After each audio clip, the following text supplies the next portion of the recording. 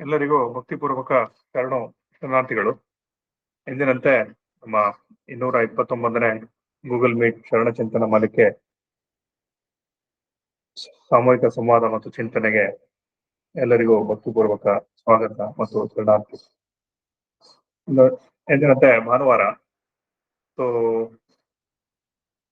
ಇವತ್ತಿನ ಚಿಂತನೆಯನ್ನ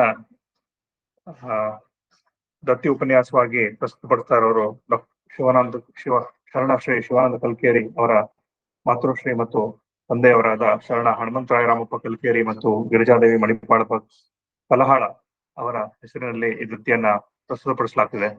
ಎಲ್ಲ ಭಕ್ತರು, ಎಲ್ಲ ಶರಣರು ಈ ಕಾರ್ಯಕ್ರಮಕ್ಕೆ ಸೇರ್ಕೊಂಡಿದ್ದಾರೆ. ಎಲ್ಲರಿಗೂ ಮತ್ತೊಮ್ಮೆ ಭಕ್ತಿಪೂರ್ವಕ ಶರಣಾರ್ಥಿಯನ್ನ ಸ್ವಾಗತವನ್ನ ಕೋರ್ತಾ, ಉಪನ್ಯಾಸದ ವಿಷಯ ಶರಣ ಸಾಹಿತ್ಯ ತಪ್ಪು ಒಪ್ಪು, ಮೊದಲನೇ ಸಂಚಿಕೆ. ಇದನ್ನ 2 ಸಂಚಿಕೆಯಾಗಿ ಮಾಡ್ಲಿಕ್ಕೆ ಪಟ್ಟಣ್ ಸರ್ ಒಪ್ಕೊಂಡಿದ್ದಾರೆ. ಇದು ಶರಣ ಸಾಹಿತ್ಯ ಆಳ ಅಗಲ ತುಂಬಾ ವಿಸ್ತಾರವಾದದ್ದು. ಅದನ್ನ 2 ಸಂಚಿಕೆಯಲ್ಲೂ 3 ಸಂಚಿಕೆಯಲ್ಲಿ ಹಿಡಿದಿಡೋದು ತುಂಬಾನೇ ಕಷ್ಟ.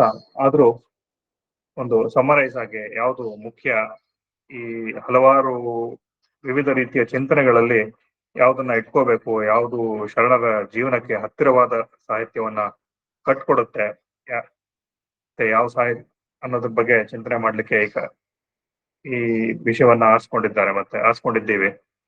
ಇದನ್ನ ಮೊದಲನೇದಾಗಿ ಈ ಕಾರ್ಯಕ್ರಮದ ಪ್ರಾರಂಭವನ್ನ ನಮ್ಮವರಾದ ಮೃತ್ಯುಂಜಯ ಶೆಟ್ಟರ್ ಸರ್ ಒಂದು ವಚನ ಪ್ರವರ್ತನೆಯೊಂದಿಗೆ ನಡೆಸ್ಕೊಡ್ಬೇಕು ಅಂತ ಕೇಳ್ಕೊಡ್ತೀನಿ. ಶರಣಾರ್ಥಿ ಸರ್. ಶರಣಾರ್ಥಿ ಕೇಳ್ತೈತಲ್ರಿ ಸರ್? ಕೇಳ್ತಿದೆ. ಹುಟ್ಟ ಗುರುಡನ ಕೈಯ ಕೋಲ ಕೊಟ್ಟು ನಡೆಸುವಂತೆ ನಡೆಸಯ್ಯ ಎನ್ನ ಮತಿ ಮಂದನಾಗಿ ಗತಿಯ ಕಾಣದೆ ಇದ್ದೇನಯ್ಯ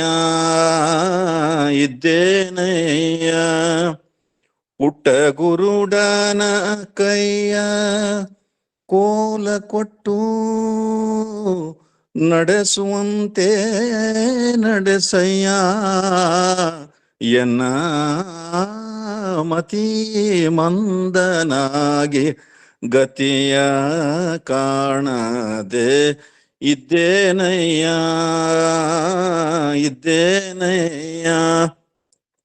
ನಿಮ್ಮಚ್ಚ ಶರಣರ ಒಕ್ಕುದ ಮಿಕ್ಕುದ,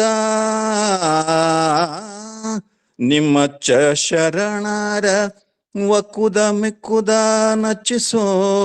ಮಚ್ಚಿಸೋ ಕೂಡಲ ಸಂಗಮ ದೇವಾ ಮತಿ ಮಂದನಾಗಿ ಗತಿಯ ಕಾಣದೆ ಇದ್ದೇನಯ್ಯ.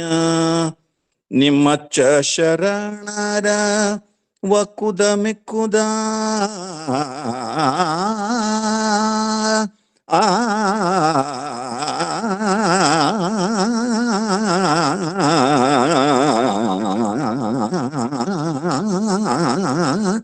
ನಿಮ್ಮಚ್ಚ ಶರಣರ ಒಕ್ಕುದ ಮಿಕ್ಕುದ ಮಚ್ಚಿಸೋ ಕೂಡಲ ಸಂಗಮ ದೇವಾ ಮತಿ ಮಂದನಾಗೆ ಗತಿಯ ಕಾಣದೆ ಇದ್ದೇನಯ್ಯ. ಹುಟ್ಟ ಗುರುಡನ ಕೈಯ ಕೋಲ ಕೊಟ್ಟು ನಡೆಸುವಂತೆ ನಡೆಸಯ್ಯ ಎನ್ನ ಮತಿ ಮಂದನಾಗೆ ಗತಿಯ ಕಾಣದೆ ಇದ್ದೇನಯ್ಯ.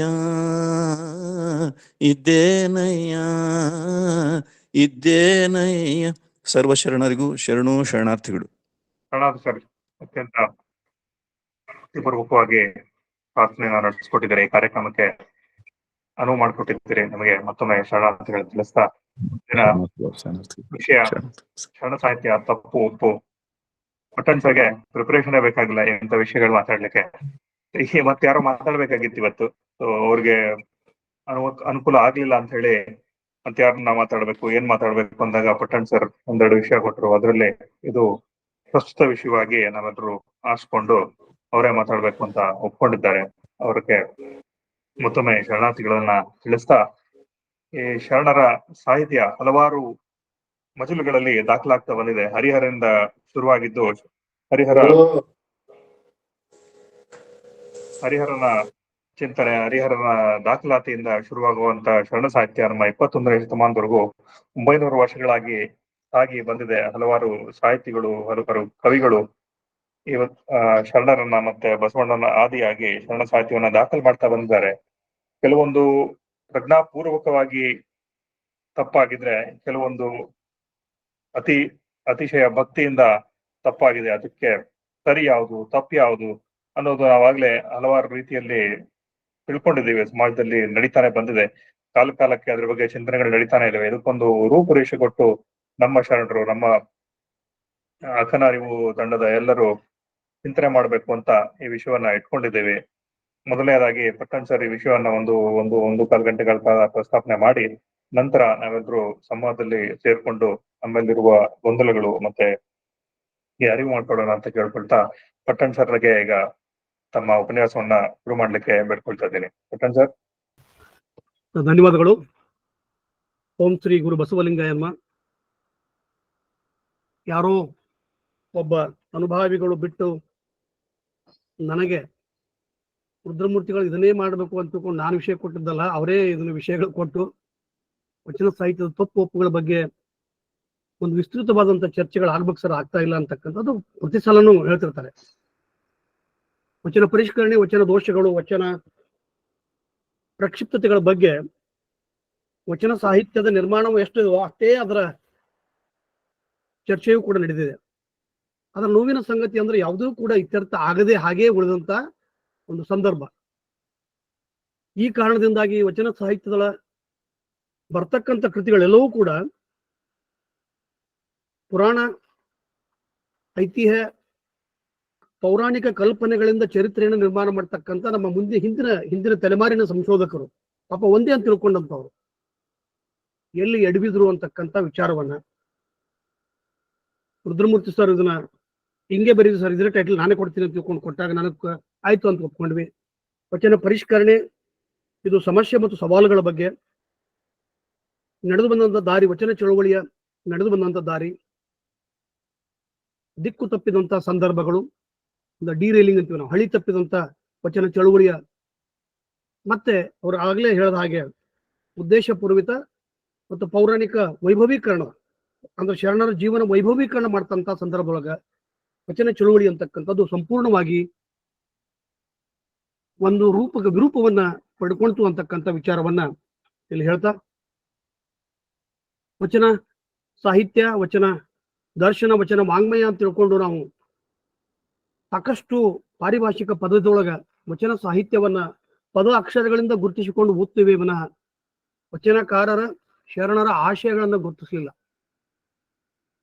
ವಚನಗಳು ಅಂತಕ್ಕಂಥ ಒಂದು ಹೊಸ ಪ್ರವಾಹ, ಅದು ಎಷ್ಟು ಪ್ರವಾಹ ಆಗಿತ್ತಂತಂದ್ರ ಚಂಪು ಕಾವ್ಯಕ್ಕೂ ಕೂಡ ಪ್ರತಿಯಾಗಿ ಬಂದಂತ ಸಾಹಿತ್ಯ, ಜನಸಾಮಾನ್ಯರ ಸಾಹಿತ್ಯ, ದೇಶಿ ಶೈಲಿಯ ಸಾಹಿತ್ಯ, ನಿಮಗೆ ಕೇಡಿಲ್ಲವಾಗಿ ಆನು ಒಲಿದಂತೆ ಹಾಡುವೆನಯ್ಯ ಅಂತಕ್ಕಂಥ ಫ್ರೀಡಮ್ ಆಫ್ ಸ್ಪೀಚ್, ಅಭಿವ್ಯಕ್ತಿ ಸ್ವಾತಂತ್ರ್ಯವನ್ನು ಒಳಗೊಂಡಂತ ವರ್ಗವರ್ಣ ಲಿಂಗಭೇದ ಆಶ್ರಮರಹಿತ ವನ್ನ ಪ್ರಶ್ನೆ ಮಾಡ್ತಕ್ಕಂಥ, ತಾನಾಡುವ ಅರಸನನ್ನು ಕೂಡ ಪ್ರಶ್ನೆ ಮಾಡ್ತಕ್ಕಂಥ ಅತ್ಯಂತ ಪ್ರಜಾಸತ್ತಾತ್ಮಕ ರೀತಿಯೊಳಗ ವಚನ ಸಾಹಿತ್ಯ ರೂಪುಗೊಂಡವು ಅಂತಕ್ಕಂಥದ್ದನ್ನ ಈ ಸಂದರ್ಭದಲ್ಲಿ ಹೇಳ್ತೀನಿ. ವಚನಗಳು ಅದರ ಹುಟ್ಟು ಬೆಳವಣಿಗೆ ನೋಡಿದಾಗ ವಚನಗಳ ಕಾಲಘಟ್ಟ 1140 ಮತ್ತು 1150 ಅಂತಕ್ಕಂಥದ್ದನ್ನ ಆರ್ ವಿಠ್ಠಲ ನರಸಿಂಹಾಚಾರ್ಯರು, ಎಂ.ಆರ್. ಶ್ರೀನಿವಾಸ ಮೂರ್ತಿ ಅವರು, ಬಸವನಾಡರು ಹೇಳ್ತಾರೆ. ಯಾಕಂದ್ರೆ ಮೂಲ ಸಂಶೋಧಕರು ಇವರು ಈ ವಚನ ಸಾಹಿತ್ಯದೊಳಗ 1140 ಮತ್ತು 1155. ಇತ್ತೀಚಿನ ಲಿಪಿಶಾಸ್ತ್ರಗಳನ್ನ ನೋಡ್ಕೊಂಡಾಗ ಈ ವಚನ ಶಾಸ್ತ್ರದ ಲಿಪಿಗಳು ಹುಟ್ಟಿದ್ದು 1140-50. ವಿಕ್ರಮಾದಿತ್ಯನ ಅದಕ್ಕೆ ಚಾಲುಕ್ಯರ ಲಿಪಿ ಅಂತ ಕರೀತಾರೆ, ವಚನ ಚಳವಳಿಯ ಲಿಪಿ ಅಂತ ಕರೀತಾರೆ. ಹೀಗಾಗಿ ಆ ಕಾಲಘಟ್ಟ ಬಸವಣ್ಣನವರ ಕಾಲಘಟ್ಟ ಅಂದ್ರೆ 1140-50 ವಚನ ಚಳುವಳಿ ಆರಂಭ ಆಯಿತು ಅಂತಕ್ಕಂಥದ್ದನ್ನ ನಾವು ಇಲ್ಲಿ ತಿಳ್ಕೋಬಹುದು. ಮತ್ತು ವಚನಗಳು ಕೇವಲ ಗದ್ಯವೋ ಪದ್ಯವೋ ಅಥವಾ ಸಾಹಿತ್ಯದ ಪ್ರಕಾರವೋ ಅಂತಕ್ಕಂಥ ನಿರ್ಣಯ ಮಾಡೋಕ್ಕಿಂತ ಮುಂಚೆ ಅದೊಂದು ಆತ್ಮನಿವೇದನೆ. ವಚನ ಅಂತಂದ್ರೆ ಆತ್ಮಸಾಕ್ಷಿಯಾಗಿ ತಾನು ಒಳಗೆ ಕಂಡಂತ ಸತ್ಯವನ್ನ ಹೊರಗೆ ಪ್ರತಿಪಾದನೆ ಮಾಡತಕ್ಕಂಥ, ಸಾದರಪಡಿಸ್ತಕ್ಕಂಥ ಒಂದು ಭವ್ಯವಾದ ಕ್ರಿಯೆ. ಆ ಭವ್ಯವಾದ ಕ್ರಿಯೆಗೆ ಅದು ಎಷ್ಟು ಸ್ಪಷ್ಟವಾಗಿತ್ತಂತಂದ್ರೆ ಅಂತರಂಗದ ಶುದ್ಧಿ ಬಹಿರಂಗದ ಮುಕ್ತಿಗೆ ಹೊರಗೆ ನಾನು ಹೇಗೆ ಅದನ್ನ ಸಮಾಜಕ್ಕೆ ಇಡಬೇಕು ಅಂತಕ್ಕಂಥ ಒಂದು ಕಾರ್ಯವನ್ನ ವಚನಕಾರರು ಶರಣರು ಆ ಪ್ರಯತ್ನ ಪಟ್ಟಿದ್ದು ಆ ವಚನ ಚಳುವಳಿಯ ಆಂದೋಲನಕ್ಕೆ ಮುಖ್ಯ ಕಾರಣ ಆಗಿತ್ತು. ಕಾರಣ ಪುರಾಣ, ಶಾಸ್ತ್ರ, ಆಗಮ, ತರ್ಕ ಇವುಗಳೆಲ್ಲಿಂದ ಜನಸಾಮಾನ್ಯನ ಹತ್ತಿಕ್ಕಿ ಕರ್ಮ ಸಿದ್ಧಾಂತವಂತ ಪ್ರಬಲವಾದಂತ ಒಂದು ಅಸ್ತ್ರವನ್ನು ಹಿಡ್ಕೊಂಡು ಜನಸಾಮಾನ್ಯರಿಗೆ ಧ್ವನಿ ಇಲ್ಲ ಹಾಗೆ ಮಾಡಿದಂತ ಸಂದರ್ಭದೊಳಗ ನಮಗ ವಚನ ಸಾಹಿತ್ಯ ಅಂತಕ್ಕಂಥದ್ದು ಅತ್ಯಂತ ಸ್ಪಷ್ಟವಾದಂತ ಬಂಡಾಯ ಸಾಹಿತ್ಯ, ಜನಪರವಾದಂತ ಕಾಳಜಿಯನ್ನು ಹೊಂದತಕ್ಕಂಥದ್ದು, ವಿದ್ರೋಹಿ ಸಾಹಿತ್ಯ ಅಂತಕ್ಕಂಥ ಒಂದು ಸ್ಪಷ್ಟವಾಗಿ ಪ್ರಬಲವಾಗಿ ಹೊರಹೊಮ್ಮಿದಂತ ಶಾಸ್ತ್ರ ಸಾಹಿತ್ಯ ಅಂತಂದ್ರೆ ಅದು ವಚನ ಸಾಹಿತ್ಯ, ವಚನ ವಾಂಗ್ಮಯ ಮತ್ತು ವಚನ ಚಳುವಳಿ ಅಂತಕ್ಕಂಥದ್ದನ್ನ ಈ ಸಂದರ್ಭ ನೋಡಬಹುದು. ವಚನ ಚಳುವಳಿಯ ಮೂಲ ಉದ್ದೇಶ ಏನಿತ್ತು? ಯಾಕದು ಇಷ್ಟು ಪ್ರಬಲವಾಯಿತು? ಯಾಕೆ ಜನಪರವಾಯಿತು? ಯಾಕೆ ಕನ್ನಡ ಸಾಹಿತ್ಯ ಪರಂಪರೆ ಒಳಗ ವಚನ ಸಾಹಿತ್ಯ 12ನೇ ಶತಮಾನ ಬಂತು, ರಗಳೆಗಳು 13ನೇ ಶತಮಾನ ಬಂದು, ಷಟ್ಪದಿಗಳು 13-14ನೇ ಶತಮಾನಗಳು ಬಂದು, ಇವೆಲ್ಲ ಚಂಪು ಕಾವ್ಯ ಬಂತು. ಚಂಪು ಕಾವ್ಯ ಮೊದಲು ಇತ್ತು. ಇವೆಲ್ಲವೂ ಬಂದರೂ ಕೂಡ ವಚನ ಸಾಹಿತ್ಯ ತನ್ನ ಪ್ರಾಮುಖ್ಯತೆಯನ್ನು ಯಾಕೆ ಉಳಿಸಿಕೊಳ್ತು ಅಂತಕ್ಕಂಥದ್ದು ನೋಡಿದ್ರೆ ಅದು ಕನ್ನಡದ ಮೊಟ್ಟ ಮೊದಲ ದೇಶೀಯ ಸಾಹಿತ್ಯ. ಜನಪರ ಕಾಳಜಿ, ಜನಪರ ಭಾಷೆ, ಜನಪರ ಆಗು ಹೋಗುಗಳು, ಜನಪರ ಟೀಕೆಗಳನ್ನ, ವಿಡಂಬನೆಗಳನ್ನ ನೇರವಾಗಿ ಬರಿತಕ್ಕಂಥ, ದಾಖಲಿಸ್ತಕ್ಕಂಥ, ಗ್ರಂಥಸ್ಥ ಮಾಡ್ತಕ್ಕಂಥ ಭಾಷೆ ಯಾವ್ದಿತ್ತಂದ್ರ ಅದು ವಚನ ಸಾಹಿತ್ಯ ಅಂತಕ್ಕಂಥ. ವಚನ ಸಾಹಿತ್ಯದ ಗುರಿ ಏನಾಗಿತ್ತಂದ್ರ ಅಂದು ತಾಂಡವಾಡ್ತಕ್ಕಂಥ ಅಸಮಾನತೆ, ಲಿಂಗ ತಾರತಮ್ಯ, ಶೋಷಣೆ, ಸುಲಿಗೆ, ಕಂದಾಚಾರ, ಸಾಕಷ್ಟು ಇವೆಲ್ಲ ವಿಷಯಗಳನ್ನ ನೀವೆಲ್ಲ ಗೊತ್ತೈತಿ. ಇವುಗಳನ್ನ ಪ್ರತಿಭಟಿಸ್ತಕ್ಕಂಥ ಒಂದು ಧ್ವನಿ ಆಗ್ಬೇಕಾಗಿತ್ತು, ಒಂದು ಹೋರಾಟದ ಅಸ್ತ್ರವಾಗಬೇಕಾಗಿತ್ತು. ಹೀಗಾಗಿ ವಚನಗಳು ಹೊಸ ರೂಪದೊಂದಿಗೆ, ಹೊಸ ಶೈಲಿಯೊಂದಿಗೆ ಹೆಂಗ್ ಬಂತಂದ್ರೆ ಕ್ರಾಂತಿಯ ಕಹಳೆಗಳ ಶಬ್ದಗಳಾಗಿ ಹೊರಬಂದವು ಅಂತಕ್ಕಂಥದ್ದು. ವಚನ ಶಾಸ್ತ್ರ, ವಚನ ದರ್ಶನ, ವಚನ ವಾಂಗ್ಮಯ ಅಂತ ತಿಳ್ಕೊಂಡು ಅಂತೀವಿ. ಅದರ ವಚನ ಸಾಹಿತ್ಯದ ಮಹಾಸಾಗರ, ಅದು ಬದುಕಿನ ಮೌಲ್ಯಗಳನ್ನ ಒಳಗೊಂಡಂತ ಎಲ್ಲ ಮಹಾಸಾಗರಗಳನ್ನ ಎಲ್ಲ ಶರಣರು 770 ಅಮರಗಣಗಳು ಕೊಡುಗೆ ಮಾಡಿದಂತ ಒಂದು ಕೂಡಿಕೊಟ್ಟಂತ ಬಹಳ ದೊಡ್ಡ ಸಾಗರ ಅಂತಂದ್ರ ಅದು ವಚನ ಶಾಸ್ತ್ರ, ವಚನದ ಚಳುವಳಿ ಅಂತಕ್ಕಂಥದ್ದು. ವಚನಗಳು ಬಸವ ಪೂರ್ವದೊಳಗ ಒಂದು 20-30 ವರ್ಷ, ಬಸವಣ್ಣ 1150 ಅಥವಾ 62ಕ್ಕೆ ಅಥವಾ ಈ ಕಾಲಘಟ್ಟದೊಳಗ ಬಂದಾಗ, 1960ಕ್ಕೆ ಬಂದಾಗ ಅಥವಾ 55ಕ್ಕೆ ಬಂದಾಗ, ಬಸವಣ್ಣ 55ಕ್ಕೆ ಪ್ರಧಾನಮಂತ್ರಿ ಆದಾಗ 1155ಕ್ಕೆ, ಅದಕ್ಕಿಂತ ಮುಂಚೆ ಒಂದು 20-30 ವರ್ಷ ಬೆಳೆದ್ರು ಕೂಡ ವಚನ ಆದ್ಯ ವಚನಕಾರ ಅಂತ ತಿಳ್ಕೊಂಡು ನಾವು ಜೇಡರ ದಾಸಿಮಯ್ಯನ್ ಅಂತೀವಿ. ಆದ್ರ ಸೀಮಿತ ತ್ರಿಪದಿಯೊಳಗೆ ಮಾತ್ರ ಇತ್ತಂತ ಒಂದು ಚೌಕಟ್ಟಿನೊಳಗ ಅಂದ್ರೆ ಸಾಹಿತ್ಯದ ಚೌಕಟ್ಟಿನೊಳಗೆ ಇಟ್ಟಂತ ಒಂದು ಪರಂಪರೆ ಆಗಿತ್ತು. ಅದರ ಮುಕ್ತವಾದಂತ ವಚನ ಚಳುವಳಿ ಅಂತಕ್ಕಂಥದ್ದು ಬಂದಿಲ್ಲ. ಹೀಗಾಗಿ ಬಸವಣ್ಣ ವಚನ ಪಿತಾಮಹ, ವಚನ ಚಳುವಳಿಯ ಹರಿಕಾರ ಅಂತಂತ ಈ ಸಂದರ್ಭದಲ್ಲಿ, ಯಾಕಂದ್ರೆ ಗಾಂಧಿಕ್ಕಿಂತ ಮುಂಚೆ ಯಾರು ಹೋರಾಟಗಾರರು ಇರ್ಲಿಲ್ಲನ್ರಿ. ರಾಷ್ಟ್ರಪಿತ ಗಾಂಧಿನ ಯಾಕಂದ್ವಿ, ಅವನಿಗೆ ಉಮೇಶ್ ಚಂದ್ರ ಬ್ಯಾನರ್ಜಿ ಇದ್ರು. ಗಾಂಧಿ ಹುಟ್ಟಕ್ಕಿಂತ ಮುಂಚೆನೇ ಹೋರಾಟ ಆಗಿತ್ತಲ್ಲ ಅನ್ಬೋದು.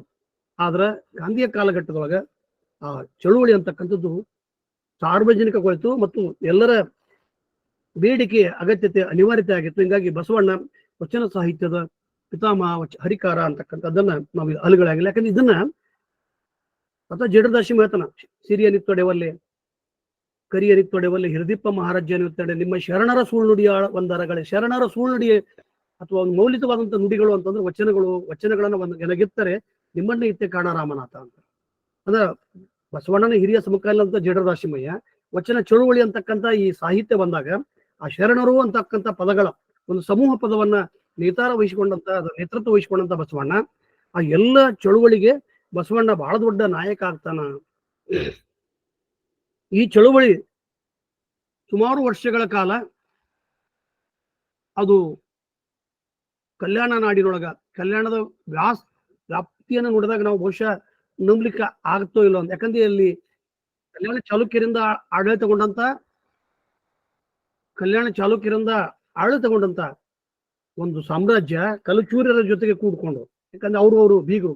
ವಿಕ್ರಮಾದಿತ್ಯನ ಮಗಳೇ ಬಿಜ್ಜಳನ ತಾಯಿ, ಅಂದ್ರೆ ಪೆರ್ಮಾಡಿಯ ಹೆಂಡತಿ.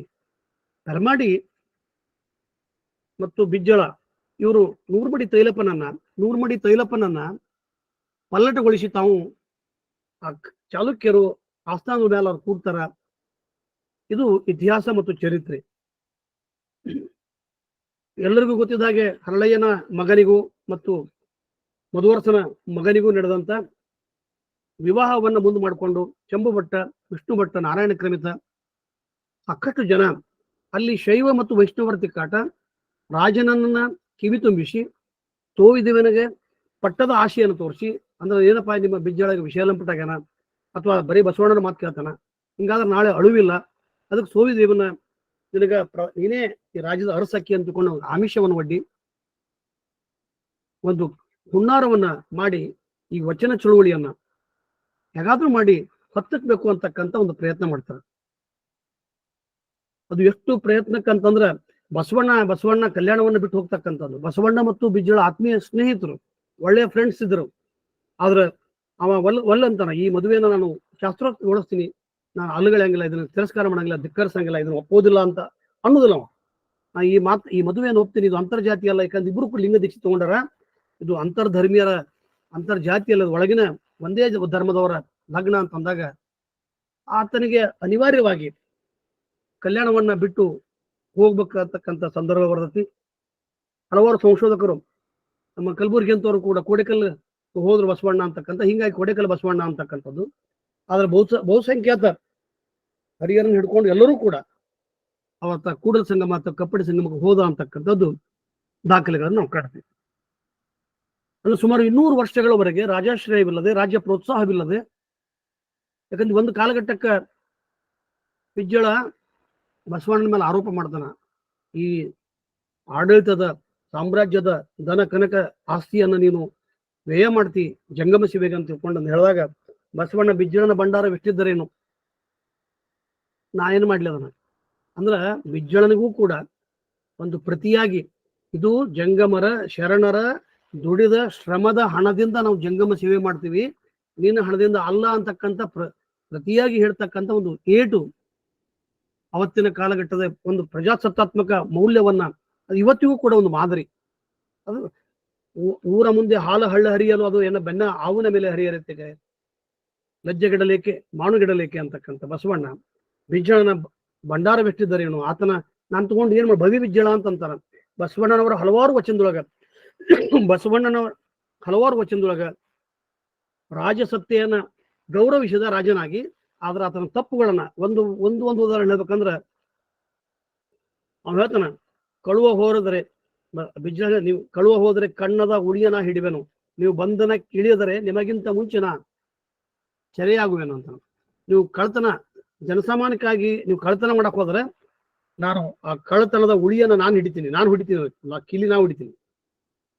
ಇಂಥ ಒಂದು ಗೌರವನ ಕೊಟ್ಟಂತ ಬಸವಣ್ಣ ಭವಿ ಬಿಜ್ಜಳ ಅಂತಕ್ಕಂಥವ, ಅಥವಾ ಬಿಜ್ಜಳನ ಆತನ ಅಸ್ತಿತ್ವವನ್ನೇ ಮೂಲಭೂತವಾಗಿ ಪ್ರಶ್ನೆ ಮಾಡ್ತಕ್ಕಂಥವ ರಾಜನಾಗಿ ಪ್ರಭುತ್ವವನ್ನು ಸಾಧಿಸಲಾಗ ಹೊರಟಾಗ ಅದನ್ನ ವಿರೋಧಿಸ್ತಕ್ಕಂಥವ ಬಸವಣ್ಣ ಅಂತಕ್ಕಂಥದ್ದು. 200 ವರ್ಷಗಳ ಮೇಲೆ ವಚನ ಸಾಹಿತ್ಯ ಸಂಪೂರ್ಣವಾಗಿ ನಿರಾಶ್ರಿತ ಅನಾಥ ಪ್ರಜ್ಞೆಗೆ ಒಳಗಾಗಿ ಭೂಗರ್ಭದೊಳಗ ಸೇರ್ಬಿಟ್ಟಿತ್ತು. ಬಹುಶಃ 2ನೇ ಪ್ರೌಢದೇವರಾಯ 15ನೇ ಶತಮಾನದೊಳಗ ಈ ವಚನ ಚಳುವಳಿಯನ್ನ ಪುನರ್ ಪರಿಶೀಲನೆ ಮಾಡಿ ಅಥವಾ ಅವುಗಳಿಗೆ ಒಂದು ಹೊಸ ಹುಟ್ಟನ್ನ ಕೊಡಬೇಕು, ಇದನ್ನು ಪ್ರಸಾರ ಮಾಡಿ, ರಾಜಾಶ್ರಯ ಕೊಡ್ಲಿಲ್ಲ, ರಾಜ್ಯ ಪ್ರೋತ್ಸಾಹನ ಕೊಡಕತ್ತ 101 ವಿರಕ್ತರನ್ನ ಆ ಕಾಲದೊಟ್ಟಗ ನೇಮಿಸಿ ಆ 101 ವಿರಕ್ತರಿಗೆ ಒಂದೊಂದು ಗ್ರಾಮವನ್ನ ಕೊಡ್ತಾನೆ, ಕಂದಾಯ ಗ್ರಾಮ ಅಂತ. ಆ ಗ್ರಾಮದ ಎಲ್ಲ ಆದಾಯ ಆ ವಿರಕ್ತನಿಗೆ ಮುಟ್ಬೇಕು. ಅವ್ರಿಗೆ ಏನ್ ಕೆಲಸ ಮಾಡ್ಬೇಕಂದ್ರೆ ಸಂಕಲನ ಮಾಡ್ಬೇಕು. ಬಹುಶಃ ಕಲ್ಯಾಣ ಕ್ರಾಂತಿಯೊಳಗ ತದನಂತರ ನಡೆದಂತ ಅಪೂರ್ವವಾದಂತ ಕಾರ್ಯ ಪ್ರೌಢದೇವರನ ಕಾಲದೊಳಗೆ ನಡೀತೈತಿ. ಈ ಪ್ರೌಢದೇವರನ ಕಾಲಘಟ್ಟದೊಳಗ ಈ ವಚನ ಚಳುವಳಿ ಅಂತಕ್ಕಂಥದ್ದು ಸಂಕಲನಕ್ಕೊಳಪಡ್ತು. ಅದು ಸುವರ್ಣ ಯುಗ ಅಂತಾರ, ಸಂಕಲನ ಯುಗ ಅಂತಾರ. ಆ ಕಾಲಘಟ್ಟದೊಳಗೆ ಬಂದಂತ ಲಕ್ಕಣ್ಣ ದಂಡೇಶ, ಭೀಮಕವಿ, ಚಾಮರಸ, ಶಿಂಗಿರಾಜ, ಕಲ್ಲು ಮಠದ ಪ್ರಭುದೇವರು ಮುಂತಾದವರು ಏನ್ ಮಾಡ್ತಾರಂತಂದ್ರೆ ಹಲವಾರು ಕೃತಿಗಳನ್ನ ರಚಿಸಿದ್ರು. ಅದರ ಪರಿಣಾಮವಾಗಿ ಅಮಲ ಬಸವ ಚರಿತ್ರೆ, ಶಿಂಗರಾಜ ಪುರಾಣ, ಭೈರೇಶ್ವರ ಕಥಾ ರತ್ನಾವಳಿ ಮತ್ತು ಅತ್ಯಂತ ವಸ್ತುನಿಷ್ಠವಾದಂತ ಒಂದು ಸಾಹಿತ್ಯ ಆ ಕಾಲಘಟ್ಟದಲ್ಲಿ ಬಂದಿದ್ದಂತಂದ್ರೆ ಕಲ್ಲು ಮಠದ ಪ್ರಭುದೇವರ ಲಿಂಗದೇವನ ಲೀಲಾವಿಲಾಸ ಅಂತಕ್ಕಂಥದ್ದು. ಬಹುಶಃ ನಾವು ಅದನ್ನ ನಮ್ಮ ಸಂಶೋಧಕರು, ಹಿರಿಯ ಸಾಹಿತಿಗಳು ಕಲ್ಲು ಮಠದ ಪ್ರಭುದೇವರ ಬಗ್ಗೆ ವಿಸ್ತೃತವಾದಂತ ಸಾಹಿತ್ಯವನ್ನ ಕೈಗೊಳ್ಳಲಿಲ್ಲ. ಕೆಲವರನ್ನು ಹೊರತುಪಡಿಸಿ ನಮ್ಮ ಇತ್ತೀಚಿನ ಡಾಕ್ಟರ್ ಎನ್ ಜಿ ಮಾದೇವಪ್ಪನವರು ಅದರ ಬಗ್ಗೆ ಬಹಳಷ್ಟು ಅಧ್ಯಯನ ಮಾಡಿ ಆ ಸಾಹಿತ್ಯವನ್ನ, ಅಂದ್ರೆ ಶರಣರ ಆಶಯಗಳ ಅತ್ಯಂತ ಸಮೀಪವಾದಂತ ಆಶಯಗಳನ್ನ, ಪರಿಪೂರ್ಣ ಅಂತ ಹೇಳಕತ್ತಿಲ್ಲ, ಆ ಆಶಯಗಳನ್ನ ಹೊರ ಹಾಕಿದ್ರು. ಇಲ್ಲಿ ನೋಡ್ಬೇಕಾದಂತ ಸಂದರ್ಭದೊಳಗ ಲಕ್ಕಣ್ಣ ದಂಡೇಶ, ಭೀಮಕವಿ ಬ್ರಾಹ್ಮಣ, ಶಿಂಗರಾಜ ಜೈನ, ಚಾಮರಸ ಬ್ರಾಹ್ಮಣ, ಇವರೆಲ್ಲರಿಗೆ ವಚನ ಸಾಹಿತ್ಯದ ಅಧ್ಯಯನತೆ ಆ ಆಸ್ಥಾನ ಕೊಡ್ತಕ್ಕಂಥ ಒಂದು ಪ್ರೋತ್ಸಾಹಕ್ಕ ಪೂರಕವಾಗಿ ಕೃತಿಗಳನ್ನು ರಚಿಸಿದ್ರು. ವಚನ ಸಾಹಿತ್ಯವನ್ನ, ಅದರ ಆಶಯಗಳನ್ನ, ಅದರ ಮೌಲ್ಯಗಳನ್ನ, ಅದರ ತ್ವರಿತ ತೀವ್ರತೆಯನ್ನ ಅರಿತುಕೊಳ್ಳಿಕ್ಕೆ ಇವ್ರು ಯಾರಿಗೂ ಆಗ್ಲಿಲ್ಲ ಅಂತಕ್ಕಂಥದ್ದು. ಹಿಂಗಾಗಿ ಇದೇ ಕಾಲಘಟ್ಟದೊಳಗ ಚಾಮರಸನ ಹೇಳ್ತಾನೆ, ಕಾಯಿದೊಳಗುರ್ಲಿಂಗ ಜಂಗಮ ದಾಯತವಾರಿಯಲ್ಕೆ. ಆದ್ರೆ ಆ ಕಾಲಘಟ್ಟದೊಳಗ ಆಗ್ಲೇ ವೀರಶೈವ ಪದ ಎಂಟರ್ ಆಗಿಬಿಟ್ಟಿತ್ತು. ಭೀಮಕವಿ ಕೂಡ ಬ್ರಾಹ್ಮಣ, ಹರಿಹರ ಬ್ರಾಹ್ಮಣ, ರಾಘವಾಂಕ ಬ್ರಾಹ್ಮಣ. ಅಂದ್ರ ಈ ಹಂಪಿ ಕಲ್ಯಾಣ ಕ್ರಾಂತಿಯ ಪುನರುತ್ಥಾನಕ್ಕ ಹಂಪಿಯ ಪ್ರೌಢದೇವರಾಯ, ಎರಡನೇ ಪ್ರೌಢದೇವರಾಯ ಕೊಟ್ಟಂತ ಪ್ರೋತ್ಸಾಹ. ಚಾಮರಸನ ಪ್ರಭುಲಿಂಗ ಲೀಲೆ ಆದ್ಮೇಲೆ ಚಾಮರಸನನ್ನ ಪ್ರೌಢದೇವರಾಯ ಮಂತ್ರಿಯನ್ನಾಗಿ ಮಾಡ್ತಾನೆ. ಅಷ್ಟೊಂದು ಪ್ರಭಾವಿತನಾಗ್ತಾನ. ಅಷ್ಟೇ ಅಲ್ಲ, ತನ್ನ ಮಗಳ ಮದುವೆಯನ್ನು ಕೂಡ ಬಸವ ತತ್ವ ಪ್ರಕಾರ ಆತ ಮಾಡ್ತಾನ ಅಂತಕ್ಕಂಥದ್ದನ್ನ ನಾವು ಇತಿಹಾಸದೊಳಗ, ಸಾಹಿತ್ಯದೊಳಗ, ಚರಿತ್ರೆಯೊಳಗ ನೋಡ್ತೀವಿ. ಇನ್ನು ಶಿಂಗರಾಜ ಪುರಾಣ, ಅಲ್ಲಿ ಬಸವಣ್ಣನ ನೀಲಮ್ಮ ಬಿಜ್ಜಳನ ತಂಗಿ ಅಂತಕ್ಕಂಥದ್ದು ಸಂಬಂಧ, ಸಾಕು ತಂಗಿ ಅಂತಕ್ಕಂಥದ್ದು ಮರೆಮಾಸ್ತಾರ. ಯಾಕಂದ್ರೆ ಜೈನ ಧರ್ಮೀಯನಾದಂಥ ಶಿಂಗರಾಜ ನೀಲಾಂಬಿಕೆ ಕಡೆಗೆ ಸ್ವಲ್ಪ ಮಟ್ಟಿಗೆ ಹೆಚ್ಚು ಒತ್ತು ಕೊಡ್ತಾನ. ಆದ್ರೆ ಒಟ್ಟಾರೆ ನಾವು ಇತಿಹಾಸಗಳನ್ನು ನೋಡಿದಾಗ ಬಸವಣ್ಣನ ಚರಿತ್ರೆ ಆಶಯಗಳು ಪ್ರಾಯಶಃ ಪಾಲುಗುರಿಕೆ ಸೋಮನಾಥನ ನೇರವಾಗಿ ವಸ್ತುನಿಷ್ಠವಾಗಿ ಬಂದು, ಹರಿಹರ ಬಹಳಷ್ಟು ಮಟ್ಟಿಗೆ ವೈಭವೀಕರಣಗೊಂಡ್ರು ಕೂಡ, ಶರಣರ ಚರಿತ್ರೆಯನ್ನ ಬಹಳಷ್ಟು ವೈಭವೀಕರಣಗೊಂಡ್ರು, ಶೈವೀಕರಣಗೊಳಿಸಿದ್ರು ಕೂಡ, ವಚನದ ಕಾರರ ಚಳುವಳಿಯ ನಂತರ ಬಂದವರು ಹರಿಹರ, ರಾಘವಾಂಕ, ಕೆರೆ ಪದ್ಮರಸ, ಪದ್ಮನಾಂಕ 12ನೇ ಶತಮಾನದ 13-14ನೇ ಶತಮಾನ ಬಂದಾಗ ಇವರು ಯಾವ ಕಾವ್ಯದೊಳಗೂ ಕೂಡ ವೀರಶೈವ ಪದ ಬಳಕೆಯಾಗಿಲ್ಲ. 1685 ನಾವು ವಿಲ್ಸ್ ಫ್ಲೇಕ್ ದ ಮೆಸಕರ್ ಆಫ್ ಜಂಗಮಾಸ್, 485 ಜಂಗಮರ ತಲೆ ಕೆಡಿತಕ್ಕಂತ ಕೆಲಸ ಮಾಡ್ತಾರಲ್ಲ, ಅಲ್ಲಿಯೂ ಕೂಡ ಜಂಗಮ ಅಂತ ಬಂದತಿ ಅನ್ನೋ ವೀರಶೈವ ಅಂತ ಬಂದಿಲ್ಲ. ಸೊ ಅಂದಾಗ ಈ ವೀರಶೈವ ಪದ ಅಂತಕ್ಕಂಥದ್ದು ಪಾಲ್ಗುರಿಕೆ ಸೋಮನಾಥನ ಬಸವ ಪುರಾಣವನ್ನ, ತೆಲುಗು ಬಸವ ಪುರಾಣವನ್ನ ಅದು ಕನ್ನಡಕ್ಕೆ ಅನುವಾದ ಮಾಡ್ತಕ್ಕಂಥ ಸಂದರ್ಭದೊಳಗ ಅವಾಗ ವೀರ ಮಹೇಶ್ವರ ಅಂತಕ್ಕಂಥ ಪದ ವೀರಶೈವ ಆಯ್ತು. ಆ ಕಾಲಘಟ್ಟದೊಳಗ 15ನೇ ಶತಮಾನದೊಳಗ ಅನಂತಪುರದಿಂದ, ಆಂಧ್ರದ ಅನಂತಪುರದ ಆರಾಧ್ಯ ಬ್ರಾಹ್ಮಣರು ವೀರಶೈವ ವೃತವಂತರಾಗಿದ್ರು. ಅವ್ರಿಗೆ ಕಲ್ಯಾಣಕ್ಕೆ ಬಂದಾಗ, ಅಥವಾ ಈ ಕಲ್ಯಾಣ ನಾಡಿಗೆ ಬಂದಾಗ, ಅಥವಾ ಹಂಪಿಗೆ ಬಂದಾಗ, ಹಂಪಿಯೊಳಗೆ ಸಿಗ್ತಕ್ಕಂಥ ಈ ಲಿಂಗಾಯತ ಶರಣ ಧರ್ಮಕ್ಕೆ ಪ್ರೋತ್ಸಾಹವನ್ನ ತೆಗೆದುಕೊಂಡಾಗ ಅವರು ಅದನ್ನ ಅಪೋಷಣಗೊಳಿಸ್ಲಿಕ್ಕೆ ಒಳೊಳಗ ಕುತಂತ್ರವನ್ನ, ಹುನ್ನಾರವನ್ನ ಮಾಡಿದ್ರು. ಯಾವ ಮಟ್ಟಕ್ಕೆ ಮಾಡಿದ್ರು ಅಂದ್ರೆ, ಮುಂದೆ ಅವರೇ ಶೂನ್ಯ ಸಂಪಾದನೆಕಾರರ ಶೂನ್ಯ ಸಂಪಾದನೆ ಕಾಲಘಟ್ಟ ಎಷ್ಟೊಂದು ಅನಿವಾರ್ಯ ಆಗಿತ್ತು. ಅದು ಶೂನ್ಯ ಸಂಪಾದನೆ ಸರಿನೋ ತಪ್ಪು ಅಂತಕ್ಕಂಥದ್ದನ್ನು ಕೂಡ ಇವತ್ತು ನಿರ್ಧಾರ ಮಾಡ್ತಕ್ಕಂಥದ್ದು. ಶೂನ್ಯ ಸಂಪಾದನೆ ಪ್ಲೂಟೋ ಮತ್ತು ಅರಿಸ್ಟಾಟಲ್ರ ಸಂವಾದಕ್ಕೂ ಮುಗಿಲವಾದಂಥ ಬಹಳ ದೊಡ್ಡ ಸಂವಾದ. ಯಾಕಂದ್ರೆ ಅಲ್ಲಿ ಒಬ್ಬ ಇಬ್ಬರ ಸಂವಾದಗಳು ನಡೆದ್ರೆ ಹಲವಾರು ಶರಣರ ಸಂವಾದಗಳು ನಡೀತಾವೆ ಇಲ್ಲಿ. ಹಿಂಗಾಗಿ ಶೂನ್ಯ ಸಂಪಾದನೆ ಕಾಲಘಟ್ಟದೊಳಗ ಅಲ್ಲಿ ಸುಂದರವಾದ ಹೆಣಿಕೆ ವಚನಗಳನ್ನು ತೆಗೆದುಕೊಂಡು ಒಂದು ದೃಶ್ಯಗಳನ್ನ, ಪಾತ್ರಗಳನ್ನ ನಿರ್ಮಾಣ ಮಾಡಿ ಅನುಭವ ಮಂಟಪನ ಕಣ್ಮುಂದೆ ಕಟ್ತಕ್ಕಂಥ ಒಂದು ಕೆಲಸವನ್ನ ಗೂಳೂರು, ಗುಮ್ಮಳಾಪುರ, ಹಲಗೆಯಾರ್ಯ, ಮಹಾದೇವ ಗಣಪ್ರಸಾದಿ ಆ ಮುಕ್ತ ಮೊದಲಿಗೆ ಮಾಡ್ತಾನೆ. ಇವರೆಲ್ಲ ಮಾಡ್ತಾ ಮಾಡ್ತಾ ಮಾಡ್ತಾ ಅವರು ಪ್ರೌಢ ದೇವಾಲಯನ ಕಾಲಘಟ್ಟದೊಳಗಿರ್ತಕ್ಕಂಥ ಜೈನರ, ವೈದಿಕರ, ಶೈವರ ಜೊತೆಗೆ ಪೈಪೋಟಿ ಹೇಳ್ಬೇಕಾಗಿತ್ತು. ಯಾಕಂದ್ರೆ ಅವರ ಪುರಾಣ ಕೃತಿಗಳೊಳಗೆ ಎಲ್ಲವೂ ಕೂಡ ಹಂಗ ಬಂದ್ಬಿಟ್ಟಿತ್ತು. ಅವರನ್ನ ಸೂರ್ಯ ಬಂದ, ಚಂದ್ರ ಬಂದ್ ಕೊಟ್ಟ ಅಂದ್ರ ಮನುಷ್ಯನ ವಾಸ್ತವಿಕ ನೆಲೆಗಟ್ಟಿನ ಮೀರಿ ನಿಲ್ತಕ್ಕಂಥ ಒಂದು ಸುಂದರವಾದ ಕಲ್ಪನೆ, ಎ ಬ್ಯೂಟಿಫುಲ್ ಲೈ ಅಂತಾರ. Truth is always better.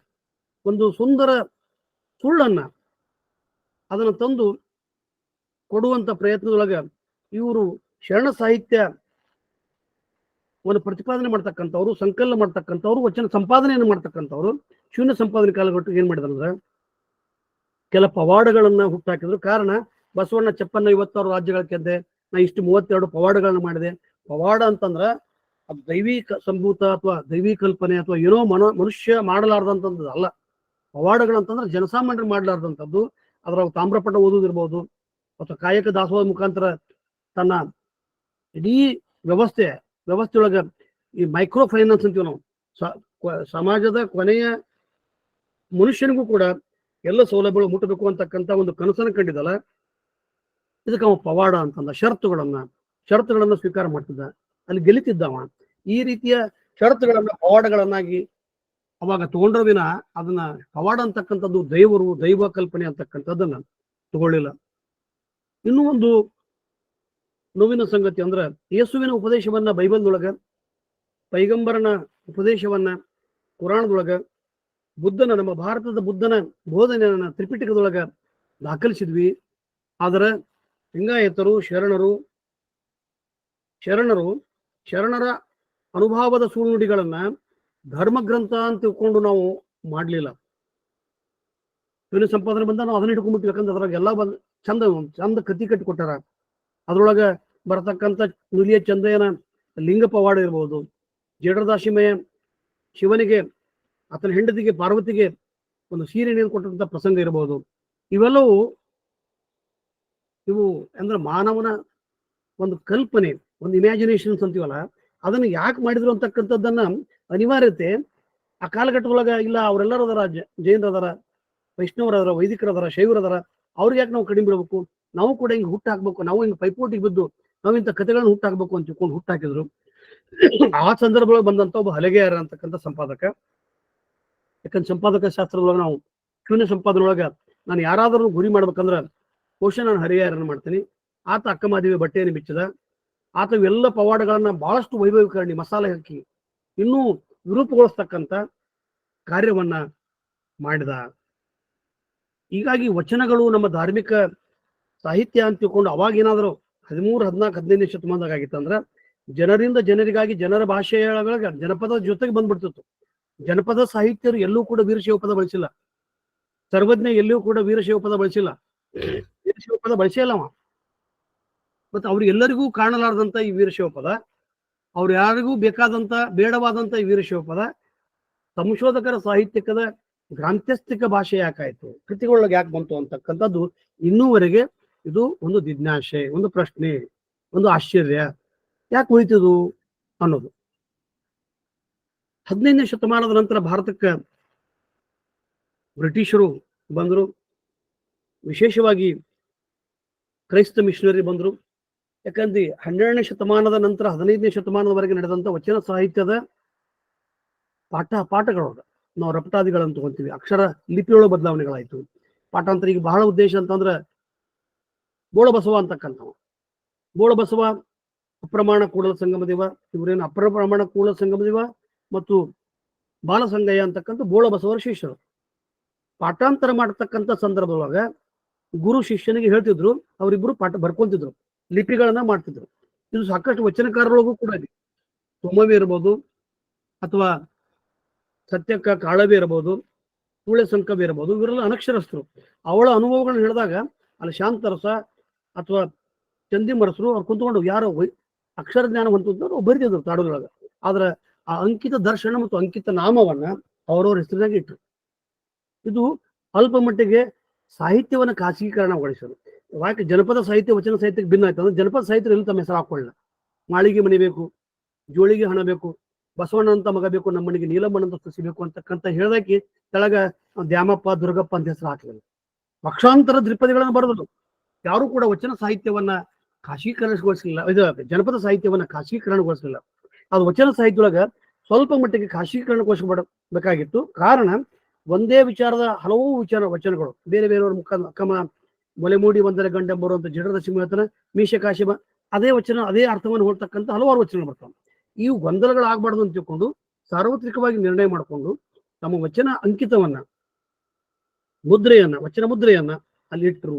ಆ ವಚನ ಮುದ್ರೆ ಅಂಕಿತವನ್ನ ಮುಂದೆ ಶೈವರು ಅವನು ಕೂಡಲ ಸಂಗಮ ಗುಹೇಶ್ವರ ಅಂತ ತಿಳ್ಕೊಂಡು ಅದು ದೈವಕ್ಕೆ ಹೋಲಿಸಿದ್ದು ಇನ್ನೊಂದು ದೊಡ್ಡ ದುರಂತ.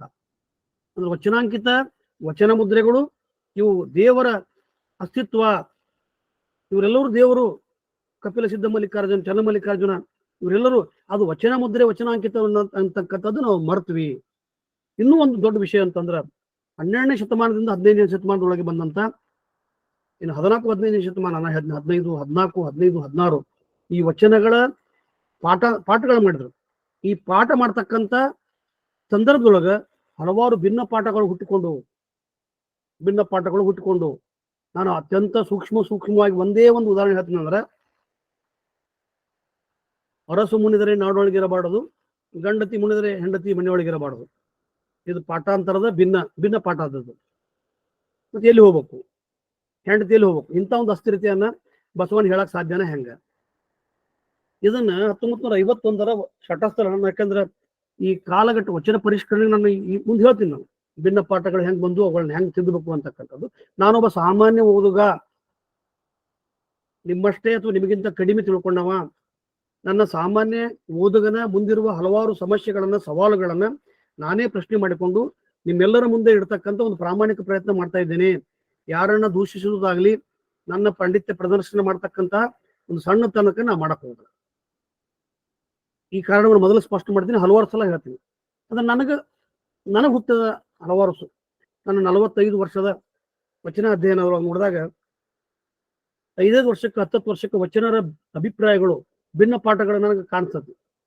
ಅದು ಒಂದು ಉದಾಹರಣೆ ಅಂದ್ರೆ, ಆರಂಭವ ಮಾಡುವೆ ಗುರುಪೂಜೆಗೆಂದು, ವ್ಯವಹಾರವ ಮಾಡುವೆ ಲಿಂಗಾರ್ಚನೆಗೆಂದು. ಲಿಂಗಾರ್ಚನೆ ಅಂತಕ್ಕಂಥದ್ದು ಪೂಜೆ ಪುನಸ್ಕಾರ, ಗುರು ಅಂತಕ್ಕಂಥದ್ದು ವ್ಯಕ್ತಿ. ಬಹುತೇಕ ವಚನಕಾರರ ಆಶಯ ಅರಿವು ಗುರು, ಆಚಾರ ಲಿಂಗ, ಅನುಭವ ಜಂಗಮ ಅಂತಕ್ಕಂಥದ್ದು ಇಂದಿನವರೆಗೆ ನಡೆದುಕೊಂಡು ಬಂದಂತ ಒಂದು ಪದ್ಧತಿ. ಮತ್ತು ನಾವು ಪುನರಾವಲೋಕನ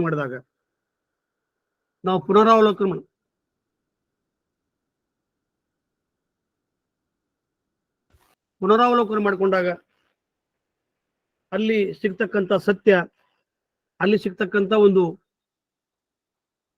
ಸೌಂದರ್ಯ, ಸತ್ಯದ ಸೌಂದರ್ಯ ನಮಗ ಕಾಣಾಗಿಲ್ಲ. ಯಾಕಂದ್ರೆ ಒಬ್ಬ ವಚನಕಾರನೊಳಗ ಗುರುವಿಗೆ ತನುವ ಕೊಟ್ಟು, ಲಿಂಗಕ್ಕೆ ಮನವ ಕೊಟ್ಟು, ಜಂಗಮಕ್ಕೆ ಧನವ ಕೊಟ್ಟು ಅಂತ ಬರ್ತದೆ. ಆರಂಭವ ಮಾಡುವ ಗುರುಪೂಜೆ ಎಂದು ಅಂತ ಆಗ್ಬೇಕಾಗಿತ್ತು, ಅದು ಗೆಂದು ಅಂತ ಐತಿ. ಇವತ್ತಿನ 3ನೇ ಸಂಪುಟದೊಳಗೂ ಕೂಡ ಇವತ್ತು ಬೆಳಿಗ್ಗೆ ರುದ್ರಮೂರ್ತಿ ಅವ್ರು ಹೇಳಿದಾಗ ರುದ್ರಮೂರ್ತಿ ಕೂಡ ಗಾಬಾದ್ರು. ಮುಂದೆ ಹೆಂಗ್ರಿ sir, what is the next continuation ಅಂತಾರ. ಆ ಕಂಟಿನ್ಯೂಷನ್ ಹಂತಕ್ಕೆ ನಾವೆಲ್ಲರೂ ಬಂದಿರ್ತೀವಿ. ನಾವೆಲ್ಲರೂ ಕೂಡ ಬಹುಶಃ ಅಲ್ಲಿ ಬಂದು ನಿಂತು ಬಿಟ್ಟಿವಿ. ಮುಂದೆ ನಮಗೆ ತಿಳಿದಂಗೆ ಐತಿ.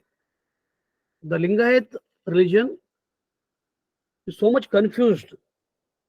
ನಾವು ಯಾವ್ದು ಖರೆ, ಯಾವ್ದು ಸುಳ್ಳು, ಯಾವ್ದು ಸತ್ಯ, ಯಾವ್ದು ಅಸತ್ಯ ಅಂತಕ್ಕಂಥದ್ದನ್ನ ತಿಳ್ಕೊಳಕ್ ಕೂಡ ಆಗೋದಾಗೈತಿ. ಇಂಥ ಭಿನ್ನ ಪಾಠಗಳು ಹುಟ್ಟಿಕೊಂಡು, ಭಿನ್ನ ಪಾಠ ಅದರ ಲಾಭ ಶೈವರು ಪಡ್ಕೊಂಡ್ರು, ಸನಾತನಿಕ ಪಡ್ಕೊಂಡ್ರು. ಅದರ ಪಾಠವನ್ನ ಬೇರೆ ಬೇರೆ ಅಂದ್ರೆ ವಚನ ಚಳುವಳಿಗೆ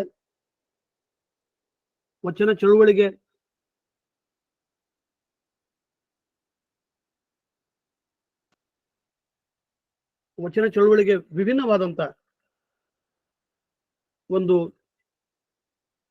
ಶಕ್ತಿಗಳಿಗೆ ಅದು ಆಹಾರವಾಯಿತು. ನಾನು ಎಷ್ಟೋ ಸಲ ಅನಿಸ್ತತಿ, ಕ್ರೈಸ್ತರು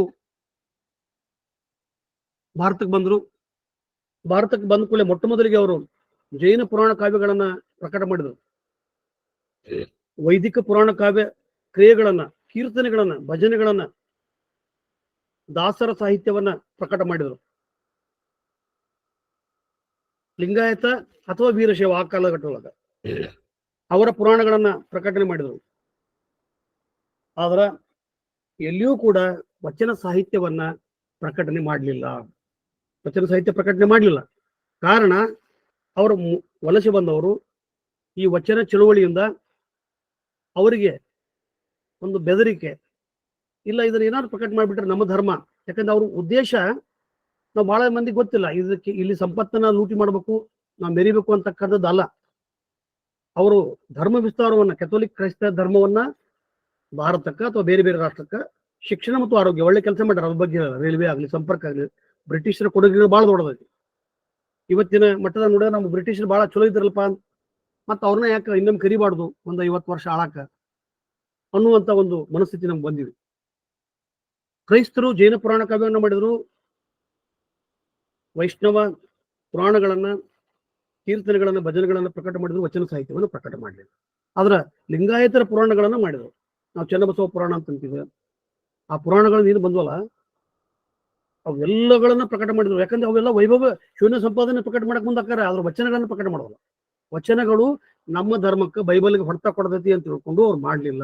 ಎಲ್ಲಿಯವರೆಗೆ ಮಾಡ್ಲಿಲ್ಲ ಅಂದ್ರೆ 1924 ಅವತ್ತಿನ ಏನು ಕ್ರೈಸ್ತ ಧರ್ಮೀಯರಿಗೆ ಮಂಗಳೂರಿಗೆ ಭಾಷಲ್ ಮಿಷನ್ ಪ್ರಿಂಟಿಂಗ್ ಪ್ರೆಸ್ಸಿಗೆ ಕಳಿಸ್ಕೊಡ್ತಾರ 500 ರೂಪಾಯಿ ಇಟ್ಟು. ಅದನ್ನ ಹೊಳ್ಳಿ ಕಳಿಸ್ತಾರ ಅವರು, ಈ ಸಾಹಿತ್ಯವನ್ನು ನಾವು ಪ್ರಕಟ ಮಾಡಂಗಿಲ್ಲ ಅಂತ. 1924 ನಾವು ಹಳಕಟ್ಟಿಯವರು ಬೆಳಗಾವಿ ಒಳಗ ಪ್ರಾಸಿಕ್ಯೂಟರ್, ಗೌರ್ಮೆಂಟ್ ಪ್ರಾಸಿಕ್ಯೂಟರ್ ಆಗಿರ್ತಾರ.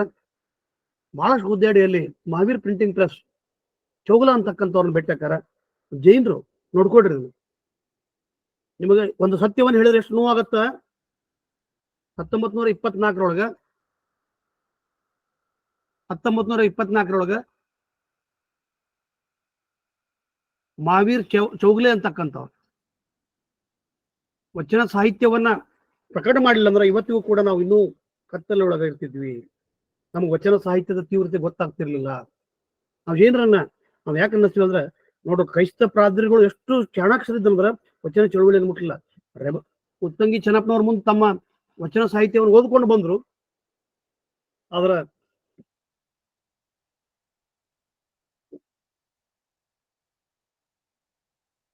ವಚನ ಸಾಹಿತ್ಯವನ್ನು ಓದ್ಕೊಂಡು ಬಂದ್ರು ರೌಂಡ್ ಉತ್ತಂಗಿ ಚೆನ್ನಪ್ಪನವರು. ಆದ್ರ ವಚನ ಸಾಹಿತ್ಯವನ್ನ ಕ್ರೈಸ್ತ ಪಾದ್ರಿ ಮಿಷನರಿಗಳನ್ನ ಒಪ್ಪಲಿಲ್ಲ. ಅಷ್ಟೇ ಅಲ್ಲ, 1972 ತಪೋವನದ ಕುಮಾರಸ್ವಾಮಿಗಳು ಅವರು ವೆಟಿಕನ್ ಸಿಟಿಗೆ ಹೋದಾಗ ಜಾನ್ ಪಾಲ್ರಿಗೆ ಭೇಟಿಯಾದಾಗ ಇದೇ ಸಂದರ್ಭ, ಈ ಸಾಹಿತ್ಯವನ್ನ ನಮ್ಮ ದೇಶದೊಳಗ ಮಾಡಬೇಡ್ರಿ, ನಮ್ಮ ಧರ್ಮ ಕೊಲ್ಯಾಪ್ಸ್ ಆಗತ್ತೆ, ಗೆಟ್ ಪ್ಯಾರಲೈಸ್ ಅಂತಾರ ಅವ್ರು. ನಮ್ಮ ಸಮಸ್ಯೆ ನಿಮ್ಗೆ ಅರ್ಥ ಮಾಡ್ಕೊಳಕತ್ತಿಲ್ಲ. We don't have the institution, we don't have any material to propose the Sharana Dharma ಅಂತಂತ. ಅಂದ್ರ ಎಷ್ಟೊಂದು ಬೆದರಿಕೆ ಇತ್ತು ಅವರಿಗೆ ಅಂತಕ್ಕಂಥದ್ದು. ಹಂಗಾದ್ರೆ ಮೊಟ್ಟ ಮೊದಲಿಗೆ ಸಂಪಾದನಾ ಕೃತಿ, ವಚನ ಸಾಹಿತ್ಯ ಸಂಪಾದನಾ ಕೃತಿ ಯಾವಾಗ ಬಂತು? ನಾವು ಬಹಳ ಮಟ್ಟಿಗೆ ನಾವು ಹಳಕಟ್ಟಿಯವ್ರನ್ನ ಹಿಡ್ಕೊಂಡ್ಬಿಟ್ಟಿವಿ. ಹಳಕಟ್ಟಿಯವರಿಗಿಂತ ಮುಂಚೆ, ಹಳಕಟ್ಟಿಯವರು ಹುಟ್ಟಿದ ಮೂರು ವರ್ಷದೊಳಗ 1883 ಶಿವರತ್ನ ಪ್ರಕಾಶ ಅಂತಕ್ಕಂಥದ್ದು ಒಂದು ಕೃತಿ ಬರ್ತದೆ. ಶಿವರತ್ನ ಪ್ರಕಾಶ ಅಪ್ರಮಾಣ ಕೂಡಲ, ಇದು ನೋಡ್ರಿ ಎಷ್ಟು ಗಟ್ಟಿಯಾಗಿದ್ರು ಆ ಮರದೇವ ಶಂಕರರಾವ್ ಅಂತಕ್ಕಂಥವ್ರು. ಆ ಕೃತಿಕಾರರು ಎಷ್ಟು ಗಟ್ಟಿಯಾಗಿದ್ರು 1883 ಅಂದ್ರ ಅಪ್ರಮಾಣ ಕೂಡಲ ಸಂಗಮ ದೇವ ಅಂತಕ್ಕಂಥ ಅಂಕಿತದ ಅಡಿಯೊಳಗ ಶಿವರತ್ನ ಪ್ರಕಾಶ ಅಂತಕ್ಕಂಥ ಒಂದು ಪುಸ್ತಕ ಮಾಡ್ತಾರ. ನಿಮ್ಗೆ ಇನ್ನೂ ಒಂದು 3 ವರ್ಷ 1883 ಈ ಕೃತಿ ಪ್ರಕಟಣೆಗೊಳ್ತೈತಿ, ಸಂಪಾದನಾ ಕೃತಿಯಾಗಿ. ವಚನಶಾಸ್ತ್ರ ಸಂಪಾದನಾ ಕೃತಿ 1883. 1886-87 6 ತಿಂಗಳ ಸಂದರ್ಭದೊಳಗ ಒಂದು ಕೃತಕ ವೀರಶೈವ ಚಂದ್ರಿಕೆ ಬೆಳಗಾವಿ ಶಿವಾನಂದ ಥಿಯೇಟರ್, ಇವತ್ತೇನು ಖಡೆ ಬಜಾರ್ ಬೆಳಗಾವದವ್ರು ಇದ್ರ ಖಡೆ ಬಜಾರ್ದೊಳಗ ಶಿವಾನಂದ ಥಿಯೇಟರ್ ಅಂತ ಹಳೆ ಥಿಯೇಟರ್ ಇತ್ತು. ಆ ಥಿಯೇಟರ್ನೊಳಗ ಅಲ್ಲೊಂದು ಪ್ರಿಂಟಿಂಗ್ ಪ್ರೆಸ್ ಇತ್ತು, ಹಳೆ ಪ್ರಿಂಟಿಂಗ್ ಪ್ರೆಸ್ಸು. ಅಲ್ಲಿ 6 ತಿಂಗಳೊಳಗ ವೀರಶೈವ ಮೀಮಾಂಸೆ ಚಂದ್ರಿಕೆ ಅಂದ್ರೆ ಒಂದು ಕೃತಕ ಸಾಹಿತ್ಯವನ್ನು ಹುಟ್ಟಾಕಿದ್ರು. ನೋಡ್ರಿ, ಅವರು ಕೂಡ ಎಷ್ಟೊತ್ತು ಹೆಚ್ಚುಗೊಂಡಂದ್ರ ಹಂಪಿಯ ಆರಾಧ್ಯ ಬ್ರಾಹ್ಮಣರಾದಂಥ ವೀರಶೈವರು ಈ 83 ಮೊದಲನೇ ಕೃತಿ ಶಿವರತ್ನ ಪ್ರಕಾಶ ಬಂದಾಗ 86 ವೀರಶೈವ ಚಂದ್ರಿಕೆ ಅಂತಕ್ಕಂಥದ್ದು ಕೃತಿ ಅಂತ. ಮರಿಶಂಕರಾಚಾರ್ಯ ಅಂತ ಹೇಳ್ಕೊಂಡು ಮರಿಶಂಕರ ಆರಾಧ್ಯರು ಅಂತ ಅವರು ವೀರಶೈವರೇ. ಅವರ ಕೃತಿಗಳನ್ನ ಸಂಪಾದನೆ ಮಾಡುವ ವಚನ ಸಾಹಿತ್ಯ ಕೃತಿಗಳನ್ನ ಸಂಪಾದನೆ ಮಾಡಕ್ಕ 1886, 1889, 1899, 1911 ಈ ಕಾಲಘಟ್ಟದೊಳಗೆ ವಚನ ಸಂಪಾದನೆಯನ್ನು ಮಾಡಿದ್ರು. ಅವು ಎಲ್ಲಿಯೂ ಕೂಡ ನಮ್ಮ ಇತಿಹಾಸದೊಳಗ ಅಧ್ಯಯನದೊಳಗ ಬಹುಶಃ ನನ್ನನ್ನು ಹಿಡ್ಕೊಂಡು ತಾವೆಲ್ಲರೂ ಕೂಡ್ಕೊಂಡು ನೋಡಿದಾಗ ಹೌದಲ್ರಿ ಇವ್ರು ಯಾರು ಹೆಸರು ಕೇಳ್ಕೊಳ್ಳಿಲ್ಲಲ್ಲ ಅನ್ನುವಂತ ನೋವು. ಹಳಕಟ್ಟಿಯವರು 1926 ವಚನ ಶಾಸ್ತ್ರವನ್ನ ಮಾಡ್ತಾರ. ಅದು ಇಡೀ ಕರ್ನಾಟಕಕ್ಕ ಅದೊಂದು ದೊಡ್ಡ ಕೊಡುಗೆ ಹಳಕಟ್ಟಿಯವರು. ಯಾಕಂದ್ರೆ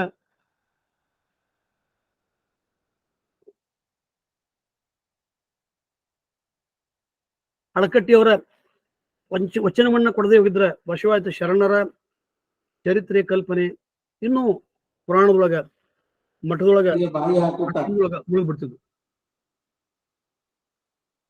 ಹಿಂಗಾಗಿ ನಾವಿಲ್ಲಿ ಹಳಕಟ್ಟಿಯವರ ಕೊಡುಗೆ, ತದನಂತರ ಬಂದಂತ ಬಸವನಾಡರು ಬಹಳಷ್ಟು ನಮ್ಮ ಆರ ವಿಠಲಾಚಾರ್ಯರು ಅಂತಕ್ಕಂಥ ವಿಠಲ್ ನರಸಿಂಹಾಚಾರ್ಯರು ಅಂತಕ್ಕಂಥ ಬಳ್ಳಾರಿ ಅಂತದ್ದು ಬಹಳ ದೊಡ್ಡ ವಚನ ಸಾಹಿತ್ಯವನ್ನು ಓದ್ಕೊಂಡವರು. ನಮ್ಮ ರಂಶ್ರೀ ಮುಗುಳಿ ಅಂತವ್ರು, MR ಶ್ರೀನಿವಾಸ ಅಂತ. ಬಸವನಾಡರ ಕೊಡುಗೆ ಅಂತಂದ್ರೆ ಎಲ್ಲ ಸಂಶೋಧಕರ ಸಂಶೋಧನೆಯನ್ನ ಮಾಡಿದಂತ ಸಾಹಿತ್ಯವನ್ನ ಅಥವಾ ಭದ್ರ ಬುನಾದಿಯನ್ನು ಹಾಕಿದಂತ ಹಳಕಟ್ಟಿಯವರ ಗುಡಿ ಕಟ್ಟಿದಂತ ಹಳಕಟ್ಟಿಯವರಿಗೆ ಕಳಶವನ್ನಿಟ್ಟರು ಬಸವನಾಡರು ಅಂತಕ್ಕಂಥದ್ದು. ಬಸವನಾಡರು ಪರಿಷ್ಕರಣೆಯ ವೈಜ್ಞಾನಿಕ ನೆಲೆ. ಬಸವನಾಡರು ಇನ್ನೊಂದು 8-10 ವರ್ಷ ಬದುಕಿದ್ರೆ ಬಹುಶಃ ಇದಕ್ಕೊಂದು ತಾರ್ಕಿಕ ಅಂತ್ಯ ಸಿಗಬಹುದಿತ್ತೇನೋ ಅಂತಕ್ಕಂಥದ್ದು. ಸಿಗ್ಲಿಲ್ಲ. ಅಂದ್ರೆ ಅವ್ರು ಕೇವಲ ತಮ್ಮ 58ನೇ ವರ್ಷಕ್ಕೆ ತೀರ್ಕೊಂಡ್ರು ಬಸವನಾಡರು. ಅಂದ್ರ ಬಸವಣ್ಣನವರ ಶಟಸ್ಥಲ ವಚನಗಳು 1889 ಪ್ರಕಟಗೊಂಡು 1889 ಪ್ರಕಟಗೊಂಡು ಶಟಸ್ಥಲ ವಚನಗಳು. ಅದು 1889 ನಂತರ ಅದರ ಪರಿಷ್ಕರಣೆ ಮಾಡಿದ್ದು 1951 ಬಸವನಾಡರು. ಒಂದು ವಚನಕ್ಕೆ 50 ಪಾರಿಭಾಷಿಕ ಪದಗಳನ್ನ ಅಡಿಟಿಪ್ಪಣಿ ಅಂತಂದ್ರೆ ನಾನು ಬಹುಶಃ ಇವತ್ತು ಒಂದೊಂದು ಸಂಪುಟ ಏನ್ ಮಾಡಿರಲ್ಲ, ಅಷ್ಟೊಂದು ದೊಡ್ಡ ಪುಸ್ತಕ ಒಂದು ವಚನದ ಮೇಲೆ 3 ಸಾಲಿನ 4 ಸಾಲಿನ 6 ಸಾಲಿನ ವಚನಕ್ಕೆ ಕೆಳಗಿನ ಪೂರ್ಣ ಪುಟಗಳೆಲ್ಲ ಆಕರಣ ಕೊಡ್ತಾರ. ಅಂತ ಸುಂದರ ಅಡಿಟಿಪ್ಪಣಿಗಳೊಳಗ ಅದಕ್ಕೆ ಅರ್ಥ ಕೊಡ್ತಾರ. ನಾನು ಎಷ್ಟೋ ಸಲ ವಚನ ಬಸವನಾಡರು ಓದ್ತಾ ಆ ಬಸವನಾಡರು ಒಂದು ಸಂಶೋಧನಾ ಪರ್ವನ. ಯಾಕಂದ್ರೆ ಒಪ್ಪುಗಳ ಬಗ್ಗೆ ನಾವು ಚರ್ಚೆ ಮಾಡ್ಬೇಕಾದ್ರೆ ಬಸವನಾಡರು ಈ ವಚನ ಸಾಹಿತ್ಯ ಈಗ ಸಾಮ್ರಾಜ್ಯವನ್ನ ವಿಸ್ತಾರ ಮಾಡಿದಂಥವ್ರು. ಅದನ್ನ ಅವರು ವಚನ ವಾಂಗ್ಮಯ ದರ್ಶನವನ್ನ ಆಳಕ್ಕಿಳಿದು ತಿಳ್ಕೊಂಡವರು. ಅಷ್ಟೇ ಅಲ್ಲ, ಹಳಕಟ್ಟಿಯವರು ವಚನಗಳನ್ನ ಗದ್ಯವಾಗ ರೂಪದೊಳಗೆ, ಯಾಕೆ ತಾಡೂರೊಳಗೆ ಹಂಗೆ ಇಟ್ಕೊಂತ ಹೋಗಿದ್ರು, ಅವುಗಳನ್ನ ಪದ್ಯ ರೂಪದೊಳಗೆ ಇಟ್ಟವರು ಬಸವನಾಡರು. ಹೀಗಾಗಿ ಬಸವನಾಡರ ಬಗ್ಗೆ ಯಾರು ಕೂಡ ನಾ ಈಗ ಹೇಳಿದಾರ ಆರಂಭವ ಮಾಡುವೆ ಗುರುಪೂಜೆ ಗೆಂದು ಅಂತಕ್ಕಂಥದ್ದಾಗಲಿ, ಅಥವಾ ನಾನು ಕಲಬುರ್ಗಿ ಸರ್ಗೆ ಕೇಳಿದೆ, ಏನ್ ಸರ್ ಅರಸ ಮುನಿದರೆ ನಾಡೊಳಗಿರಬಾರ್ದು, ಗಂಡ ಮುನಿದರೆ ಹೆಂಡತಿ ಮನೆಯೊಳಗಿರಬಾರ್ದು, ಇದು ಹಿಂಗಿಲ್ಲ ಅಲ್ರಿ. ಅದನ್ನ ಹೇಳಿದ್ರೆ ಭಿನ್ನ ಪಾಠ, ಅದು ಕಲಬುರ್ಗಿ ಸರ್ ತಪ್ಪಲ್ಲ. ಭಿನ್ನ ಪಾಠದೊಳಗೆ ಆದಂತ ಆಕರಗಳನ್ನೇ ಮೂಲ ಆಕರಗಳನ್ನ ಆಗಿ ತಗೊಂಡಾಗ, ತಾಡೋಳಗನ್ನ ತಗೊಂಡಾಗ ಅದನ್ನ ಅನುವಾದ ಮಾಡಿ ಹಸ್ತಲಿಪಿ ಓದಿ ಮಾಡಿರ್ತಾರ, ಸ್ವಂತ ಏನಿರಂಗಿಲ್ಲ. ಆದ್ರೆ ಶಟಸ್ಥಲ 1951 ವಚನ ಅದು ನೋಡಿದಾಗ ಬಸವನಾಡರು ಹೆಂಗ ಭಿನ್ನ ಪಾಠ ಮಾಡಿದ್ರಂದ್ರೆ, ಅರಸು ಮುನಿದರೆ ನಾಡೊಳಗಿರಬಾರ್ದು, ಗಂಡ ಮುನಿದರೆ ಹೆಂಡತಿಯಾಗಿ ಇರಬಾರ್ದು. She should not have A relation with husband. ಅತ್ತಿ ಸೊಸಿ ತಾಯಿ ಆಗಿರ್ಬೋದು, ಅವಳಿಗೆ ಹೆಂಡತಿಯಾಗಿರಬಾರ್ದು ಅಂತಕ್ಕಂಥ ವಿಚಾರ. ಈ ವಿಚಾರವನ್ನ ಅವರು ಹೇಳಿದ್ದು ನೋಡಿದರೆ ಬಹುಶಃ ಬಹಳಷ್ಟು ಜನ ಸಂಶೋಧಕರು, ಕನ್ನಡದ ಹಿರಿಯ ತಲೆಮಾರಿನ ಸಂಶೋಧಕರು, DLS ಅಂಚಾರ ಸಹಿತ ಬಸವನಾಡರಿಗೆ ಏನ್ ಹೇಳ್ತೀವಿ ಇವತ್ತು ಆರೂರು ವೆಂಕಟರಾಯರ ಮೂಲಕ ಮೈಸೂರು ವಿಶ್ವವಿದ್ಯಾಲಯದೊಳಗೆ ನಡೆದಂತ ಒಂದು ದೊಡ್ಡ ಘಟನೆ ನಡೀತೈತಿ. ಸಿದ್ದರಾಮಯ್ಯ ಚರಿತ್ರೆ ಮುಂದಿನ ಹೇಳ್ತೀನಿ. ಅವಾಗ ಬಸವನಾಡರು ಹೇಳ್ತಾರ, ಒಂದು ಅಪ್ಪಟರಾವ್ ಕೃಷ್ಣಶಾಸ್ತ್ರಿ ಅನುಭವ ಮಂಟಪ ಇರ್ಲಿಲ್ಲ, ಅದು ಕತಿ ಸುಳ್ಳು ಅಂತಕ್ಕಂತ ಹೇಳಿದಾಗ ಅದನ್ನ ಅವರನ್ನು ಉತ್ತಂಗಿ ಚೆನ್ನಪ್ಪನವರ ಮೂಲಕ ಅದಕ್ಕೊಂದು ಅಧ್ಯಯನ ಮಾಡಿಕೊಂಡು ಕೃತಿಯನ್ನ ಸವಾಲ ಅಂದ್ರೆ ಉತ್ತರವನ್ನಾಗಿ ಕೊಟ್ಟರು ಬಸವನಾಡರು. ಹಿಂಗಾಗಿ 1889 ಬಸವಣ್ಣನವರ ಶಟಸ್ಥಲ ವಚನಗಳು ಸಂಪಾದನಾ ಕೃತಿ ಮೊಟ್ಟ ಮೊದಲು ಬಂತು. 1924-26 ಹಳಕಟ್ಟಿಯವರು, ಡಾಕ್ಟರ್ ಕೋಪು ಹಳಕಟ್ಟಿಯವರು ವಚನಶಾಸ್ತ್ರ ಸಾರ 1-2 ತಂದ್ರು. 1940 ಸಂದರ್ಭದೊಳಗ ಬಸವನಾಡರು ಅವರು ಧಾರವಾಡದ ಬಾಲಿನ ಮಹಂತ ಶಿವಯೋಗಿ ಅದು ಅಲ್ಲಿ ಅಥಣಿ ಶ್ರೀಗಳು ಮೃತ್ಯುಂಜಯ ಅಪ್ಪಗಳು ಪ್ರಾಯಶಃ ಇವರು ಪರೋಕ್ಷವಾಗಿ ಅಥಣಿ ಅಪ್ಪಗಳಂತೂ ಸ್ವತಃ ವಚನಕಾರರಾಗಿದ್ರು, ವಚನಗಳು ಬರೀತಿದ್ರು, ಜೊತೆಗೆ ವಚನಗಳ ಕಟ್ಟನ್ನು ಹಿಡ್ಕೊಂಡು ಹೋಗ್ತಿದ್ರು. ಅವರಿಬ್ರು ಕೂಡ ಎಷ್ಟೊಂದು ದುಡಿದ್ರು ಅಂದ್ರೆ ವಚನ ಸಾಹಿತ್ಯಕ್ಕೆ ಪ್ರಕಟಣೆ ಮಾಡ್ತಿದ್ರು. ಅವಾಗ ಬಾಲ್ಯ ಮಾಂತ ಶಿವಯೋಗಿ ಈಗೂ ಕೂಡ ಐತಿ, ಅದು ಬಾಲ್ಯ ಮಾಂತ ಶಿವಯೋಗಿ ಪ್ರಕಟಣಾ ಮಾಲಾ ಅಂತ ತಗೊಂಡು.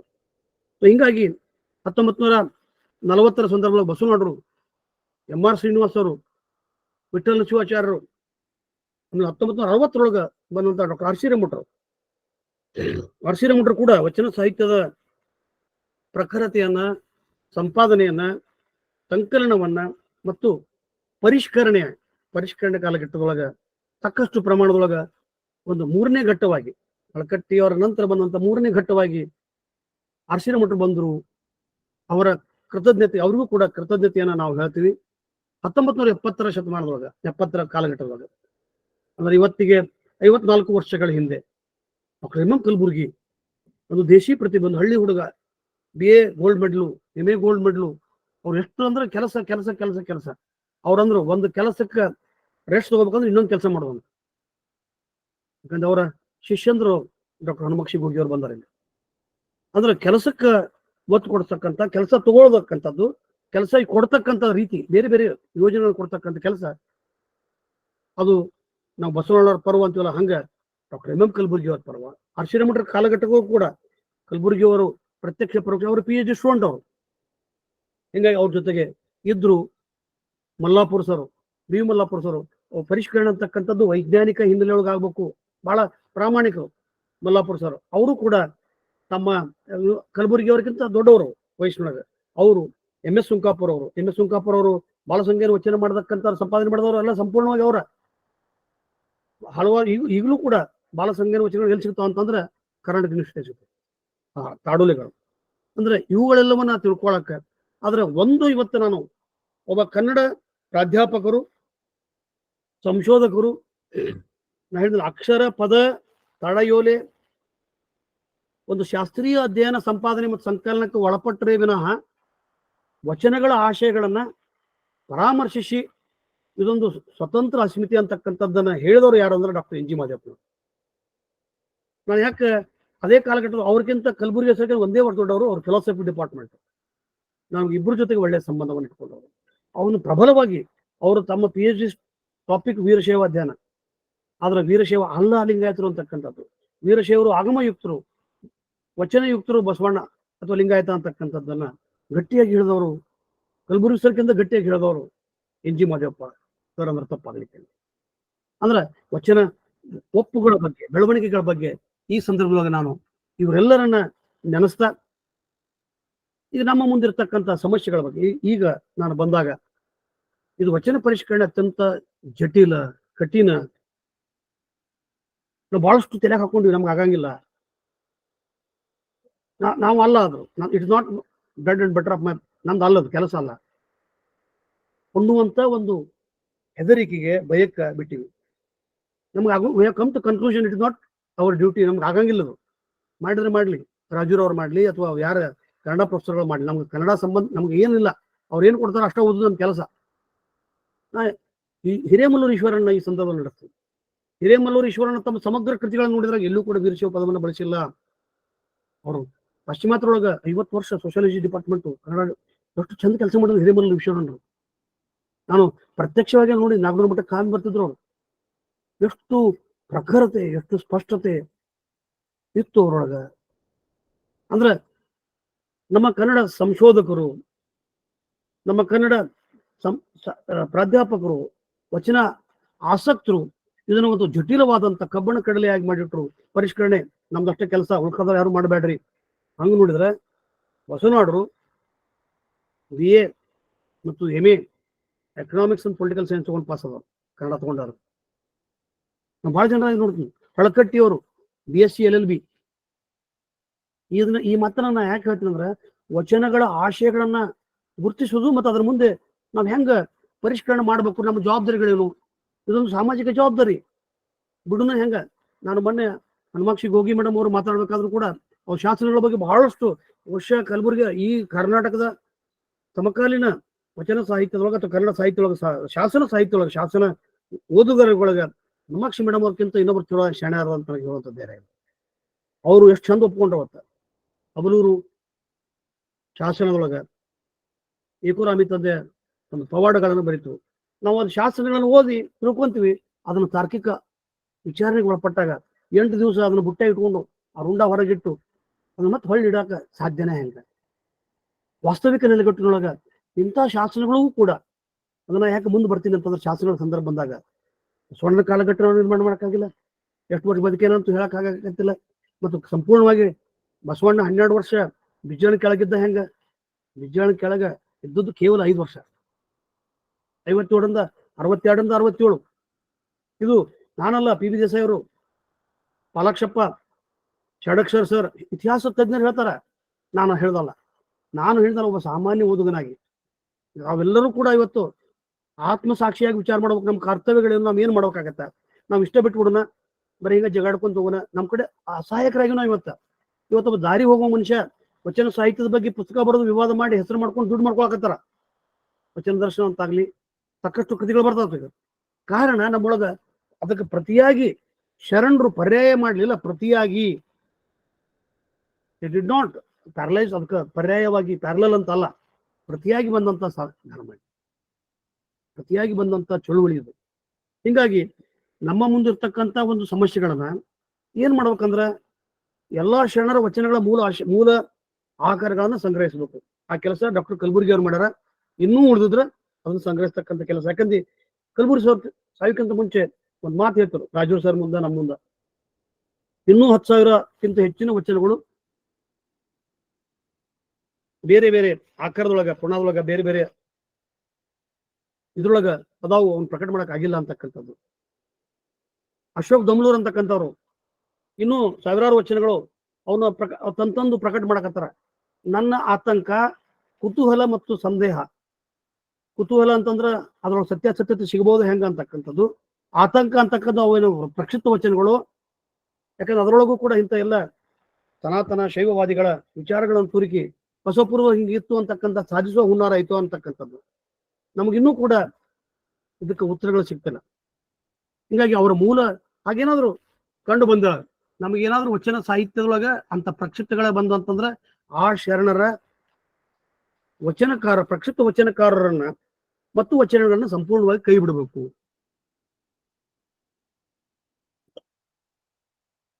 ಅಂದ್ರೆ ವಚನಗಳು ಅವೈದಿಕ ಹಿಂದೂಯೇತರ ಅಥವಾ ಏನು ಅವರು ಸನಾತನಕ್ಕೆ ಹೋಗೋಗೆ ಕಟ್ಟಕತ್ತಾರ. ಉಪನಿಷತ್ತೊಳಗೆ ಹೇಳ್ಯಾರ, ವೇದದೊಳಗೆ ಹೇಳ್ಯಾರ. ಬಹಳ ವಿಚಾರ ಅಂತಂದ್ರೆ ಋಗ್ವೇದೊಳಗೆ ವೀರಶೈವ ಪದ ಹೇಳೇ ಇಲ್ಲ. ಅದನ್ನ ಇಮ್ಮಡಿ ಶಿವಸ್ವಾಮಿಗಳು, ಕುಂಕೂರದ ಇಮ್ಮಡಿ ಶಿವಸ್ವಾಮಿಗಳು ಬಹಳ ಚಂದ ಹೇಳ್ತಾರ. ಅಲ್ಲಿ ಋಗ್ವೇದೊಳಗೆ ಬರ್ತಕ್ಕಂಥದ್ದು ಎನ್ನ ಕರಸ್ಥೊಳಗಿರ್ತಕ್ಕಂಥ ದೈವವೇ ನೀನಿದ್ದಾಗ ನನಗೆ ಯಾಕೆ ಹೆದರಿಕೆ ಅಂತಕ್ಕಂಥದ್ದು ಒಂದು ಉಲ್ಲೇಖ ಐತಿ. ಆದ್ರೆ ಅದನ್ನ ಪಾಠ ಮಾಡ್ತಕ್ಕಂಥ ಸಂದರ್ಭ ಕರಸ್ಥಳವೇ ದೈವ ಅಂದ್ರೆ ದುಡಿಮೆ, ಶ್ರಮ. ಕರಸ್ಥಳದೊಳಗೆ ಇಷ್ಟಲಿಂಗ ಅಂತಕ್ಕೊಂದು ಇವರೇನು ಪ್ರತಿಪಾದನೆ ಮಾಡ್ತಾರೆ ಋಗ್ವೇದೊಳಗೆ. ಅವ್ರು ವೀರಶೈವ ಪದವನ್ನು ತಗೊಂಡಿಲ್ಲ, ಲಿಂಗಾಯತನ ತಗೊಂಡಿಲ್ಲ, ಇಷ್ಟಲಿಂಗನೂ ತಗೊಂಡಿಲ್ಲ. ಆದ್ರೆ ಇವರು ಅದಕ್ಕೆ ಪರಿಪಾಠ ಮಾಡ್ತಕ್ಕಂಥ, ಭಿನ್ನ ಪಾಠ ಮಾಡ್ತಕ್ಕಂಥ ಸಂದರ್ಭದೊಳಗೆ ಬಸವಣ್ಣಕ್ಕಿಂತ ಮುಂಚೆ ಇಷ್ಟಲಿಂಗ ಇತ್ತು ಅಂತಕ್ಕಂಥ ಒಂದು ಹುಂಬುತನ. ಮಡಿವಾಳ ಮಾಚಿದೇವನ ಬಸವಣ್ಣನ ಉಡ್ದಾರ ಹುಟ್ಟಿತು ಲಿಂಗ ಅಂತಕ್ಕಂಥದ್ದು ಅದು ಹೇಳಂಗಿಲ್ಲ. ಗುರುಲಿಂಗ ಜಂಗಮದ ಉಗಮಗಳು ಆದಿ ಲಿಂಗ ಅನಾದಿ ಜಂಗಮ ಅಂತಾರ. ಅದಲ್ಲ, ಆದಿ ಮತ್ತು ಅನಾದಿಗಳ ಒಳಗೆ ನೋಡಿದಾಗ ಜಂಗಮ ಅಂತಕ್ಕಂಥದಕ್ಕೆ ಹೆಚ್ಚಿನ ಮಹತ್ವ ಕೊಟ್ಟ ಬಸವಣ್ಣ. ಅಂದ್ರೆ ಈ ಪ್ರಕ್ಷಿಪ್ತ ವಚನಗಳನ್ನ, ಪ್ರಕ್ಷಿಪ್ತ ವಚನಕಾರರನ್ನ ಕೈ ಬಿಡುವುದು ಒಂದು ಒಳ್ಳೆಯದು.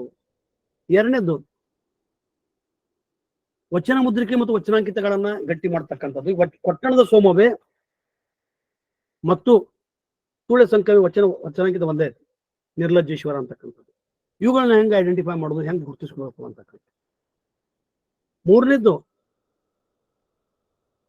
ಜೇಡರ ದಾಸಿಮಯ್ಯ ಮತ್ತು ದೇವರ ದಾಸಿಮಯ್ಯ. ಇವರಿಬ್ಬರನ್ನ ಈಗ ಎಷ್ಟು ಅಂತಂದ್ರ ಶಿವಮೊಗ್ಗ ವಿಶ್ವವಿದ್ಯಾಲಯ ಮತ್ತು ಹಂಪಿ ವಿಶ್ವವಿದ್ಯಾಲಯ, ಕನ್ನಡ ವಿಶ್ವವಿದ್ಯಾಲಯ ದೇವರ ದಾಸಿಮಯ್ಯ ಪೀಠ ಅಂತ ಮಾಡ್ಯಾರ.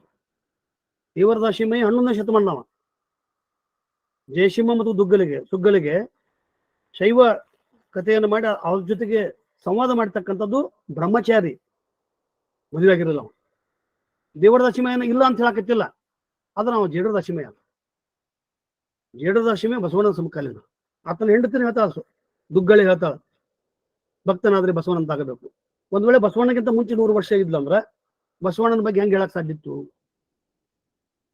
ಜೇಡರ ದಶಮಿಯನ್ನು ಹೇಳ್ತಾರ, ನಿಮ್ಮ ಶರಣರ ಸುಳ್ಳಿ ಒಂದು ಅರಗಳಿಗೆ ಇಟ್ಟರೆ. ಶರಣರು ಅಂತಕ್ಕಂಥ ಸಮಕಾಲೀನರು. ಆದ್ರ ವಾಸುದೇವ ಬಡಿಗೇರ್ ಅಂತಕ್ಕಂಥವ್ರು ಬಹಳ ನೋವಿನ ಸಂಗತಿ. ಯುನಿವರ್ಸಿಟಿ ಪ್ರೊಫೆಸರ್ ಇವರು, ಇತಿಹಾಸ ಪ್ರಾಧ್ಯಾಪಕರು. ಇವರು ಇಬ್ರು ಒಂದು ಅಂತ ಸಾಕಷ್ಟು ಸಾಹಿತಿಗಳಿಗೆ ಮತ್ತು ಆ ಸಮಾಜಕ್ಕೆ ದೇವಾಂಗ ಸಮಾಜದವರು ದೇವರ ಅಂತಿದ್ರು ಅಂತಕ್ಕಂಥದ್ದನ್ನು ತಲೆ ಹುಟ್ಟಾಕಿ ದೇವರಾಜ ಬಸವಣ್ಣಗಿಂತ ಮುಂಚಿದ್ದ ಆತನೇ ದೊಡ್ಡ ಕ್ರಾಂತಿ ಮಾಡಿದ ಅಂತಕ್ಕಂಥ ವಿಚಾರವನ್ನ ನಾವು ಮೇಲಿನ ಮೇಲೆ ನೋಡಿದ್ರೆ ಇಲ್ಲಿಯವರೆಗೆ ಎಚ್ ದೇವರಪ್ಪನವರಾಗಿರ್ಲಿ, ಹರ್ಷಿರಮಠರಾಗಿರ್ಲಿ, ಅಳಕಟ್ಟಿಯವರಾಗಿರ್ಲಿ, ಬಸವಣ್ಣರಾಗಿರ್ಲಿ, ಕಲಬುರ್ಗಿಯವರಾಗಿರ್ಲಿ, ಚಿದಾನಂದ ಮೂರ್ತಿಯವರಾಗಿರ್ಲಿ, ಇವರೆಲ್ಲರೂ ಕೂಡ ಇವರಿಬ್ರು ಬೇರೆ ಬೇರೆ ಅಂತಕ್ಕಂಥದ್ದನ್ನ ವಾದ ಮಾಡಿದ್ರು ಕೂಡ ಇನ್ನೂವರೆಗೆ ಸರ್ಕಾರಿ ಸುತ್ತೋಲೆ ಒಳಗ ದೇವರದಾಶಿಮಯ ಆದ್ಯ ವಚನಕಾರ ದೇವರದಾಶಿಮಯ ಜಯಂತಿ ಅಂತಾರ. ಅಂದ್ರೆ ಇದನ್ನ ನಾನು ಕಳೆದ 12 ವರ್ಷಗಳಿಂದ ಪ್ರಯತ್ನ ಮಾಡ್ತಾ ಇದ್ದೀನಿ.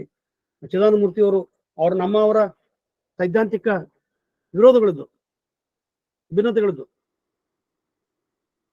ಅವ್ರ ಜೊತೆಗೆ ನಾವು ಬೆಂಗಳೂರಿನ ಸೆನೆಟ್ ಹಾಲ್ನೊಳಗ ಅವ್ರನ್ನ ವಿದ್ಯಾಶಂಕರ್ ಅವ್ರನ್ನ ಹೊರಗೆ ಹಾಕಿದ್ರು. ದೊಡ್ಡ ಕಾರ್ಯಕ್ರಮ ಮಾಡಕತ್ತಿದ್ರು. ಅವಾಗ ಸಿದ್ದರಾಮಯ್ಯ ಅವ್ರ ಸರ್ಕಾರದೊಳಗ ನಾವು ಹೋಗಿದ್ವಿ, ನಮಗೆ ಹೊರಗೆ ಹಾಕಿದ್ರು. ನಾವು ಅಲ್ಲ, ಇಬ್ರು ಬೇರೆ ಬೇರೆ ಅಂತ ಹೇಳಿದಾಗ ನಮ್ಮನ್ನ ಮಾತು ಆದ್ಯ ವಚನಕ್ಕೆ, ಯಾಕಂದ್ರೆ ಜನ ಸಮುದಾಯ ಅವ್ರಿಗೆ ಬೇಕಾಗಿದ್ದು ಮತ, ಇವ್ರಿಗೆ ಬೇಕಾಗಿದ್ದು ಮಠ. ಅವ್ರಿಗೊಂದು ಮಠ ಬೇಕಾಗಿತ್ತು, ಇವ್ರಿಗೆ ಮತಗಳು ಬೇಕಾಗಿತ್ತು. ಹಿಂಗಾಗಿ ಸತ್ಯ ಹೇಳುವವ್ರನ್ನ ಹೊರಗೆ ಹಾಕಿದ್ರು, ಹೊರತಪ್ತರು. ಇದು ಅವಾಗ ನಾನು ಹೇಳ್ತಕ್ಕಂಥದ್ದು ಈಗ 12 ವರ್ಷದ ಕೆಳಗಿನ ಮಾತು. ಈ ಕಹಿ ಅನುಭವನ ನಾನು ನಿಮ್ಮ ಮುಂದೆ ಹೇಳ್ತಾ ಇದ್ದೇನೆ. ಇನ್ನು ಶಾಸನಗಳ ಬಗ್ಗೆ ನಾನು ಯಾಕೆ ಶಾಸನಗಳನ್ನ ಚೆನ್ನಕ್ಕ ಪಾವಟೆ ಅಥವಾ ಚೆನ್ನಕ್ಕ ಎಲಿಗಾರ್ ಅಂತಕ್ಕಂಥವ್ರು ಎಷ್ಟು ಕೆಲಸ ಮಾಡಿದ್ರು ಶಾಸನಗಳ ಮೇಲೆ, ಹನುಮಕ್ಷಿ ಗೋಗಿಯಕ್ಕ ಅವರು ಎಷ್ಟು ಕೆಲಸ ಮಾಡ್ಯಾರ. ಅದು ಓದುಗರಿಗೆ ಒಂದು ತಮ್ಮದೇ ಆದಂತ ತರ್ಕ, ತಮ್ಮದೇ ಆದಂತ ವಿವೇಚನೆ ಇರಬೇಕು. ನಾನು ಅವ್ರಿಗೆ ಹೇಳಿದಾಗ ಹನುಮಕ್ಷಿ ಹೋಗಿ ಹೌದು, ಇದು ಕೂಡ ಪರಿಷ್ಕರಣೆಗೊಳ್ಬೇಕು, ಇದು ಕೂಡ ಹಿಂಗ ಆಗ್ಬೇಕು, ಅಥವಾ ಈ ಆಕಾರಗಳನ್ನ ಹೆಂಗ್ ತಗೋಬೇಕು ಅಂತಕ್ಕಂಥದ್ದನ್ನ ಅವ್ರು ಹೇಳಿದ್ರು. ಅದೇ ರೀತಿಯಾಗಿ ನಾವು ಬಸವಣ್ಣ ಕಾಲ ನಿರ್ಧಾರ ಮಾಡ್ತಕ್ಕಂಥ ಸಂದರ್ಭದೊಳಗ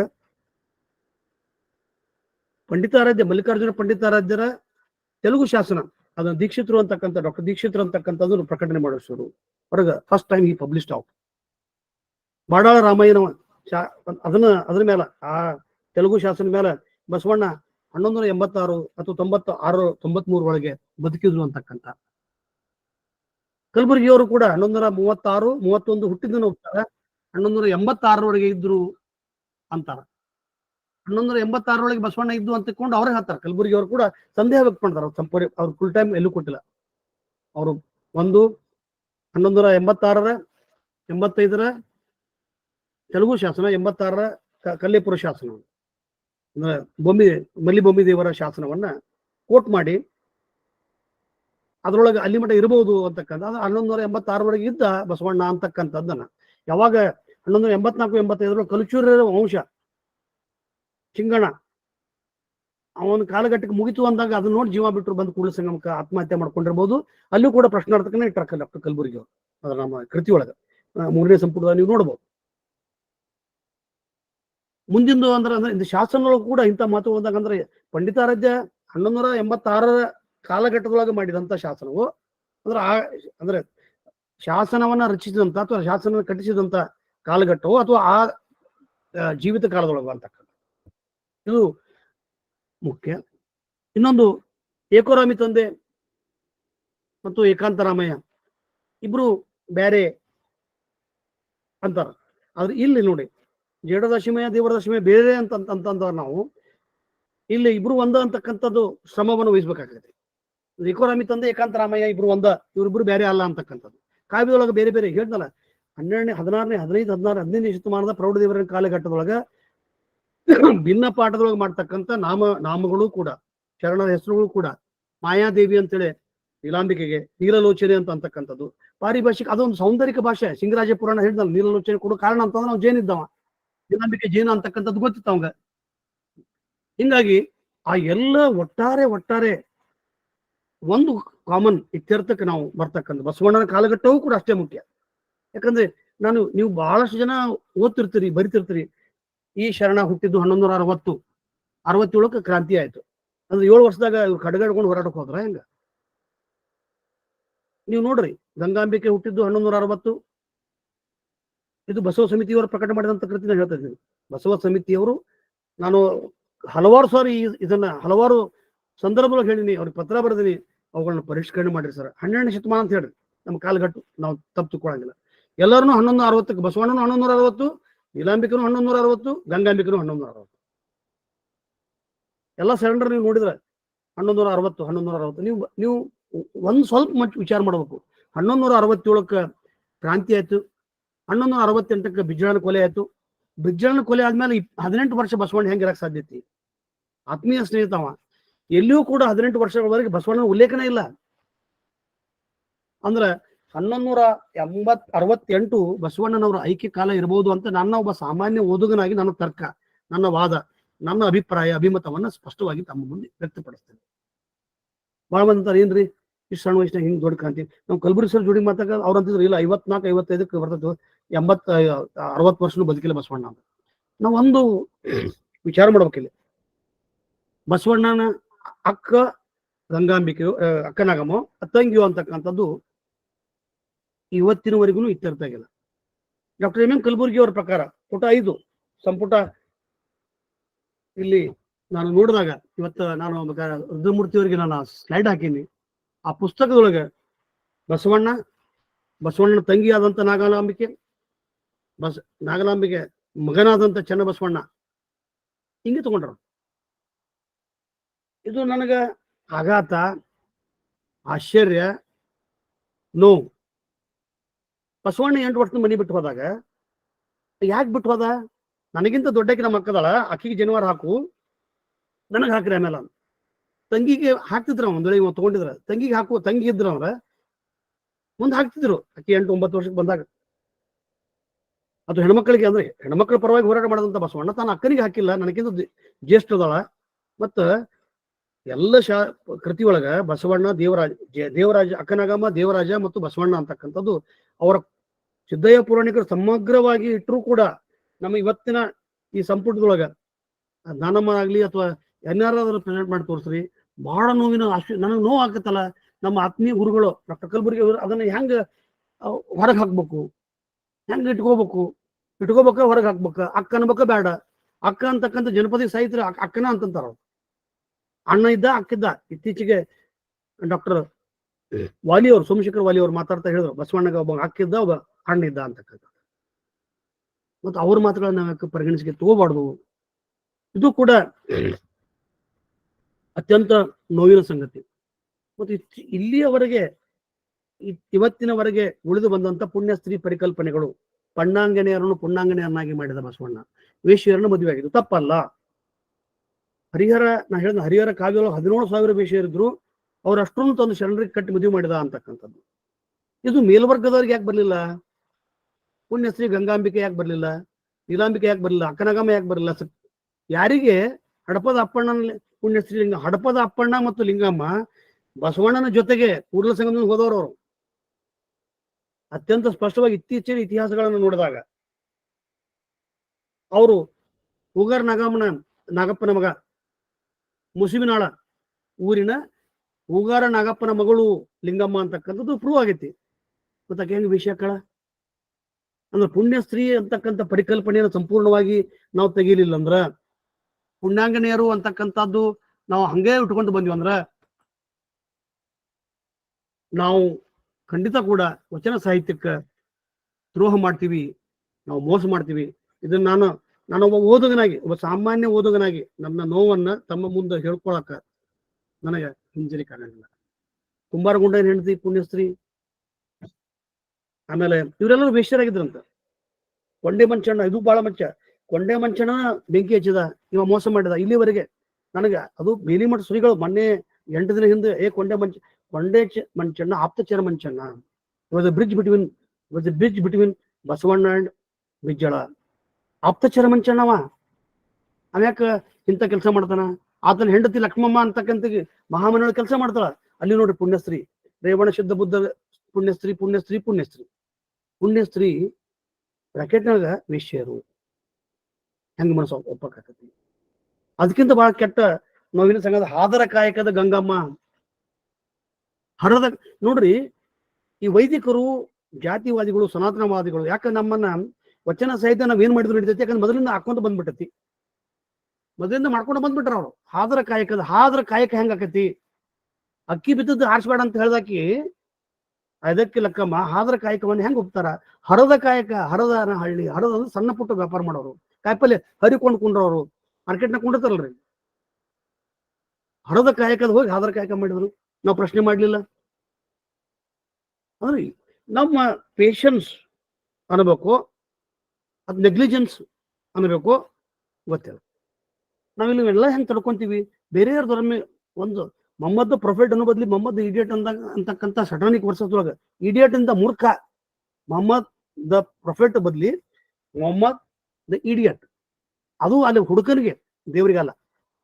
ನಾನು ಈ ಮಾತನ್ನ ಯಾಕಂದ್ರೆ ಆ ಬಾಲಕ ಮೊಹಮ್ಮದ್ ಅಂತಕ್ಕಂಥ ಹುಡುಗನಿಗೆ ಹೇಳ್ತಾನವ, ಮೊಹಮ್ಮದ್ ಇಡಿಯಟ್ ಅಂತಕ್ಕಂಥ ಬಾಲಕ ಸಟಾನಿಕ್ ವರ್ಸಸ್ ಸಾವಿವರೆಗೆ ಆತ ಇಂಗ್ಲೆಂಡ್ ಕೊಂಡುವಂತ ಪರಿಸ್ಥಿತಿ ಬಂತು.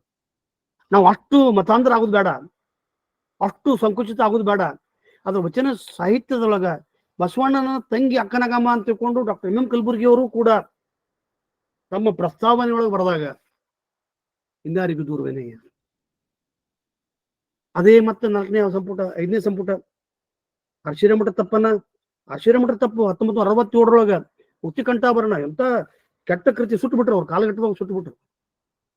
ಅದನ್ನ ಮತ್ತೆ ಇನ್ನೊಂದು 10-15 ನಿಮಿಷ ನಾನು ಬರ್ತೀನಿ. ದಯವಿಟ್ಟು ಸಮಯ ಆದ್ರ ನನಗ ಮೆಸೇಜ್ ಹಾಕ್ರಿ. ಹೊಸ ಶೋಧಗಳ, ವಚನ ಸಾಹಿತ್ಯದ ಹೊಸ ಶೋಧಗಳನ್ನ ನಾವು ಜೋಡಿಸ್ಲಿಲ್ಲ.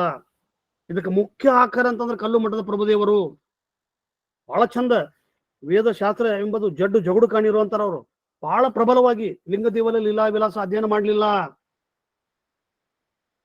ನಾವು ಸಿಂಗರಾಜ ಪುರಾಣ ತಗೊಂತೀವಿ, ಅಂಬಲಜ ಬಸವ ಚರಿತ್ರೆ, ಭೈರೇಶ್ವರ ಕಥಾ ಎಲ್ಲ ತಗೊಂಡ್ವಿ.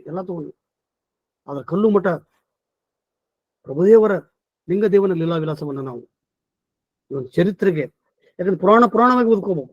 ಚರಿತ್ರೆಗಳನ್ನ ನೋಡ್ಬೇಕಾದ್ರೆ ಸಮಕಾಲೀನ ವಚನಗಳನ್ನ ತಗೋಬೇಕು. ಸಮಕಾಲೀನ ವಚನಗಳು ಕೂಡ ಕುಲ್ಗೆಟ್ಟಿ ಬಿಟ್ರ. ಎಷ್ಟು ಕುಲಿಗೆಟ್ಟಾರ ಅಂತಂದ್ರೆ, ಒಂದ್ ಕಡೆ ನಿಮ್ಮ ಶರಣರ ನೊಸಲು ವಿಭೂತಿಗೆ ನೊಸಲಿಗೆ ವಿಭೂತಿಯ ಶೃಂಗಾರ, ಇನ್ನೊಂದು ವಚನದಾಗ 47 ಕೂಡ ಹಚ್ಕೋಬೇಕು. ರುದ್ರಾಕ್ಷಿ ಅಂತಕ್ಕಂಥದ್ದಕ್ಕೆ ಕೂಡಲ ಸಂಗನ ಶರಣರ ನೊಸಲಿಗೆ ವಿಭೂತಿ ಶೃಂಗಾರ, ವಿಭೂತಿ ಶ್ರೀ ವಿಭೂತಿ ರುದ್ರಾಕ್ಷಿ ಇದ್ದವರ ಭಕ್ತನೆಂಬೆ, ಇಲ್ಲದವರ ಭವಿ ಎಂಬೆ, ಸದ್ಭಕ್ತರ ನೀನೆಂಬೆ. ಸದ್ಭಕ್ತ ಅಂತಂದ್ರೆ ಶ್ರಮಜೀವಿ, ನಾನು ದುಡಿದು ನಾವು ಉಣ್ಣುವ ಕಾಯಕ ದಾಸೋಹದ ಪರಿಕಲ್ಪನೆ ಬಸವಣ್ಣ ಕೊಟ್ಟಲ್ಲ, ಅದು ಸದ್ಭಕ್ತ, ಅದು ನೀನಂತೀನಿ, ದೇವ್ರಂತೀನಿ ಅಂತಾನ. ಇದು ನುಲಿಯ ಚಂದಯ್ಯ ಕನ್ನಿಯ ಮಾಡಬಲ್ಲರೆ ನಿಮಗೆ ಚಂದೇಶ್ವರ ಲಿಂಗ ಅಂತೀನಿ ಅಂತಾನ. ಬರೀ ನಾನು ಕನ್ನಿ ಮಾಡಿಕೊಡ್ಬೇಡ, ನೀನ ಎಲ್ಲಿ ಲಿಂಗ ಅಂತಾನ. ಲಿಂಗವನ್ನು ತಸ್ಕಾರ ಮಾಡ್ತಕ್ಕಂಥ ಕೆಲಸ ಅಲ್ಲ, ಆ ಲಿಂಗಕ್ಕೂ ಶ್ರಮಕ್ಕೂ ಇಕ್ವೇಟ್ ಮಾಡಿದ್ರು ಶರಣರು. ಹಿಂಗಾಗಿ ಈ ಹೊಸ ಶೋಧಗಳನ್ನ ನಾವು ಸೇರ್ಪಡೆ ಮಾಡ್ಲಿಲ್ಲ, ಅಧ್ಯಯನ ಮಾಡ್ಲಿಲ್ಲ. ನಾವು ಏನ್ ಕೊಟ್ಟರು, ಸಂಪುಟ 1 ತಗೊಳ್ಳೋದು, ನಮ್ಮ ಮನೆಗೆ ನಾವು ಬಸವಣ್ಣ ಫೋಟೋ ಹಿಡ್ಕೊಡೋದು, ಬಸವಣ್ಣ ಪೂಜೆ ಮಾಡೋದು, ಮಾಲಿ ಹಾಕೋದು, ಏನು ವೈದಿಕರು ಮಾಡಿ ಬಂದ್ರು. ಕಾರಣ ಈ ಉತ್ತರ ಭಾರತದ ಬೌದ್ಧ, ನಮ್ಮ ಕಲಬುರ್ಗಿ ಅವರು ಬೌದ್ಧ ಜೈನ ಧರ್ಮಗಳು ಉತ್ತರ ಭಾರತದ ವಲಸೆ ಬಂದಂತ ಧರ್ಮಗಳು, ವೈಷ್ಣವ ಉತ್ತರ ಭಾರತದಿಂದ ವಲಸೆ ಬಂದಂತ ಧರ್ಮ, ದ್ರಾವಿಡ ಧರ್ಮ ಅಂದ್ರೆ ಶೈವ ಧರ್ಮರು ಕೂಡ ವೈದಿಕರ ಪ್ರಭಾವಕ್ಕೊಳಪಟ್ಟರು. ಇವರು ವೈದಿಕರಾದ್ರು.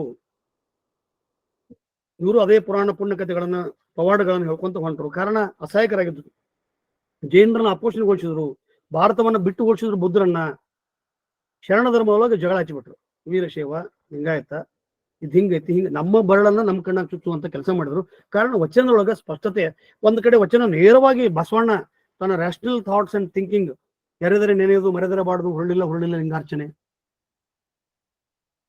ಲಿಂಗವ ಪೂಜಿಸಿ ಫಲವೇನು, ಸಮರತಿ ಸಮಕಳೆ ಸಮ ಸುಖವಂದರಿಯದನ್ನಕ್ಕ ಅಂತಕ್ಕಂಥ ಬಸವಣ್ಣ ರಾತ್ರಿ ಲಿಂಗ ಪೂಜೆ ಮಾಡ್ಬೇಕಾದ್ರೆ ಕಾಡ ಕೋಳಿ ಕಾಡ ನವಿಲು ಒದರುವ ಮುನ್ನ, ಊರ ಕೋಳಿ ಊದುವ ಮುನ್ನ ಮಲಗಿದ ಹೆಂಡತಿಯ ಮಡದಿಯ ಎಬ್ಬಿಸದೆ ಹೋಗಿ ಲಿಂಗ ಪೂಜೆ ಮಾಡ್ಬೇಕು.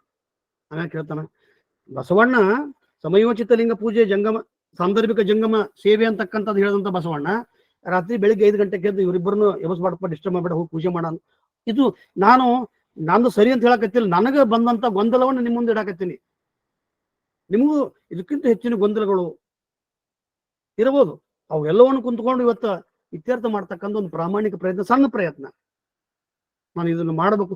ಯಾಕಂದ್ರೆ ಸತ್ಯವನ್ನು ಗೊತ್ತಿದ್ದವ್ರು ಹೇಳುವಲ್ರು, ಸತ್ಯ ಗೊತ್ತಿಲ್ಲದಾರವರು ಅದನ್ನು ವಿರೂಪಗೊಳಿಸಿ ಟಿವಿ ಒಳಗ, ಮಾಧ್ಯಮದೊಳಗ, ಪುಸ್ತಕದೊಳಗ ತಮ್ಮನ್ನ ತಾವೇ ಪ್ರಮೋಟ್ ಮಾಡ್ತಕ್ಕಂಥ ದೊಡ್ಡ ಶರಣರು ಅಂತ ಕೊಂಡು ಮಾಡ್ತಾರ. ಅವ್ರನ್ನ ಕೇಳುವಂತ ಪ್ರಶ್ನೆ ನಮಗಿಲ್ಲ. ಯಾಕಂದ್ರೆ ಈಗ ಆಲ್ರೆಡಿ ಕಲಬುರಗಿ ಹೊಡೆದಾರ, ಈಗ ಆಲ್ರೆಡಿ ಗೌರಿ ಲಂಕೇಶ್ ನೋಡಿದಾರ. ನಮಗೆ ಆಗ್ಬೇಕು ಅಂತಕ್ಕಂಥ ಸಂಶೋಧಕರು ನಮ್ಗೆ ಸಂಬಂಧ ಇಲ್ಲ. ನಾವು ಬಹಳ ದೊಡ್ಡ ಸಂಶೋಧಕರು. ಡಾಕ್ಟರ್ ವೀಣಾ ಇಲಿಗಾರ್ ಮೇಡಮ್ ನಾವು ಚನ್ನಬಸವ ಅಲ್ಲಿ ಅವರ ಕರೆದಿದ್ರು. ಮತ್ತೆ ಉಳಿವಿ ಚನ್ನಬಸಪ್ಪನ ಗುಡಿಗೆ ಹೋದ್ವಿ. ಒಬ್ಬರು ದೊಡ್ಡ ಸಂಶೋಧಕರು, ಚನ್ನಬಸವ ಪುರಾಣ, ವಿರೂಪಾಕ್ಷ ಪಂಡಿತರ ದೊಡ್ಡ ಪುಸ್ತಕ, ಸಂಪೂರ್ಣದಷ್ಟು ದೊಡ್ಡ ಪುಸ್ತಕ. ಅದ್ರ ಪುಸ್ತಕ ತುಂಬಾ ಪವಾಡಗಳು, ವೀರಶೈವ. ದೊಡ್ಡ ಸಂಶೋಧಕರು, ವಚನ ಸಂಶೋಧಕರು ಮಾಡಿದ್ರು. ನೋವು ನನಗೆ. ಅಂದ್ರೆ ನಮ್ಮ ಮುಂದೆ ಭವಿಷ್ಯ ಹಂಗ ವಚನ ಸಾಹಿತ್ಯದ ಅಳಿವು ಉಳಿವಿನ ಪ್ರಶ್ನೆಗಳ ಬಗ್ಗೆ ನೋಡಿದಾಗ, ಯಾಕಂದ್ರೆ ಕನ್ನಡ ಭಾಷೆನ, ಕನ್ನಡ ಪದಗಳ ಮೊದಲು ನಾವೇನು ನುಚ್ಚು, ಅಡ್ಡನಿಗಿ, ಕನ್ನಡ ಪದಗಳು ಬಹಳ ಕಡಿಮೆ ಆಗ್ಬಿಟ್ಟವು. ಈಗ ಸ್ಯಾಂಡ್ವಿಚ್ ಸಂಸ್ಕೃತಿ ಬಂದಾಗ ಕನ್ನಡ ಭಾಷೆ ಸಂಪೂರ್ಣವಾಗಿ ನಶಿಸಿ ಹೊಂಟತಿ. ಎಂಡೇಂಜರ್ಮೆಂಟ್ ಅಂತೀವಿ ನಾವು. ಭಾಷಾ ವಿಜ್ಞಾನಿಗಳು, ವಿಶ್ವಸಂಸ್ಥೆ ಹೇಳ್ತಾರ ಕನ್ನಡ ಭಾಷೆಯು ಕೂಡ ನಶಿಸಿ ಹೋಗಬಹುದಾದ ಒಂದು ಭಾಷೆಯೊಳಗೆ ಒಂದು. ನಾ ಯಾಕೆ ಈ ಮಾತನ್ನು ಹೇಳ್ತೇನೆ? ಭಾಷೆನೇ ಹೋದಾಗ ವಚನ ಉಳಿದ್ರೆ ಭಾಷೆ ಉಳಿತೈತಿ, ಭಾಷೆ ಉಳಿದ್ರೆ ವಚನ ಉಳಿತೈತಿ. Correlated to each other. ಹಿಂಗಾಗಿ ಈ ಇತ್ಯರ್ಥ ಮಾಡ್ತಕ್ಕಂಥದ್ದು ಕದಂಬ ಮಾರಿ ತಂದೆ, ಕಂಬದ ಮಾರಿ ತಂದೆ. ಅವ ಮೀನುಗಾರವ, ಕದಂಬ ರಾಜ್ಯದಿಂದ ಬಂದವ, ಕದಂಬದಿಂದ ಬಂದವ ಆತ.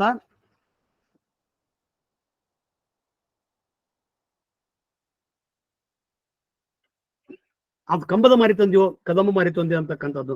ಇತ್ತೀಚಿನ ಹೊಸ ಸಂಪುಟದೊಳಗೂ ಕೂಡ ಗಾಣದ ಕಣ್ಣಪ್ಪ ಬಂದಿದೆ. ಗಾಣದ ಕಣ್ಣಪ್ಪ ಗಾಣಿಗರವಲ್ಲ, ಅದು ಗಾಳದ ಕಣ್ಣಪ್ಪ. ಆತ ಮೀನುಗಾರನಾಗಿದ್ದ. ನಾವು ಕಲಬುರಗಿ ಮಾತಾಡ್ದಾಗ ಅಂದ್ರೆ ಪರಿಷ್ಕರಣೆ ಕೂಡ ಅಷ್ಟೇ ಜವಾಬ್ದಾರಿತವಾದದ್ದು. ಒಂದು ಅನುಸಂಧಾನ, ಸಾಮ್ಯತೆ ಒಳಗಿರ್ಬೇಕು. ಕಲಬುರಗಿ, ನಾನು ಒಬ್ಬ ಔಷಧಿ ವಿಜ್ಞಾನಿ ವಿದ್ಯಾರ್ಥಿ ಮತ್ತು ಪ್ರಾಧ್ಯಾಪಕ ಸಂಶೋಧಕನಾದಾಗ ಅವ್ರ ಮುಂದೆ ಹೇಳಿದ, ಅರಮನೆಯ ಹಂಗಿನ ಕೂಳಾದ್ರು ತಂದು ಪ್ರಸಾದವ ಮಾಡಬಾರದು. ಸರಿದು ಅರಮನೆಯ ಹಂಗಿನ ಕೂಳಲ್ಲ, ಆರಮನೆ ಇರ್ಬೋದು ನೋಡ್ರಿ. ನೀ ಏನ್ ದೊಡ್ಡ ಚೆನ್ನ ಅವ್ರ ಪ್ರೀತಿಯಿಂದ. ನನಗದು ಖುಷಿ. ಕಲಬುರಗಿ ಸರ್ ಬೈದಾರ ಅಂದ್ರೆ ನಮ್ಗೆ ಖುಷಿ. ಎಂದು ನಮ್ಗ ಅವ್ರ ಪ್ರೀತಿ ವ್ಯಕ್ತ ಮಾಡೋದು ರೀತಿನ ಹಂಗ. ಅವರು ಕೂಡ ಕಲಬುರಗಿ ಅವ್ರು ನಮ್ಗೆ ಇವತ್ತು ಇರ್ಬೇಕಿತ್ತು ಅನ್ಸುತ್ತೆ. ಇಷ್ಟೆಲ್ಲಗಳ ಮಧ್ಯೆ ಕಲಬುರಗಿ ಸರ್ ಇವತ್ತು ಇರ್ಬೇಕಾಗಿತ್ತು ಅಂತಕ್ಕಂಥ ನೋವು ನನಗೈತಿ. ಅದನ್ನ ಅರಮನೆ ಒಂದು ವಾರ ಆದ್ಮೇಲೆ ಫೋನ್ ಮಾಡಿದ್ರು, ಪಟ್ಟಣ ನೀ ಹೇಳುದು ಖರೆ, ಅರಮನೆ ಅಲ್ಲ, ಆರಮನೆಯ ಹಂಗಿನ ಕೂಡ ಅವರು ತಂದು ನಮ್ಮ ಪ್ರಸಾದವ ಮಾಡಬಾರ್ದು, ಇನ್ನೊಬ್ಬರ ಮನೆಯನ್ನು ಅಡಿಗೆ ತಂದು ನಮ್ಮ ಜಂಗಮ ಪ್ರಸಾದ ಮಾಡಬಾರ್ದು. ಇದನ್ನ ಒಪ್ಕೊಂಡಂತ ಕಲಬುರಗಿ ಅವರು ಇದನ್ನ ಒಪ್ಕೊಳ್ಳಿಲ್ಲ. ಆರಂಭವ ಮಾಡುವೆ ಗುರುಪೂಜೆಗೆ ಎಂದು. ನೀ ದಿನ ಒಂದು ಕೇಳ್ಕೊಂತ ನ್ಯಾಯಾಲಯ ಗುರುಪೂಜೆ ಎಂದು ಅನ್ರಿ ಸರ್ ಅಂದ್ರೆ ಇಲ್ಲ, ಗುರುಪೂಜೆಗೆ ಎಂದು ಅಂತ ಹೇಳುದು. ಇನ್ನೂ ಒಂದು ಬದಲಾವಣೆಗಳನ್ನ ಯಾಕೆ ಹೇಳ್ತೀವಿ, ಕೆಲವು ಉದಾಹರಣೆಗಳನ್ನ ಬಹಳಷ್ಟು ಅದಾವ. ತನುವ ಬೇಡಿದರೆ ನೀವೇ, ಮನವ ಬೇಡಿದರೆ ನೀವೇ, ಧನವ ಬೇಡಿದರೆ ನೀವೇ. ಧನವನ್ನ ಬೇಡಿಕೆಯಾಗ್ಲಿ ನೀಡಿಕೆಯಾಗ್ಲಿ ಶರಣರು ಒಪ್ಪಿಲ್ಲ. ಭಿಕ್ಷೆ ಅದು ದಾನವನ್ನ ವಿರೋಧಿಸಿದಂತ ಶರಣರು, ದಾಸೋಹವನ್ನು ಒಪ್ಪಿಕೊಂಡ ಶರಣರು ಧನದ ಬಗ್ಗೆ ಯಾಕೆ ಮಾತಾಡ್ತಾರ? ಎರಡೂ ಭಾವ ಸೂಕ್ಷ್ಮ ಮತ್ತು ಸ್ಥೂಲ ಆದ್ಮೇಲೆ ತನು ಮನ ಭಾವಗಳು, ಧನ ವಸ್ತು, ಇದು ವಸ್ತು, ಇದು ಅವ್ರ್ಯಾಕೆ ಬಿಡ್ತಾರ? ಘನವ ಬೇಡಿದರೆ ನೀವೇ, ಘನತೆ, ಇಂಟಿಗ್ರಿಟಿ, ಅಸ್ಮಿತೆ, ನನ್ನನ್ನೇ ನಾನು ಅಸ್ಮಿತೆ. ನಿಮ್ಮ ಶರಣರ ಸುಳ್ಳು ನುಡಿಯ ಒಂದು ಅರಗಳಿಗಿತ್ತಡೆ ನಿಮ್ಮನ್ನೇ ಇತ್ತೆ ಅಂತಾರಲ್ಲ, ಅದು ಘನ ತತ್ವ, ನಿಲುವು, ಬದ್ಧತೆ. ಅದನ್ನ ಕೇಳಿದ್ರೆ ಕೊಡ್ತೀನಿ ಅಂತಕ್ಕಂಥದ್ದನ್ನು ತೆಗೆದು ತಮ್ಮ ಅನುಕೂಲಕ್ಕಾಗಿ ಧನವ ಬೇಡಿದ್ರೆ ರೊಕ್ಕ ಯಾಕೆ ಬಿಡ್ತಾನ ನಮ್ಮ ಬಸವಣ್ಣ? ಶರಣರು ಯಾಕೆ ಕೇಳ್ತಾರೆ ಹೇಳ್ರಿ? ದುಡ್ಡು ತಿನ್ನೋರು ಇರ್ತಾರಲ್ಲ ಎಲ್ಲರೂ. ಇಂಥ ಒಂದು ಸೂಕ್ಷ್ಮ ವಿಷಯಗಳನ್ನ ತಮ್ಮ ಮುಂದೆ ನಾ ಹೇಳಕ, ಯಾಕಂದ್ರೆ ಇದನ್ನ ನಾನು ಎಷ್ಟೋ ಜನರ ಜೊತೆಗೆ ಚರ್ಚೆ ಮಾಡಿದ್ನಿ. ಆ ನೋವಿನ ಸಂಗತಿ ಆದ್ರೆ ಗ್ರಂಥಸ್ಥ ಅಲ್ಲಲ್ಲಿ ಬಿಡಿಲೇಖನ ಮಾಡಿದ್ವಿ. ಸಣ್ಣ ಪುಟ್ಟ ಪುಸ್ತಕಗಳಾಗ್ಲಿ, ಒಂದು 100-200 ಪುಟ್ಟ ಪುಸ್ತಕ ಮಾಡಿನಿ, ಹಾಕಿವಿ. ಇವು ಎಲ್ಲಿಯವರೆಗೆ ಗ್ರಂಥಸ್ಥವಾಗಿ ದಾಖಲಾಗುವುದಿಲ್ಲೋ, ಅಲ್ಲಿ ಪರಿಷ್ಕರಣೆ ಆಗುದಿಲ್ಲೋ, ಶುದ್ಧೀಕರಣಗೊಳ್ಳುವುದಿಲ್ಲೋ, ಅಲ್ಲಿವರೆಗೆ ಏನ್ ಮಾಡಿದ್ರು ಸಾಧ್ಯ ಇಲ್ಲ. ನನ್ನ ವ್ಯಕ್ತಿಗತ ಅಭಿಮತ. ಒಮ್ಮೆ ಗಟ್ಟಿಯಾಗಿ ನಾವು ಹೇಳ್ಬೇಕಾಗತ್ತೆ, ಸತ್ಯವನ್ನ ಗಟ್ಟಿಯಾಗಿ ಹೇಳ್ಬೇಕಾಗತ್ತೆ. ಹೇಳದಂತ ಸಂದರ್ಭದೊಳಗ ಸುಳ್ಳುಗಳು ಮೆರವಣಿಗೆ ಮಾಡ್ತಾವು, ಮೆರವಣಿಗೆ ಹಾಕವು ಅಂತಕ್ಕಂಥದ್ದು. ಇಲ್ದಿದ್ರ ಈ ಪರಿಷ್ಕರಣೆ ಅಂತಕ್ಕಂಥ ಒಂದು ಜವಾಬ್ದಾರಿ, ಒಂದು ಸಾಮಾಜಿಕ ಜವಾಬ್ದಾರಿ ಅನ್ರಿ, ಒಂದು ನೈತಿಕ ಹೊಣೆಗಾರಿಕೆ ಅನ್ರಿ, ನಮ್ಮ ಕರ್ತವ್ಯಪ್ಪ ನಾವು ಮಾಡ್ಬೇಕು ಅಂತಕ್ಕಂಥದ್ದು ಮರೆತು ಹೋಗ್ರು. ಇಲ್ಲಿ ಚಾಂಡಾಲ ಅಂತಂದ್ರೆ ಏನ್ರಿ? ಗಲಿಗೆರ್ಸವ ಅದನ್ನ ಕೆಲಸ. ಬಸವಣ್ಣ ಅಹಿಂಸೆ ತೆಗೆದುಕೊಡ ಎಲ್ಲ ಚಾಂಡಾಲಗಿತ್ತಿ ಅಂತ ಅನ್ನೋ ಕಾರಣ ನೀಲಲೋಚನೆ ಅಂದಿರ್ಬೋದು, ಮತ್ತೆ ಬೆಂಡೋಲಗಿತ್ತಿ ಅಂತ ಕೆಲವು ಮಂದಿ ಅಂತಾರ. ಚಾಂಡಾಲತನವನ್ನ ಬಸವಣ್ಣ ಪ್ರಮೋಟ್ ಮಾಡವಲ್ಲ. ಅಷ್ಟಾಗಿ ಸಿಟ್ಟು ಬರ್ತೈತ್ರಿ. ಕಿವಿ ಕೈ ಹಾಕಿದ ತೆಗೆದುಕೊಡ, ಯಾಕ ಬಂಧನ ಕೊಟ್ಬಿಡವ. ಆಕಳ ಕದ್ದೊಯ್ ಒಯ್ದಾರ ಅಂತ ಅನ್ಬೇಡ್ರಿ. ಅಲ್ಲಿ ಉಂಡುವ ಸಂಗಯ್ಯ ಇಲ್ಲಿ ಅಂತ ದೊಡ್ಡ ಮನುಷ್ಯ ಈ ಕಿವಿ ಆಗ ಚಾಂಡಾಲಗಿತ್ತಿ ಅಂತ ಹೆಂತಿಗೆ ಅಂತ ಕೆಟ್ಟ ಬೈಗಳನ್ನ, ಅದು ಅಂದ್ರೆ ತಾತ್ವಿಕವಾಗಿನೂ ಹೇಳ್ತೀನಿ, ಸಾಧ್ಯ ಹಿಂಸೆಯನ್ನ ಕೊಲ್ಲತಕ್ಕಂಥ ಕೆಲಸವನ್ನ ಬಸವಣ್ಣ ಹೆಂಗ್ ಹೋಗ್ತಾನ. ಇಂಥ ನೂರಾರು ವಚನಗಳನ್ನ ನಾನು ಇವತ್ತು ಹೇಳ್ತಾ ಇದ್ದೀನಿ. ಅಂದ್ರೆ ನಾವ್ ಯಾಕೆ ಸುಮ್ ಕುಂತೀವಿ ಅಂದ್ರೆ ನಮ್ಮ ಒಳಗ ಉತ್ತರ ಇರ್ಲಿಲ್ಲ. ಹೀಗಾಗಿ ಒಂದು ಸೀರೀಸ್ ಆಫ್ ವಿವಾದಾಸ್ಪದ ಕೃತಿಗಳು ಬಂದು ಅವುಗಳನ್ನ ತಮ್ಮ ಮುಂದಿಟ್ಟು, ಯಾಕಂದ್ರೆ ಸಂವಾದಕ್ಕೆ ಟೈಮ್ ಕೊಡ್ಬೇಕಾಗತಿ. ನಾನು ಬಹಳಷ್ಟು ಟೈಮ್ ತಗೊಳ್ಳಾರ್ದ ಕೆಲವು ಕೃತಿಗಳು ಬಂದು DL ನರಸಿಂಹಾಚಾರ್ಯ 1950 ಸಂದರ್ಭದೊಳಗ ಮೈಸೂರು ವಿಶ್ವವಿದ್ಯಾಲಯದೊಳಗ ಸಿದ್ದರಾಮ ಅಂತಕ್ಕಂಥ ಶೈವ ಶರಣ ಅಲ್ಲ, ಆತ ಜನಿವಾರ ಹಾಕಿದ್ದ, ಆತ ಲಿಂಗ ಕಟ್ಟಿರ್ಲಿಲ್ಲ ಅಂತಕ್ಕಂಥದ್ದು ಹೇಳಿದ್ರು. ಅವಾಗ ಆಲೂರು ವೆಂಕಟರಾಯರು ಅವಾಗ ಜಯ ಕರ್ನಾಟಕ ಪತ್ರಿಕೆ ಒಳಗ ನೌಕರಿ ಕಳ್ಕೊಂಡು, ನಾ ಇದನ್ನ ಹೇಳ್ತೀನಿ, ಕಳ್ಕೊಂಡು ಬಸವಣ್ಣರು ಲಿಂಗಾಯತ ಕಾಲೇಜ್ ಪ್ರಾಧ್ಯಾಪಕರಿದ್ದು 41 ಬಿಟ್ಟು 44ರಿಂದ 51ರವರೆಗೆ 7 ವರ್ಷ ನೌಕರಿ ಇಲ್ಲ ಜಯ ಕರ್ನಾಟಕ ಪತ್ರಿಕೆ ಒಳಗೆ ಜೊತೆಗೆ ಸಹಾಯಕ ಸಂಪಾದಕರಾಗಿರ್ತಾರೆ. ಆಲೂರು ವೆಂಕಟರಾಯ ದೊಡ್ಡ ಕೆಲಸ ಮಾಡಿದ್ರು. ಆಲೂರು ವೆಂಕಟರಾಯ ಇರ್ಲಿಲ್ಲ ಅಂದ್ರೆ ಬೇಂದ್ರೆ, ರಂಶ್ರೀಮುಗುಳಿ, ಬೆಟಗೇರಿ ಕೃಷ್ಣ ಶರ್ಮಾ ಇವ್ರೇನ್ ದೊಡ್ಡ ದೊಡ್ಡವ್ರದಾರ, ಯಾರೂ ಹಾಕಿದ್ರಲ್ಲ. ಅವ್ರ ಕಾರಣ ಅವರು ಅದಕ್ಕೆ ಉತ್ತರ ಕೊಡ್ತಾರೆ. ಅವಾಗ ಅದನ್ನ DL ನರಸಿಂಹಾಚಾರ್ಯ ಒಪ್ಕೊಂತಾರ. ಅದರ ವಿವಾದ ಒಂದು ಕೃತಿಗಳ ಆಗಿ ದಾಖಲು ಹೋಗ್ಬಿಡ್ತು. 1968ರ ಮುಕ್ತಿಕಂಠಾಭರಣ ಬಹುಶಃ ಎಲ್ಲ ಪ್ರಕ್ಷಿಪ್ತ ವಚನಗಳನ್ನೇ ಆಯ್ಕೆ ಮಾಡಿಕೊಂಡು ಬರೆದಂತ ಮುಕ್ತಿಕಂಠಾಭರಣ. ಜಂಗಮನ ಕೋಲಾಟಕ್ಕೆ ಭಕ್ತ ಸೈರಿಸುವಂತಿರಬೇಕು. ಅದಕ್ಕೆ ಪರಿಪಾಠ ಹೆಂಗ್ ಕೊಡ್ತಾರಂತಂದ್ರೆ, ಒಬ್ಬ ದೇವರು ಜಂಗಮ ಬಂದು, ಅಂದ್ರೆ ಜಂಗಮ ಅಂತಕ್ಕಂಥದ್ದು ವ್ಯವಸ್ಥೆ, ಜಂಗಮ ಯಾರೂ ಆಗ್ಬೇಕಂತಕ್ಕಂಥದ್ದು ಇರ್ಲಿಲ್ಲ. ಯಾಕಂದ್ರೆ ಅದು ಯಾಕೆ ಬರೆದ್ರು ಏನೋ ಗೊತ್ತಿಲ್ಲ. R C Math was very progressive, ಬಹಳ ಪ್ರೋಗ್ರೆಸಿವ್ ಇದ್ರು, ಲಿಂಗ್ವಿಸ್ಟಿಕ್ ಬಹಳ ಚೆನ್ನಾರಿದ್ರು. ಇವತ್ತು ಕಲಬುರಗಿ ಅವರನ್ನ ಆರ್ ಸಿ ಮಠ ಕಲಬುರಗಿ ನೋಡ್ತಕ್ಕಂಥ ಕಾಲಘಟ್ಟ ಅದು. ಒಬ್ಬ ಜಂಗಮ ಬಂದು ಭಕ್ತನ ಹೆಂಡತಿ ಜೊತೆ ನೇರವಾಗಿ ಸಂಬಂಧ ಮಾಡಿದ್ರೆ ನೋಡಿ ಸುಮ್ಮಿರ್ಬೇಕಂತ. ಇದನ್ನ ಬಸವಣ್ಣ ಹೆಂಗ್ ಬರೀತಾನ? ಇದನ್ನ ಆತ್ಮಾವಲೋಕನ ಮಾಡ್ಕೊಂಡ್ರಿ. ಕೇವಲ ನಾವು ಉಪನ್ಯಾಸಕ್ಕೆ ನಾವಿವತ್ತು ಸುಮ್ಮನೆ ಒಂದು ಒದರ್ತೀವಿ ಲೋಕಲ್, ನಮ್ ಡ್ಯೂಟಿ ಅಂತಲ್ಲ. We are not getting rid of our, ನಮ್ದು ಏನ್ ಮುಗಿತಪ್ಪ, ನಮ್ ಕೆಲಸ ಮುಗಿದ ಭಾಷಣ ಅಂತಲ್ಲ. ನಿರಂತರವಾಗಿ ಕೊರಗಬೇಕು, ಒಳಗೆ ಹೋಗ್ಬೇಕು, ನಮ್ಮ ಮನಸ್ಸಿನೊಳಗೆ ಹೋಗ್ಬೇಕು, ನಾವು ಮಾಡ್ಬೇಕು ಬದಲಾವಣೆ ಅಂತಕ್ಕಂಥದ್ದು. ಆಮೇಲೆ 1960ರೊಳಗ ಮಾಸ್ತಿ ವೆಂಕಟೇಶ್ ಅವರು ಬಿಜ್ಜಾಣ ವಿಜಯ ಪುರಾಣ ಅಂತಕ್ಕಂಥ ಒಂದು ಪುಸ್ತಕ ಬರೀತಾರೆ. ಅದರ ನೇರವಾಗಿ ಮೊಲ್ಲಿ ಬೊಮ್ಮಿ ದೇವರು ಬಸವಣ್ಣನ ಸಂಕುಲದವಾಗಿದ್ದವರು ಅವರೇ ಹೋಗಿ ಬಸವಣ್ಣನ ಅನತಿಯಂತೆ ಬಿಜ್ಜಣ್ಣ ಕೊಲೆ ಮಾಡಿದ್ರು ಅಂತಕ್ಕಂಥದ್ದು ಬರೆದ್ರು. ಯಾರು ಎಲ್ಲಿ ಕೆಡ್ಸ್ಕೊಳ್ಳಿಲ್ಲ, ತುಂಬಿಟ್ಟು ನಾವು. ಅದಕ್ಕೆ ಆಗಿನ ಕಾಲದೊಳಗ ಈಗ ಅವ್ರು ಯಾಕೆ ಸುಮ್ ಕುಂತ್ರು ನನಗೆ ಗೊತ್ತಾಗ್ಲಿಲ್ಲ. ಇವು ವಿವಾದಾಸ್ಪದ ಕೃತಿಗಳಾಗಿ ಹಂಗ ಉಳಿದ್ಬಿಟ್ಟು ಬಿಜ್ಜಣ್ಣ ವಿಜಯ ಪುರಾಣ ಅಂತಕ್ಕಂಥದ್ದು. ಹಿಂಗಾಗಿ ಮುಂದೆ ಬಂದಂತ ಪ್ರಭುಶಂಕರ್ ಬಹಳ ದೊಡ್ಡ ಸಂಶೋಧಕರು. ನಮ್ಮ ಕುವೆಂಪುನ ಮಾನಸ ಪುತ್ರ ಅಂತಾರ GS ಶಿವರುದ್ರಪ್ಪ ಮತ್ತು ಡಾಕ್ಟರ್ ಪ್ರಭುಶಂಕರ್. ಅವ್ರು ಬೆರಗುವಂತಕ್ಕಂಥ ಕೃತಿಯೊಳಗ ಎಷ್ಟು ಕೆಟ್ಟು ಬರೆದ್ರ. ಸಣ್ಣ ಪುಸ್ತಕ ಅದು. ಅನುಭವ ಮಂಟಪಕ್ಕೆ ಜನರು ಆಸಕ್ತರಾಗಿ ಬರ್ತಿದ್ರು. ಕಾರಣ ಅಲ್ಲಿ ಹಲವಾರು ವಿಷಯರು ಬರ್ತಿದ್ರು. ಅವರ ತೊಡೆ ಕುಚ ಕುಂಭಗಳನ್ನ ನೋಡ್ಲಿಕ್ಕೆ ಇದೇ ಭಾಷೆಗಳನ್ನು ಬಳಸ್ಯಾರ. ಇದೇ ಭಾಷೆ ನಾನು ಬಹಳ ನೋವು ಹಾಕಿತ್ತು, ಬಹಳ ನಿಜವಾಗಿ ನೋವು ಹಾಕಿತ್ತು ನನಗ. ಆ ಆಕರ್ಷಣೆಯಿಂದ ಅನುಭವ ಮಂಟಪಕ್ಕೆ ಬರ್ತಿದ್ರು ಅಂತಕ್ಕಂಥ ಡಾಕ್ಟರ್ ಪ್ರಭುಶಂಕರ್ ಅಂತ ಅವ್ರು ಬರೀತಾರ. ಯಾರೂ ಧ್ವನಿ ಎತ್ತಲಿಲ್ಲ. ಮುಂದ ಇದು ನಾ ಹೇಳ್ಬೇಕಂದ್ರೆ ನಾನೇ ಬಿಜ್ಜಾಳ ಅಂತಕ್ಕಂಥ ಒಂದು ಅತ್ಯಂತ ತಮ್ಮ ವೈದಿಕ ಮನಸ್ಸವನ್ನ ಸಂಭ್ರಮಿಸ್ತಕ್ಕಂಥ ಜಡಭರ್ತರ ಪುಸ್ತಕ ಅದು, ನಾನೇ ಬಿಜ್ಜಾಳ ಅಂತಕ್ಕಂಥ. ಒಬ್ಬ ತಲೆ ಕೆಟ್ಟ ಹೆಣ್ಮಗಳು ಅಕ್ಕಮಾದೇವಿಯಾಗಿ ಭಿಕ್ಷೆ ಬಿಡ್ತಿರ್ತಾರೆ ಬಸ್ ಸ್ಟ್ಯಾಂಡ್ನಾಗ. ಹಂಗ ಒಂದು ಬಸ್ನೊಳಗೆ ನಾನೇ ಬಿಜ್ಜಾಳ ಅಂತ ಕೊಂಡು ಹೋದು ಒಂದು ಪ್ರಲೋಪಕ್ಕೆ ಒಳಗಾಗಿ, ಪ್ರಲೋಪಕ್ಕೆ ಒಳಗಾಗಿ ಉನ್ಮಾದೊಳಗೆ ನಾವು ಬಿಜ್ಜಳ ಅಂತಕೊಂಡು ಬಸ್ ಸ್ಟ್ಯಾಂಡ್ನಾಗ ಬಸ್ನೊಳಗೆ ಹೇಳ್ಕೊಡ್ತಕ್ಕಂಥ ಒಂದು ಸಂದರ್ಭ. ಅದು ಈ ಸಂಭ್ರಮವನ್ನ, ಈ ವಿರೂಪದ ಭಾವನೆಗಳನ್ನು ವ್ಯಕ್ತಪಡಿಸಿ ಸನಾತನಿಗಳ ಸಂಭ್ರಮಿಸ್ತಕ್ಕಂಥ ರೀತಿಯನ್ನು ನಾವು ಪ್ರತಿಭಟಿಸಲಿಲ್ಲ, ಪ್ರಶ್ನೆ ಮಾಡಲಿಲ್ಲ. ಆಮೇಲೆ ಬಂದಂತ ಆನುದೇವ ಹೊರಗಣವು, ಅದು ಉದ್ದೇಶ ಒಳ್ಳೇದಾಗಿತ್ತು. ಆನುದೇವನ ಗಂಜಗರ ಜಯಪ್ರಕಾಶ್ ಅದರ ಇತಿಹಾಸಕ್ಕೆ, ಚರಿತ್ರೆಗೆ ವಿರುದ್ಧವಾಗಿತ್ತು, ಸತ್ಯಕ್ಕೆ ದೂರವಾಗಿತ್ತು. ಆನುದೇವ ಹೊರಗಣ ಅವ್ರಿಗೆ ಏನ್ ಹೇಳ್ಬೇಕು, ಇವತ್ತು ಮೋರ್ ಸೆಕ್ಯುಲರ್. ಅದು ಬಸವಣ್ಣ ಹೇಳ್ತಾನೆ ಜಾತಿ ರಹಿತ.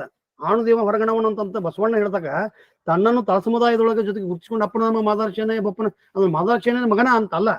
he wanted to equate himself to the suppressed class people of those time. ಅದು ಕೂಡ ಬಂತು.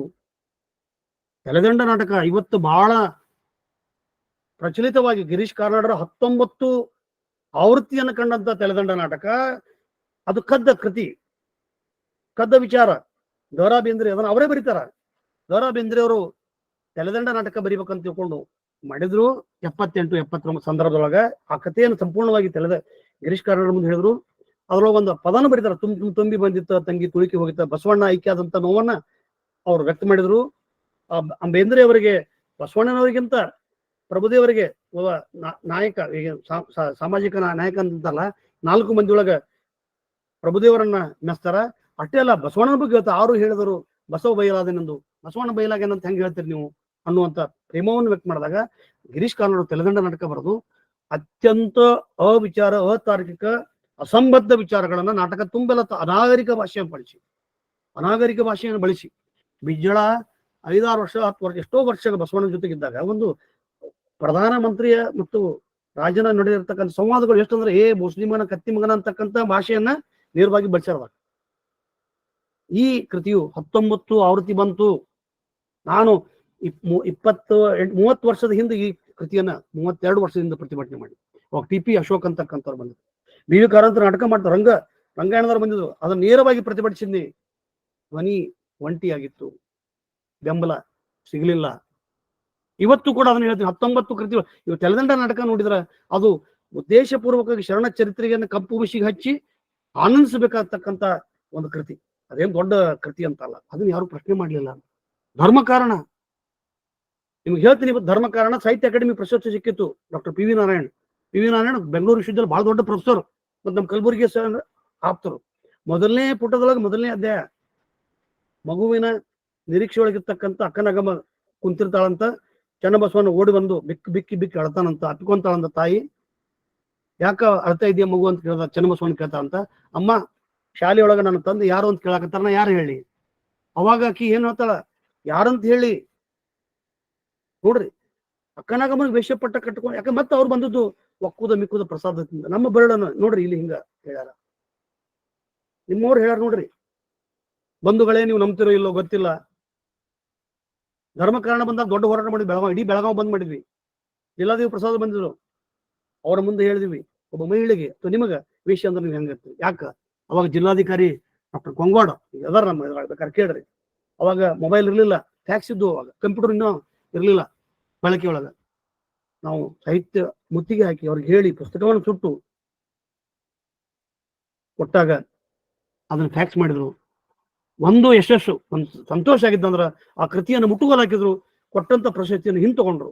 ನಾನಿವತ್ತು ಪಿ ವಿ ನಾರಾಯಣರ ಪಂಡಿತದ ಬಗ್ಗೆ ನಾನು 2 ಮಾತಾಗಿಲ್ಲ. ಅವ್ರ ಕನ್ನಡ ಸಾಹಿತ್ಯ ಸಂಸ್ಕೃತಿ ಬೇರೆ, ವಚನ ಸಾಹಿತ್ಯ ಎಡವ್ಯಾರ ಹೇಳ್ತೀನಿ. ಕರ್ನಾಟಕದ ಬಗ್ಗೆ ನಾನು ಹೇಳಕ್ ಹೋಗಲ್ಲ, ಅದು ಬೇರೆ ವಿಷಯ. ಅವ್ರು ಮಾತಾಡ್ಕೊಳ್ಳಿ. ನಾನು ಯಾಕೆ ಪ್ರಶ್ನೆ ಮಾಡ್ಲಿಲ್ಲ ಈ ವಿಚಾರವನ್ನ ನಾನು ಇವತ್ತ ಹೇಳಿರ್ಲಿಲ್ಲ ಅಂದ್ರೆ, ಇವತ್ತು ಕಂಬಾರರು ಕೂಡ, ಚಂದ್ರಶೇಖರ್ ಕಂಬಾರರು ಕೂಡ ಶಿವರಾತ್ರಿ ನಾಟಕದೊಳಗ ವಿಷಯಲಂಪುಟ ಇದ್ದ. ಯಾರು ನೋಡ್ಯಾರ? ಬಿಜ್ಜಳ ವಿಷಯಲಂಪುಟ ಇದ್ದ. 2 ಸಲ 3 ಸಲ ಬಸವಣ್ಣ ಹೋಗಿ ಸಲ ಕಾಯ್ತಿರ್ತಾನೆ ಬಿಜ್ಜಳ ಸಲುವಾಗಿ. ರಾಜೀನಾಮೆ ಕೊಟ್ಟು ಹೋದಿರ್ತೈತಿ ಪ್ರಸಂಗ. ಎಂತ ಒಂದು ಪ್ರಸಂಗ, ಪುರಾಣ ಇರ್ಲಿ ನಾಟಕ ಇರ್ಲಿ, ತನ್ನದೇ ಚರಿತ್ರೆಗೆ ಮೂಲಕವಾಗಿರ್ಬೇಕು ಅದು. ಅದೇ ರೀತಿ ಮಹಾಚೈತ್ರ, ಎಚ್ ಎಸ್ ಶಿವಪ್ರಕಾಶ್, ನಾವೆಲ್ಲವೂ ಕೂಡ ಒಂದು ಸಂಕುಚಿತ ಮನೋಭಾವನೆ ನೋಡತಕ್ಕಂಥದ್ದಲ್ಲ. ಅದರೊಳಗೂ ಕೂಡ ಕೆಲವು ಪದವಿಷಯೊಳಗೆ ಬಂದು ವಿವಾದಾಸ್ಪದ ಕೃತಿಗಳದು, ಸಣ್ಣ ಪುಟ್ಟ ನಮ್ಗೆ ಈಗ ವಚನ ದರ್ಶನ ಬಂತು, ಅವ್ರಿಗೆಲ್ಲರಿಗೂ ಗೊತ್ತೈತಿ. ಇವತ್ತು ಸಂದರ್ಭ ಹಿಂಗೈತಲ್ಲ, ಎಲ್ಲರಿಗೂ ಕೂಡ everybody knows that they are doing wrong, since no one is there to rebel at them. Revolt ಆಗಂಗಿಲ್ಲ ಅವ್ರ ಜೊತೆಗೆ. ಇವತ್ತು ಎತ್ಕಲ್ ಹೋಗೋದು ನೋಡ್ತಾರ, ಸುಮ್ ಕೊಡ್ತೀವಿ. ಒಂದ್ 2 ದಿವಸ ಮುಂಚೆ ಹಂಗೆ ಟಿವಿಯಾಗ ಪೇಪರ್ನಾಗ ಅಲ್ಲಿ ಬರ್ದು ಕುಂತ್ ಬಿಡ್ತೀವಿ, ಮುಗೀತು. ನಮ್ದು ಇಷ್ಟ. ಆಮೇಲೆ ಮಾತಾಜಿಯವರು ಲಿಂಗ ದೇವನ ಲೀಲಾ ವಿಲಾಸ ಅಂಕಿತನ ತಿದ್ದಿ ಬಿಟ್ರು. ಮಾತಾಜಿ ಮನಸ್ಸು ಮಾಡಿದ್ರೆ ಇಡೀ ಭಾರತಕ್ಕೆ ಒಂದು ಒಳ್ಳೆಯ ಗಟ್ಟಿಮುಟ್ಟಾದ ಸಂದೇಶವನ್ನ, ಲಿಂಗಾಯತ ತತ್ವ ಸಂದೇಶವನ್ನು ಕೊಡಬಹುದಾಗಿತ್ತು, ಕೊಡ್ಲಿಲ್ಲ. ಯಾಕನ್ನೋದು ನನ್ಗೆ ಇನ್ನೂ ಗೊತ್ತಾಗ್ಲಿಲ್ಲ. ಅವ್ರ ಜೊತೆಗೆ ನೇರವಾಗಿ ನಾನು ಕಲಬುರಗಿ ಅವ್ರ ಕೊನೆಗೆ ಹೇಳಿದ್ರಪ್ಪ, ಅವರ ಸಾಯು 2 ತಿಂಗಳ ಮುಂಚೆ, ಫೆಬ್ರವರಿಗೆ ಹೇಳಿದ್ರು, ಮುಂದೆ ಮೇದೊಳಗೆ ಜೂನ್ ಆಗಸ್ಟ್ದಾಗ ಆಯ್ತು, 5-6 ತಿಂಗಳ ಮುಂಚೆ ಪಟ್ಟಣ ಅವ್ರ ಕರಿ, ಅವ್ರ ಲಿಂಗದೇವನ ತಕೊಂಡ್ ಅವರು ಎನ್.ಜಿ. ಮಾದೇವಪ್ಪ, ವೀರಣ್ಣರಾಜರು, ನಾನು ಮತ್ತ ಅರಳಿ ನಾಗರಾಜು ಇವರೆಲ್ಲರೂ ಕುಡ್ಕೊಂಡು ನನ್ನ ಮುಖಾಂತರ ಸಂಪರ್ಕ ಇದ್ವಿ. ಹೊಸಗೌಡ್ರು ಅಂತಕ್ಕಂಥವ್ರು ಇವತ್ತು ಈಗೂ ಅದಾರ, ಹೊಸಗೌಡ್ರು ಅಂತ ತಿಳ್ಕೊಂಡು ಹುಬ್ಬಳ್ಳಿ ಅದಾರ, ರಾಷ್ಟ್ರೀಯ ಬಸವ. ಸಾಕಷ್ಟು ಪ್ರಯತ್ನ ಮಾಡಿದ್ವಿ. ಅದ್ರ ಮಾತಾಜಿಯವ್ರ ಪಾಪ ಜನ ತಪ್ಪಿಸ್ಬಿಟ್ಟಿದ್ರು, ದಾರಿ ತಪ್ಪಿಸಿದ್ರು. ಒಳ್ಳೆದಾವ್ ನಾನು ಹಿಂಗ ದೇವ ಅದ್ ಆಮೇಲೆ ನಾನು ನೋಡ್ಕೊಂತೀನಿ ಅಂತ. ಹಿಂಗಾಗಿ ಸಮಯ ಮುಗಿತಾ ಬಂತು. ಇದು ಸಾಕಷ್ಟು ಜನ ವಾಸವಾಚಾರ್ಯ ಬೆಡಗೇರ್ ಅಂತಕ್ಕಂಥವ್ರು, ಚಂದ್ರಕಾಂತ್ ಬಿದ್ದರಿಗೆ ಅಂತವ್ರು, ಬಸವಣ್ಣ ಕುರುಬ ಅಂತಕೊಂಡು ಚಂದ್ರಕಾಂತ್ ಬಿದ್ದರಿಗೆ ಬರೋದು ವಾಸವಾಚಾರ್ಯ ಅವ ಕಮ್ಮಿ ಕುಲದವರು, ಅವರು ವಿಶ್ವಕರ್ಮರು ಅಂತಕೊಂಡು ಅವ್ರು ಬರೀತಾರ. ಇನ್ನೂ ಒಂದು ಅತ್ಯಂತ ನೋವಿನ ಮತ್ತು ಸತ್ಯ ಸಂಗತಿ ಅಂದ್ರೆ ಮಾರ್ಗದೊಳಗ ಜಾತಭೇದ ಮುನಿ ಇಲ್ಲ, ಬಸವಣ್ಣ ಗುರುಬಿಲ್ಲದ ಗುಡ್ಡ ಅಂತ ತಿಳ್ಕೊಂಡು ತಮ್ಮ ಪ್ರಸ್ತಾವನೆಯೊಳಗ ಬರದಂತ ಕಲಬುರ್ಗಿ ಅವರು ತಮ್ಮ ಎಲ್ಲ ಕೃತಿಯೊಳಗ ಸಂಶೋಧನೆ ಮಾಡ್ತಕ್ಕಂಥ ರಾಚಯ್ಯನ ಗದ್ದಿಗಿರಿ ಅದು ಜಾತಭೇದ ಮುನಿ ಅಲ್ಲ, ಈಶಾನ್ಯ ಮೂರ್ತಿ ಅಲ್ಲ, ಸುಳ್ಳು ಅಂತ ತಿಳ್ಕೊಂಡು ಸಂಶೋಧನೆಯೊಳಗ ಪರಿಣಿತರಾದಂಥ ಡಾಕ್ಟರ್ ಎಂ ಎಂ ಕಲಬುರ್ಗಿ ಅವರು 93-94 ಕೆಟ್ಟಿತ್ತು ಕಲ್ಯಾಣ ಅಂತಕ್ಕಂಥ ನಾಟಕದೊಳಗ ಜಾತಭೇದ ಮುನಿಯನ್ನ ಪಾತ್ರವನ್ನಾಗಿ ಹುಟ್ಟಿಸಿ ಹಾಕಿದ್ರು. ಇಲ್ಲಿ ಕೇವಲ ಅವ್ರ ನಾಟಕರನ್ನಾಗಿದ್ರೆ ನಾವು ಅವ್ರನ್ನ ದೂಷಿಸಬಹುದಾಯ್ತು ಕರ್ನಾಟಕನಾಗ ಅದು ಬೇರೆ ಬೇರೆ ನಾಟಕರಾಗಿ. ಆದ್ರೆ ಅವರೊಬ್ಬರು ಸಂಶೋಧಕರು ಇದ್ದ ಕೂಡ ಚರಿತ್ರೆಗೆ ಮೂಲಕವಾಗಿ ನೋಡಿ ನಿಮ್ ಕಲಬುರ್ಗಿ ಅವರು ಬರ್ದಾರ ಅಂತಕೊಂಡು ನಮ್ಮ ಬೆರಳ ನಮ್ಮ ಕಣ್ಣಾಗ ಚುಚ್ಚುವಂತ ಕೆಲಸ ಮತ್ತೆ ಮಾಡ್ತಾರೆ. ಅದಕ್ಕೆ ವಚನಾಧ್ಯಯನ ವೇದಿಕೆ ಮತ್ತು ಬಸವಾದಿ ಶರಣರ ಚಿಂತನ ಕೂಟ ಅಕ್ಕನ ಅರಿವು ಕಳೆದ 4 ವರ್ಷ ನಾವು ಆರಂಭ ಮಾಡಿದಾಗ 3 ಜನ, ನಾನು, 2ನೇದವ್ರು ಅಂದ್ರೆ ರುದ್ರಮೂರ್ತಿ, 3ನೇದವ್ರ ಅವ್ರ ಮಗಳು, 10 ಮಂದಿ 20, 68, 150, 200ವರೆಗೆ ಹೋದಂಥದ್ದು. ಒಂದು ರಾಜಣ್ಣ, ನಾನಮ್ಮ, ಸಾಕಷ್ಟು ಜನ ಬಂದ್ರೆ ಸುಧಾ, ನಮ್ಮ ಶಾರದಾ ಮೇಡಮು, ಸರಸ್ವತಿ ಮೇಡಮು, ಗೌರಮ್ಮಕ್ಕ, ಎಲ್ಲರೂ ಒಬ್ಬರನ್ನೆಲ್ಲ ಎಲ್ಲರನ್ನೂ ನೆನೆಸಕ್ಕಾಗಂಗಿಲ್ಲ. ಎಲ್ಲರೂ ಕೂಡ ಕೈ ಜೋಡಿಸ್ಯಾರ. ಆದ್ರೆ ಕೊನೆಗೆ ಇನ್ನೂ ವೀಣಾ ಎಲಿಗಾರ್ ಮೇಡಮ್ ಆಗಲಿ ನಮಗ ವಿನಂತಿಯಾಗಿ ನಾನು ಕೈ ಜೋಡಿಸಿ ಅಂತಂದ್ರೆ ವಚನ ಪರಿಷ್ಕರಣೆ ಆಗದಿದ್ದರೆ ಎಲ್ಲ ನಾನು ಈ ಹೇಳಿದ್ದು ಜಸ್ಟ್ ಪ್ರಿಫೇಸ್ ಅಂತಾರಲ್ಲ, ಒಂದು ಸಣ್ಣ ಪ್ರಮಾಣದ ನನ್ನ ಸಂದೇಹಗಳನ್ನ ನಾನು ತಮ್ಮ ಮುಂದೆ ಇಟ್ಟಿನಿ. ಕಾರಣ ನಾವೆಲ್ಲರೂ ಕೂಡ ಮಾಡ್ತಕ್ಕಂಥ ಒಂದು ಸಾಮಾಜಿಕ ನೈತಿಕ ಜವಾಬ್ದಾರಿಯನ್ನ ನಾವು ಸಾಧ್ಯವಿದ್ದಷ್ಟು ಮಾಡೋಣ. ನಾವು ಪರಿಪೂರ್ಣ ಅಂತಲ್ಲ, ಸಾಧ್ಯ ಇದ್ದಷ್ಟು ಮಾಡೋಣ ಅಂತ ಹೇಳ್ತಾ ನನಗೆ ಅವಕಾಶ ಮಾಡಿಕೊಟ್ಟ ತಮ್ಮೆಲ್ಲರಿಗೆ ಭಕ್ತಿಪೂರ್ವಕ ಶರಣ. ಧನ್ಯವಾದ ಸರ್, ಶರಣಾರ್ಥಿ.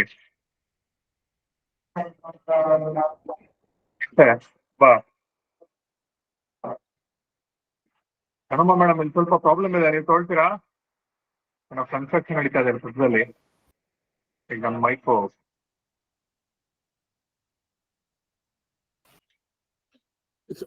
ದಾನಮ್ಮ ಸಂವಾದ ತೋರಿ.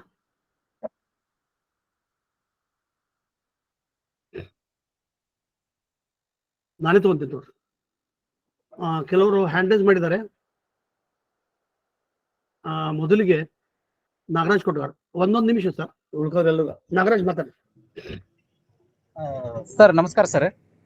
ಅದೇ ನಾವು ಈಗ ಕಲ್ತಿರುವಂತ ಒಂದು ನಮ್ಮ ಸಮಾಜಶಾಸ್ತ್ರೀಯ ಸಾಹಿತ್ಯದ ಮೂಲಕ ಈ ಚಾಂಡಾಳ ಅನ್ನೋ ಪದದ ಅರ್ಥ ನೋಡ್ಕೊಂಡಾಗ ಸರ್, ಈಗ ಕೆಳವರ್ಗದ ಪುರುಷ ಮೇಲ್ವರ್ಗದ ಸ್ತ್ರೀಯನ್ನ ವಿವಾಹವಾಗಿ ಹುಟ್ಟಿದಂತ ಒಂದು ಮಗುವಿಗೆ ಚಾಂಡಾಳರು ಅಂತ ಕರಿತಾ ಇದ್ರು ಅನ್ನುವಂಥದ್ದನ್ನ ನಾವು ಕೇಳ್ಪಟ್ಟಿದ್ವಿ ಸರ್. ಅದಕ್ಕೆ ಇನ್ನೊಂದ್ ಸ್ವಲ್ಪ ಕ್ಲಾರಿಫಿಕೇಶನ್ ಸರ್, 1-2 ಮಾತೊಳಗ ಬೇಕಾಗಿತ್ತು ಸರ್. ಓಕೆ, ಚಂಡಾಲರು ಅಂತಕ್ಕಂಥದ್ದು ಹೇಳಿದ್ನಲ್ಲ, ಚಂಡಾಲ ಕೆಲಸ. ಚಂಡಾಲರು ಅಂತಂದ್ರ ನೇನಿಗೆ ಹಾಕಕ್ಕಂತ ವೃತ್ತಿ.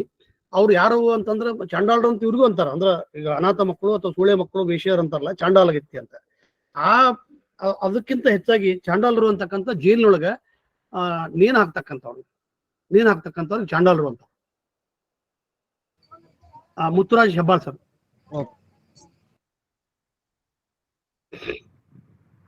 ಸರ್ ನಮಸ್ಕಾರ ಸರ್. ನಮಸ್ಕಾರ, ಮಾತಾಡಿ ಸಾಹೇಬ್ರ. ಬಹಳಷ್ಟು ವಿಚಾರಗಳನ್ನ ತಿಳಿಸ್ಕೊಟ್ಟಿದ್ದೀರಿ ಸರ್, ಹಾಗಾಗಿ ತಮಗೆ ಧನ್ಯವಾದಗಳನ್ನ ಅರ್ಪಿಸ್ತೀನಿ. ನಾನು ಬಹಳಷ್ಟು ಹೊಸ ವಿಚಾರಗಳು ನಮ್ಗೆ ತಿಳಿದು ಬಂದು ಯಾವ ಗೊತ್ತಿರ್ಲಿಲ್ಲ ನಮ್ಗೆ. ಬಸವಣ್ಣವರ ಕುರಿತಾಗಿ ಮತ್ತು ಎಲ್ಲ ಶಿವಶರಣರ ಕುರಿತಾಗಿ ಏನೇನು ಆಯಾ ಕಾಲಘಟ್ಟದಲ್ಲಿ ಏನೇನು ತಪ್ಪು ಕಲ್ಪನೆ ಗ್ರಹಿಕೆಗಳು ಕೃತಿಗಳಲ್ಲಿ ಬಂದಾವ, ಅವುಗಳನ್ನ ಸರಿಪಡಿಸುವುದು ಇಂದಿನ ತುರ್ತು ಅವಶ್ಯ ಅನ್ನತಕ್ಕಂಥ ಮಾತುಗಳನ್ನ ತಾವೇನ್ ಹೇಳಿದ್ದೀರಿ, ಅದಕ್ಕಾಗಿ ತಮ್ಗೆ ಧನ್ಯವಾದಗಳನ್ನ ಅರ್ಪಿಸ್ತೀನಿ ಸರ್. ಧನ್ಯವಾದಗಳು. Doctor Veena Eligar madam. ಎಲ್ಲರಿಗೂ ಶರಣಾರ್ಥಿಗಳು. ಸರ್ ಇಲ್ಲಿವರೆಗೆ ಅದ್ಭುತವಾಗಿ ವಚನ ಸಾಹಿತ್ಯ, ಶರಣರ ಚರಿತ್ರೆಗಳ ಮೇಲೆ ಸಾಕಷ್ಟು ಹೊಸತನವನ್ನ ಬೆಳಕನ್ನ ಚೆಲ್ಲಿದ್ರು ಅಂತ ಹೇಳ್ಬೋದು. ಪ್ರಾರಂಭದಲ್ಲಿ ಸರ್ ಹೇಳಿದ್ರು ನಾನೊಬ್ಬ ಸಾಮಾನ್ಯ ಓದುಗ, ನಾನೇನು ದೊಡ್ಡ ಸಂಶೋಧಕನಲ್ಲ ಅನ್ನುತ್ತಲೇ ಸರ್ ಸಾಕಷ್ಟು ಇಲ್ಲಿವರೆಗೂ ಆಗದಂತ ಅನೇಕ ಸಂಗತಿಗಳ ಮೇಲೆ ಅವರು ಬೆಳಕನ್ನ ಚೆಲ್ಲುವಂತ ಕೆಲಸ ಮಾಡಿದ್ರು. ಅವರ ಪರಿಷ್ಕರಣ ಅಥವಾ ಅವರ ಉಪನ್ಯಾಸದ ಹಿಂದಿರುವ ಮೂಲ ಆಶಯ ಅಂದ್ರೆ ಶರಣರ ಆಶಯಗಳನ್ನ ಅವ್ರು ಅರ್ಥ ಮಾಡ್ಕೊಂಡಿದ್ದು. ಯಾಕಂದ್ರೆ ಇವತ್ತು ನಾವು ಮಾಡ್ಬೇಕಾದ ಕೆಲಸ ಅದಾಗಿದೆ. ಬರೀ ಶಾಸ್ತ್ರೀಯ ಅಧ್ಯಯನ, ಇಲ್ಲಿವರೆಗೂ ನಡೆದದ್ದು ಶಾಸ್ತ್ರೀಯ ಅಧ್ಯಯನ. ಅವ್ರು ಕಲಬುರ್ಗಿಯವರಾಗಿರ್ಬೋದು, ಹಿರೇಮಠ ಆಗಿರ್ಬೋದು, ಯಾರೇ ಮಾಡಿದ್ರು ಕೂಡ ಸಾಹಿತ್ಯದ ಅಧ್ಯಯನ ಶಾಸ್ತ್ರೀಯ ಹಿನ್ನೆಲೆಯಲ್ಲಿ ಮಾಡಿದ್ರು ಅನ್ನೋದನ್ನು ಕೂಡ ಪಟ್ಟಣ್ ಸರ್ ಹೇಳಿದ್ರು. ಈ ಶಾಸ್ತ್ರೀಯ ಅಧ್ಯಯನ ಅದು ಒಂದು ಅಭ್ಯಾಸ, ಮತ್ತೊಂದು ಅಕಾಡೆಮಿಕ್ ಆಯ್ತು. ಆದ್ರೆ ಮೂಲ ಆಶಯವನ್ನ, ಯಾಕಂದ್ರೆ ಮಾನವೀಯ ಕಳಕಳಿ ಹಿನ್ನೆಲೆಯಲ್ಲಿ ನಾವು ಶರಣರನ್ನ ಅಭ್ಯಾಸ ಮಾಡ್ಬೇಕಾಗಿದೆ. ಅವರು ಶಾಸ್ತ್ರಕ್ಕಾಗಿ, ಪಾಂಡಿತ್ಯಕ್ಕಾಗಿ ವಚನವನ್ನ ಬರೆದವರಲ್ಲ, ಅವ್ರ ಬದುಕಿಗಾಗಿ ವಚನವನ್ನ ಬರೆದವರು.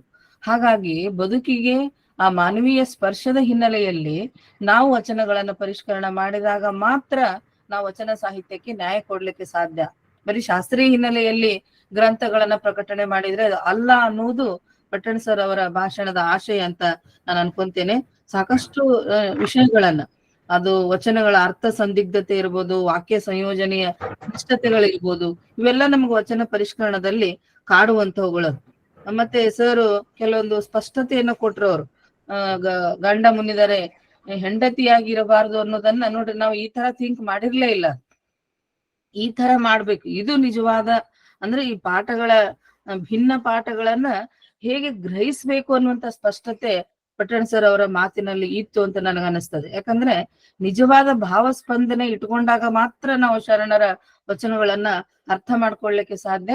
ಒಂದು ಮಾನವೀಯ ಪ್ರತಿಕ್ರಿಯೆ ಕೊಟ್ಟಾಗ ಮಾತ್ರ ಅದು ಪರಿಷ್ಕರಣಕ್ಕೆ ನ್ಯಾಯ ಸಿಗ್ತದೆ ಅಂತ ನನಗೆ ಅನಿಸ್ತದೆ. ಮತ್ತೆ ಇಷ್ಟೆಲ್ಲ ಗೊತ್ತಿದ್ದು ಕೂಡ ನಾವು ಯಾಕೆ ನಾವ್ ಯಾಕಂದ್ರೆ ಸಂಪ್ರದಾಯ ಶರಣರವ್ರು, ದೋಷಗಳಿದ್ದು ನಾವ್ ಯಾಕೆ ಅದನ್ನ ಬದಲಾವಣೆ ಮಾಡ್ಲಿಲ್ಲ ಅಂದ್ರೆ, ಯಾಕೆ ಸಂಶೋಧಕರಿಂದ ಆ ಕೆಲಸ ಆಗ್ಲಿಲ್ಲ, ಮತ್ತು ಉಳಿದವರು ನಾವು ಅದನ್ನ ಯಾಕೆ ಫಾಲೋ ಮಾಡ್ತಾ ಇಲ್ಲ ಅನ್ನೋದನ್ನ ಚರ್ಚೆ ಮಾಡಿದಾಗ, ಸಂಪ್ರದಾಯ ಶರಣರಾದವರು ಹಿಂದೆ ಹೇಳ್ಯಾರ ಅಂದ್ರ ಅದು ಸರಿ ಅಂತ, ಅದು ಪ್ರತಿರೋಧ ಮಾಡ್ಬೇಕು ಅನ್ನೋದನ್ನ, ತಪ್ಪನ್ನ ಗ್ರಹಿಸುವುದೇ ಅಪರಾಧ ಅನ್ನುವಂತ ಮನೋಭಾವನೆ ನಮ್ಮಲ್ಲಿ ಇರುವುದರಿಂದ ಕೂಡ ನಾವು ಪರಿಷ್ಕರಣ ಕಾರ್ಯಕ್ಕೆ ಕೈ ಹಾಕ್ತಾ ಇಲ್ಲ ಅಂತ ನನ್ಗೆ ಅನಿಸ್ತದೆ. ಒಂದು ವಿಚಾರ ನಾನು ಸರ್ ಕೇಳೋದು ಅಂದ್ರೆ, ಆ ವಚನದ ಸಾಲು ನನಗೆ ನೆನಪಿಗೆ ಬರ್ತಾ ಇಲ್ಲ. ವೇಷೆಯೊಬ್ಬಳು ಆ ವಿಟನೊಂದಿಗೂ ಆಕೆ ಸಮಯವನ್ನು ಕೊಡ್ತಿರ್ತಾಳೆ, ಈ ಕಡೆ ಅಳುವ ಮಗುವಿನೊಂದಿಗೂ ಆಕೆ ಸಮಯವನ್ನು ಕೊಡ್ತಿರ್ತಾಳೆ. ಒಬ್ಬ ಭಕ್ತ ಎರಡೂ ಕಡೆ ಹಿಂಗೆ ಇಮ್ಮನವನ್ನ ತೋರಿಸ್ತಾನೆ ಅಂತ ಒಂದು ಬಸವಣ್ಣವ್ರ ವಚನ ಬರ್ತದೆ. ಅವಾಗ ನಾನು ಅಂದಿದ್ದೆ, ಇದನ್ನೊಮ್ಮೆ ಸರ್ ಮುಂದೆ ನಾನು ಪ್ರಶ್ನೆ ಕೇಳಿದ್ದೆ. ನಾನು ಒಬ್ಬ ತಾಯಿ ಯಾವ ಹೆಣ್ಣನ್ನು ಮನಸಾರೆ ವೇಷೆ ಆಗ್ಲಿಕ್ಕೆ ಸಾಧ್ಯ ಇಲ್ಲ. ಹೀಗಿದ್ದಾಗ ವೇಷೆಯೊಬ್ಬಳು ಅಲ್ಲಿ ಮಗುವಿಗೂ ನ್ಯಾಯ ಕೊಡೋದಿಲ್ಲ, ಅವನಿಗೂ ನ್ಯಾಯ ಕೊಡೋದಿಲ್ಲ ಅಂತ ಬಸವಣ್ಣನಂತ ಒಬ್ಬ ಮಾನವೀಯ ಕಳಕಳಿ ಉಳ್ಳಂತ ವ್ಯಕ್ತಿ ಬರೀಲಿಕ್ಕೆ ಸಾಧ್ಯ ಏನು? ಇದು ಹೆಂಗ ಅನ್ನುವ ಪ್ರಶ್ನೆ ನಾನು ಕೇಳಿದ್ದೆ. ಇಂಥವೆಲ್ಲ ಪರಿಷ್ಕರಣದಲ್ಲಿ ಚರ್ಚೆ ಆಗ್ಬೇಕು. ಇದಕ್ಕೆ ನ್ಯಾಯ ಶಾಸ್ತ್ರೀಯ ಹಿನ್ನೆಲೆಯಲ್ಲಿ ಸಿಗೋದಿಲ್ಲ, ಇದಕ್ಕೆ ಮಾನವೀಯ ಹಿನ್ನೆಲೆಯಲ್ಲಿ ಮಾತ್ರ ಸಿಗ್ತದೆ. ಈ ಒಂದು ಪರಿಷ್ಕರಣಕ್ಕೆ ತಪ್ಪು ಒಪ್ಪುಗಳನ್ನ ಸರ್ ಬಹಳ ಸ್ಪಷ್ಟವಾಗಿ ಹೇಳಿದ್ರು. ಈ ಸ್ಪಷ್ಟತೆ ಶಶಿಕಾಂತ್ ಪಟ್ಟಣ ಅವ್ರಿಗಲ್ದೆ ಮತ್ಯಾರಿಗೂ ಬರ್ಲಿಕ್ಕೆ ಸಾಧ್ಯ ಇಲ್ಲ ಅಂತ ನನಗನ್ನಿಸ್ತದೆ. ಯಾಕಂದ್ರೆ ನಮ್ಮ ವೀರಣ್ಣ ರಾಜು ಸರ್ ಅವರು ನಮ್ಮ ಕಾಲೇಜಿಗೆ ಕರೆಸಿದಾಗ ವೇದಿಕೆಯಲ್ಲಿ ಹೇಳಿದ್ರು, ಶರಣರಲ್ಲಿ ಗಣಾಚಾರಿಗಳಂತ ಇದ್ರು, ಆ ಕೆಟಗರಿಗೆ ಸೇರಿದವರು ಶಶಿಕಾಂತ್ ಪಟ್ಟಣ ಅವರು. ಆ ಮಾತು ಅತಿಶಯೋಕ್ತಿ ಅಲ್ಲ ಅಂತ ನನ್ಗನ್ನಿಸ್ತದೆ. ಸತ್ಯವನ್ನ ಹೇಳ್ಬೇಕು, ಪ್ರಿಯವಾಗಿ ಹೇಳ್ಬೇಕು, ಪ್ರಿಯವಾದ ಸುಳ್ಳನ್ನು ಹೇಳಬಾರ್ದು ಅಂತ ಒಂದು ಮಾತಿದೆ ಅಂತ. ಸರ್ ಸತ್ಯವನ್ನ ಹೇಳ್ತಾ ಇದ್ದಾರೆ, ಅದು ಎಷ್ಟು ಜನರಿಗೆ ಪ್ರಿಯವಾಗ್ತಾ ಇದೆಯೋ ಗೊತ್ತಿಲ್ಲ. ಆದ್ರೆ ಪ್ರಿಯವಾದ ಸುಳ್ಳನ್ನ ಹೇಳ್ಕೊಂಡು ಬಂದಂತ ನಮ್ಮ ಸಂಪ್ರದಾಯವನ್ನ, ಅದನ್ನ ಹೇಗೆ ತಿದ್ದಬೇಕು ಅನ್ನುವಂತ ಒಂದು ಹೆಜ್ಜೆಯನ್ನ ಸರ್ ಇಟ್ಟಿದ್ದಾರೆ. ಇದು ಹಿಂದೆ ಹೋಗ್ಬಾರ್ದು, ಇದಕ್ ನಾವೆಲ್ಲ ಜೊತೆ ಇರ್ತೇವೆ ಅನ್ನುವಂತ ಮಾತನ್ನ ಹೇಳ್ತಾ ಮತ್ತೊಮ್ಮೆ ಅವರ ಅಭಿನಂದನೆಗಳನ್ನ ಸಲ್ಲಿಸ್ತೇನೆ. ಮತ್ತೆ ನಮ್ಮ ರುದ್ರಮೂರ್ತಿ ಸರ್ ಅವರು ಈ ಬಹಳ ದಿನಗಳ ಮೇಲೆ ಇವತ್ತು ವೇದಿಕೆಗೆ ಬಂದಾರ ಅಂತ ನನಗ ಅನ್ಸಾಕತ್ತದೆ. ಸರ್ ನೀವು ಮತ್ತೆ ಮತ್ತೆ ಬರ್ಬೇಕು, ನಿಮ್ಮಲ್ಲಿ ವೈಚಾರಿಕತೆ ಇದೆ, ಅದು ಚರ್ಚೆ ಆಗ್ಬೇಕು ವೇದಿಕೆ ಒಳಗ, ಅಂದಾಗ ವೇದಿಕೆಗೆ ಒಂದು ಮೌಲ್ಯ ಬರ್ತದೆ ಅಂತ ತಮ್ಮಲ್ಲಿ ಕಳಕಳಿ ವಿನಂತಿಯನ್ನ ಮಾಡ್ಕೊಂತ ನನ್ನ ಅವಕಾಶಕ್ಕೆ ನಾನು ಶರಣಾರ್ಥಿಗಳನ್ನ ಅರ್ಪಿಸ್ತೇನೆ. ಇವತ್ತಿನ ದತ್ತಿದಾಸೋಹಿಗಳು ಮತ್ತು ನನ್ನ ಆತ್ಮೀಯ ಮಿತ್ರರಾದಂತ ಶಿವಾನಂದ ಕಲ್ಕೇರು ತಮ್ಮ ಅಭಿಪ್ರಾಯ ಮತ್ತು ವಿಚಾರಗಳನ್ನ ಹೇಳಿ ಆಮೇಲೆ ವೀರಭದ್ರಗೌಡರು ಮಾತಾಡ್ತಾರೆ. ಶಿವಾನಂದ್ ಸರ್. ಸರ್ ನಾನು ಮಾತಾಡ್ಲಿ ಸರ್? ಆಮೇಲೆ ಮಾತಾಡೋಣ ಸರ್. ಹಾ, ಅಲ್ಲ ಮೇಡಮ್ ಅವ್ರ ಒಂದ್ ಪ್ರಶ್ನೆ ಐತಿದ್ರಲ್ರಿ, ಅದನ್ನ ವಚನ ಹಾಕಿ ನೋಡ್ರಿ. ಕೂಸುಳ್ಳ ಸುಳ್ಳೆ ದನದಾಶ ಗೊತ್ತೇ. Okay sir, okay sir. Shivanand sir. Hello. ಹಾ ಮಾತಾಡಿ ಸರ್. ಸರ್ ಬಹುಶಃ ನಾನು ಹೇಳೋದೇನು ಉಳಿದಿಲ್ಲ ಸರ್. ತಾವು ಬಹಳ ವಿಸ್ತಾರವಾಗಿ ಬಹಳಷ್ಟು ವಿಷಯಗಳನ್ನ, ಎಷ್ಟೊಂದು ವಿಷಯಗಳು ಏನಾಗುತ್ತೆ ಅಂದ್ರೆ ಶಾಸ್ತ್ರೀಯವಾಗಿ ಪುಸ್ತಕಗಳು ಬರೆದಿದ್ರು ಕೂಡ ಐತಿಹಾಸಿಕ ಘಟ್ಟಗಳು ಹಲವಾರು ಏನ್ ಮಲ್ಟಿಪಲ್ ಫೆಸೆಟ್ಸ್ ಅಂತ ಏನ್ ಹೇಳ್ತೀವಿ, ಆ ಮುಖ ನೋಡಕ್ ನಾವು ಒಂದೇ ಪುಸ್ತಕದಲ್ಲಿ ಸಿಗೋದಿಲ್ಲ.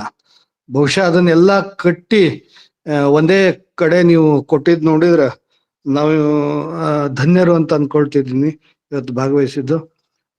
ಇಷ್ಟು ಹೇಳಿ ನನ್ನ ಮಾತುಗಳನ್ನ ಮುಗಿಸ್ತೀನಿ. ಧನ್ಯವಾದ ಸರ್, ಧನ್ಯವಾದ. ಅಶೋಕ್ ಅರ್ಮಾನಿ ಸರ್. ಸರ್ ನಾನಲ್ಲ ಸರ್, ಅರ್ಮಾನಿ ಸರ್, ಶಿವಾನಂದ ಅರ್ಮಾನಿ ಮಾತಾಡ.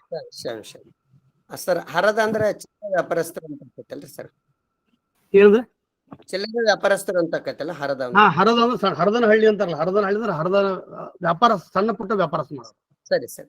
ಈಗ ಶೂನ್ಯ ಸಂಪಾದನೆಕಾರರು ಕೆಲವೊಂದಿಷ್ಟು ಶರಣರ ಚರಿತ್ರೆಯನ್ನ ಕಟ್ಟಿಕೊಡುವಂತ ಸಂದರ್ಭದಲ್ಲಿ ಆ ಚರಿತ್ರಾರ್ಹ ಅಂಶಗಳನ್ನ ಹೆಕ್ಕಿ ಹೊಕ್ಕು ಅದನ್ನ ವಿಶ್ಲೇಷಿಸುವಂತ ಸಂದರ್ಭದಲ್ಲಿ ಅವರು ಅಲ್ಲಲ್ಲಿ ಹಾದಿ ತಪ್ಪಿದ್ದನ್ನು ಸಹಿತ ನಾವು ಗಮನಿಸ್ತೀವಿ.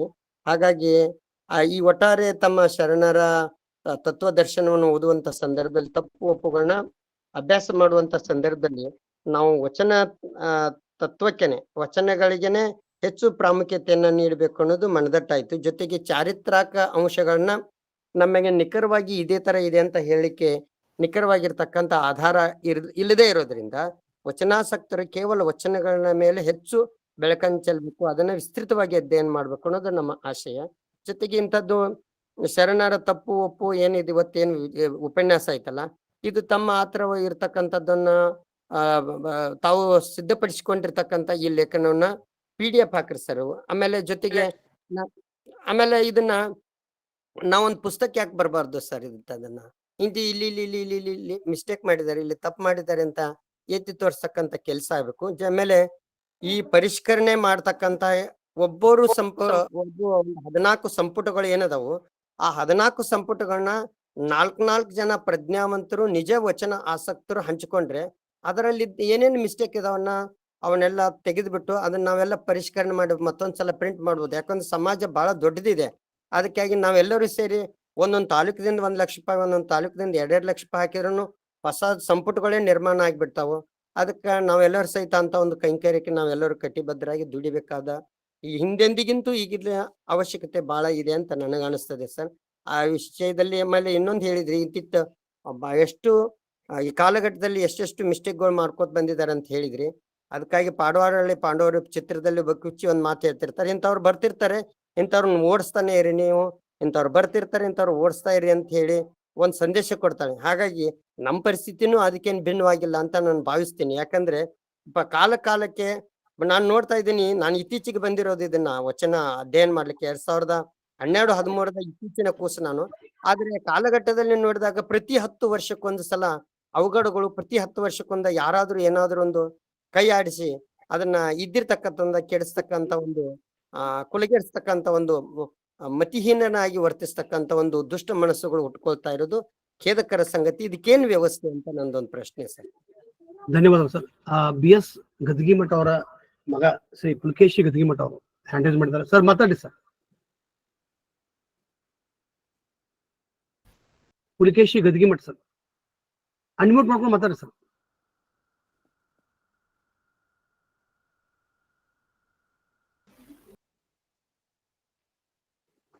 ಅಲ್ಲಿವರೆಗೆ doctor Mrityunjaya Shettar sir. Doctor Mrityunjaya Shettar sir.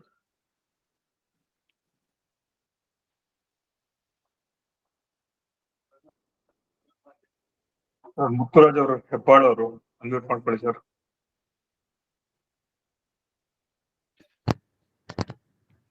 Sir ಮಾತಾಡಿದ್ದೀನ್ರಿ sir. ಹಾ, ಮಾತಾಡ್ರ ಹಂಗ. Pulakeshi sir handle.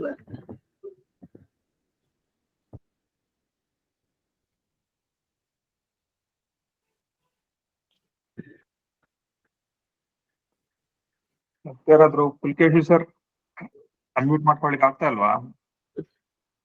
ಅವರು ಖ್ಯಾತ ಜನಪದ ಸಾಹಿತಿಗಳ ಅವ್ರ ಮಗ, ನಮ್ಮ ಆತ್ಮೀಯರು, ಮಾರ್ಗದರ್ಶಕರು, ನಮ್ಮ ಊರಿನ ಪಕ್ಕದ ಕೆರೂರವರು. ಪುಲಕೇಶ್ ಸರ್ ಅನ್ಮ್ಯೂಟ್ ಮಾಡ್ಕೊಂಡು ಮಾತಾಡಿ ಸರ್. ಸರ್ ಆಗ್ತಾ ಇಲ್ಲ ಅಂದ್ರೆ ಮತ್ತೆ ಎಕ್ಸಿಟ್ ಆಗಿ ಮತ್ತೆ ರೀಜಾಯ್ನ್ ಆಗಿ ಆಟೋ ಆನ್ ಆಗಿರತ್ತೆ, ಮತ್ತೆ ಮಾತಾಡ್ಬೋದು. ಸರ್ ಶಿವಾನಂದ್ ಕಲ್ಕೆರಿ, ನಾ ಇನ್ನೊಂದು ವಿಷಯ ಮರ್ತು ಹೋಗಿತ್ತು, ಪ್ರಸ್ತುತ ಮಾಡ್ಬೇಕಂತ ಅನಿಸ್ತು ಸರ್. ಈಗ ಐದಕ್ಕಿ ಮಾರಯ್ಯ ಅಂತ ಏನಿದೆಯಲ್ಲ ಸರ್, ಆಯ ವ್ಯಯ ಅಂದ್ರ ಇನ್ಕಮ್ ಅಂಡ್ ಎಕ್ಸ್ಪೆಂಡಿಚರ್ ಅಂತ ಹೇಳ್ತೀವಿ. ಈಗ ನಾವು ಒಂದು ಇನ್ಕಮ್ ಟ್ಯಾಕ್ಸ್ ಡಿಪಾರ್ಟ್ಮೆಂಟ್ಗೂ ಆಯಕರ ವಿಭಾಗ. ಆಯ ಅಂತಂದ್ರ ಇನ್ಕಮ್. ಸೊ ಆ ಏನು ಅವನು ಆಯ ಅಥವಾ ಲೆಕ್ಕ ಏನ್ ಬರಿತಿದ್ದ, ಇನ್ಕಮ್ ಅಂಡ್ ಎಕ್ಸ್ಪೆಂಡಿಚರ್ ಸ್ಟೇಟ್ಮೆಂಟ್ ಏನ್ ಪ್ರಿಪೇರ್ ಮಾಡ್ತಿದ್ನಲ್ಲ, ಅದಕ್ಕೆ ಬಹುಶಃ ಅಕ್ಕಿಯ ರೂಪವಾಗಿ ಅವನಿಗೆ ಕೊಡ್ತಿದ್ರು ಅಂತ ನನ್ನ ಅನಿಸಿಕೆ. ಯಾಕಂತಂದ್ರ ಅಕ್ಕಿ ಅಷ್ಟು ಅಲ್ಲ, ನಿಜವಾಗೂ ಸಮೃದ್ಧವಾದ ನಾಡದು ಅದು ಆ ಟೈಮ್ನಾಗ. ಬಟ್ ಅಕ್ಕಿಗಳನ್ನ ಆಯ್ಕೊಂಡು ಬರುವಂತ ಒಂದು ಕಾಯಕ ಇತ್ತ ಅನ್ನೋದು ಒಂದು ನನ್ನ ಏನೋ ಪ್ರಶ್ನೆ ಅದು. ಸರ್ ಒಳ್ಳೆ ಪ್ರಶ್ನೆ. ಅದು ಅಕ್ಕಿಯನ್ನು ಆಯ್ಗಾರರು ಅಂತಾರ ಹಳ್ಳಿ ಒಳಗ. ಕಂಬಾರು, ಕುಂಬಾರು, ಹಡಪದರು, ಅಗಸರು ಎಲ್ಲರೂ ಆಯ್ಗಾರರು. ಆಯಗಾರ ಅಂತಂದ್ರೆ ಕೂಲಿಗಾಗಿ ಕಾಳು. ಓಕೆ. ಆ ಅರ್ಥ ಸುಂಕದ ಬಂಕನ ನೀವ್ ಹೇಳಿದ್ರಲ್ಲ, ಆಯಕ ಟ್ಯಾಕ್ಸೇಷನ್ ಮಾಡ್ತಕ್ಕಂಥ ಸುಂಕದ ಬಂಕನ ಮೂಲತಃ ಸುಳ್ಳಿಕೇರಿ ಅಂತಕ್ಕಂಥ ಒಂದು ಊರಲ್ಲಿ ಅಲ್ಲಿ ಅವು ಹುಟ್ಟಿದ್ದು, ಐಕ್ಯ ಆಗಿದ್ದು ಇಲ್ಲೇ ನಮ್ಮ ಇಂಚಲ ಸೌದತ್ತಿ ತಾಲೂಕು ಇಂಚಲೊಳಗ ಅದನ್ನ ಗದಿಗೆ ಬಹುಶಃ ಅರಬಾವಿ ಶರಣರದ್ದು ಹೋಗಿ ಬಂದಾರ ನಾವ್ ಹೇಳಿದಾಗ. ಯಾಕಂದ್ರೆ ನಾವ್ ಹೇಳಿದಾಗ ಅದನ್ನ ಫಾಲೋ ಅಪ್ ಮಾಡಿದವರು ನಮ್ಮ ಸಂಗೊಳ್ಳಿ ಸರು, ಶಿವಾನಂದವರು ಆಗಾಗ ಅಲ್ಲೆಲ್ಲಿ ಹೋಗಿ ನೋಡ್ಕೊಂಡ್ ಬಂದ್ರು. ಇಂಚಲದೊಳಗ ಸುಂಕದ ಬಂಕಣ್ಣನ ಗದ್ದಿಗೆ ಐತಿ, ಅದನ್ನ ನೋಡ್ಕೊಳ್ತಕ್ಕಂಥವ್ರು ವಿಶ್ವಕರ್ಮ ಸಮಾಜ. ಎಸ್, ಆಯ್ಗಾರ ಆಯದ ಅಕ್ಕಿ ಸರ್. ಸಿಂಧನೂರಿಂದ ವೀರಭದ್ರಗೌಡ್ರ ಅನ್ಮ್ಯೂಟ್ ಮಾಡ್ಕೊಂಡ್ ಮಾತಾಡ್ರಿ.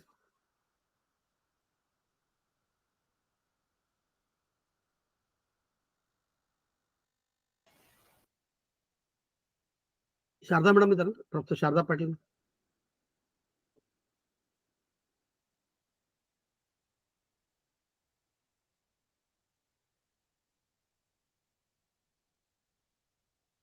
ಡಾಕ್ಟರ್ ಸರಸ್ವತಿ ಪಾಟೀಲ್ ಮೇಡಮ್ ಇದಾರೆ. ಪುಲ್ಕೇಶ್ ಅವ್ರ ವಿಜಯಕುಮಾರ್ ತೇಲಿ ಅವ್ರು ಮಾತಾಡ್ರಿ.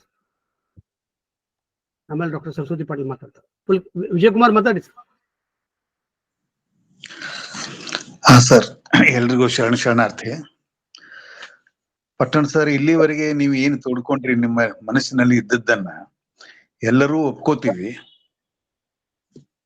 ಈ ನಿಮ್ಮ ನೋವಿನ ಸ್ಪಂದನೆಗೆ ಪ್ರತಿಸ್ಪಂದನೆ ಮಾಡುವಂತ ಜನ ಎಷ್ಟಿದ್ದಾರ.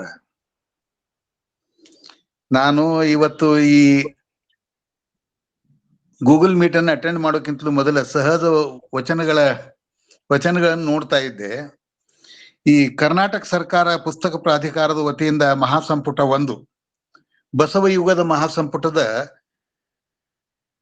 ಮೊದಲನೇ ಪೇಜ್ಗಳನ್ನೆಲ್ಲ ಓದುವಾಗ ಈ ಸಂಪಾದಕ ಮಂಡಳಿಯವರು ಏನ್ ಹೇಳ್ತಾರ್ರಿ, ಇಲ್ಲೇ ಪರಿಷ್ಕರಣೆ ಮಾಡುವಾಗ ಬಹಳಷ್ಟು ವಿಷಯಗಳನ್ನು ಹೇಳಿದಾರ ಅವ್ರು. ಆದ್ರೆ ನಂದೊಂದು ಶಂಕೆ ಏನು ಅಂತಂದ್ರೆ, ಇಲ್ಲೇ ವಿರಾಮ ಚಿಹ್ನೆಗಳನ್ನು ಹಾಕ್ಯಾರ ವಚನ ಸಂಪುಟಗಳಲ್ಲಿ. ಆದ್ರೆ ನಮ್ಮ ಭಾರತೀಯ ಯಾವ ಭಾಷೆಗಳಿಗೂ ವಿರಾಮ ಚಿಹ್ನೆಗಳ ನಮ್ಮಲ್ಲಿ ಪರಂಪರೆಯೇ ಇಲ್ಲ. ಕೆಲವು ವಚನಗಳಿಗೆ ಎಲ್ಲಿ ಪ್ರಶ್ನಾರ್ಥಕ ಬೇಕು ಅಲ್ಲಿ ಅಲ್ಪ ವಿರಾಮ ಇಟ್ಟಾರೆ, ಕೆಲವು ಕಡೆ ಉದ್ಗಾರ ವಾಚಕಗಳನ್ನು ಇಟ್ಟಾರ. ಪ್ರಶ್ನಾರ್ಥಕ, ಅಲ್ಪ ವಿರಾಮ, ಪೂರ್ಣ ವಿರಾಮ ಇವು ಭಾಷೆಯ ಭಾವಕ್ಕೆ ಸಂಬಂಧಪಟ್ಟಂತಹ ವಿಷಯಗಳು. ನಮ್ಮ ಭಾರತೀಯ ಯಾವ ಭಾಷೆಗಳಿಗೂ ವಿರಾಮ ಚಿಹ್ನೆಗಳೇ ಇಲ್ಲ. ಮತ್ತೆ ಇವರು ವಿರಾಮ ಚಿಹ್ನೆಗಳನ್ನ ಇಟ್ಟಾರಲ್ರಿ. ಕೆಲವು ಕಡೆ ತಪ್ಪು ವಿರಾಮ ಚಿಹ್ನೆಗಳವ.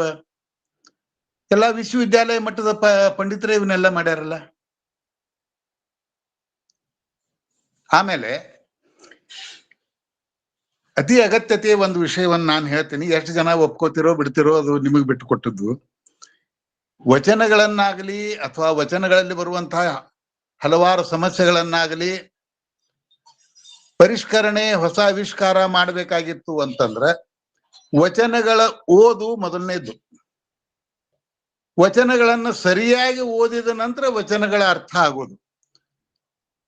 ವಿಶ್ವವಿದ್ಯಾಲಯ ಮಟ್ಟದ ಪಂಡಿತರಲ್ಲೇ ರಿಟೈರ್ಡು, ಈ PhD, ಈ ಪಾಂಡಿತ್ಯ ಇವರೆಲ್ಲರಲ್ಲಿ ಸರಿಯಾಗಿ ಓದುವಂತಹ ಕ್ಷಮತೆ ಎಷ್ಟು ಜನರಲ್ಲಿದೆ?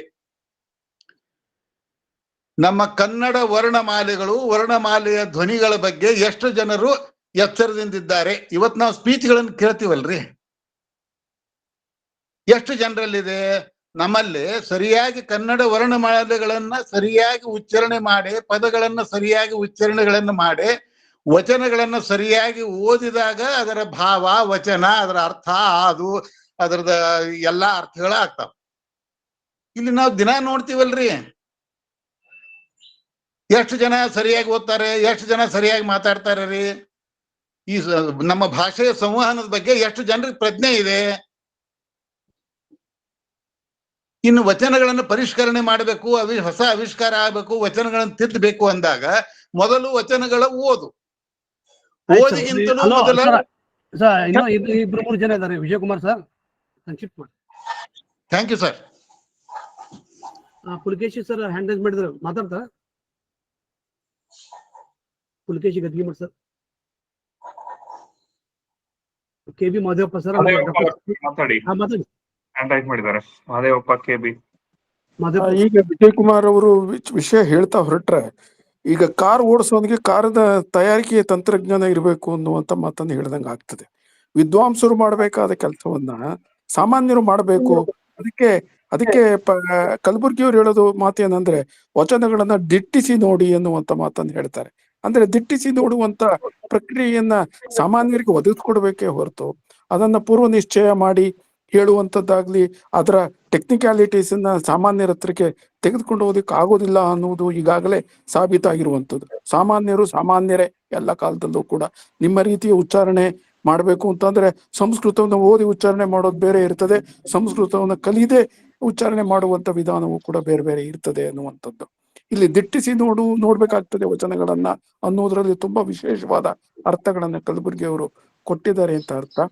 ಒಂದು ಸಣ್ಣ ಪ್ರಸಂಗವನ್ನು ಹೇಳ್ತೀನಿ, ತುಂಬವರು ಇರ್ಬೋದು.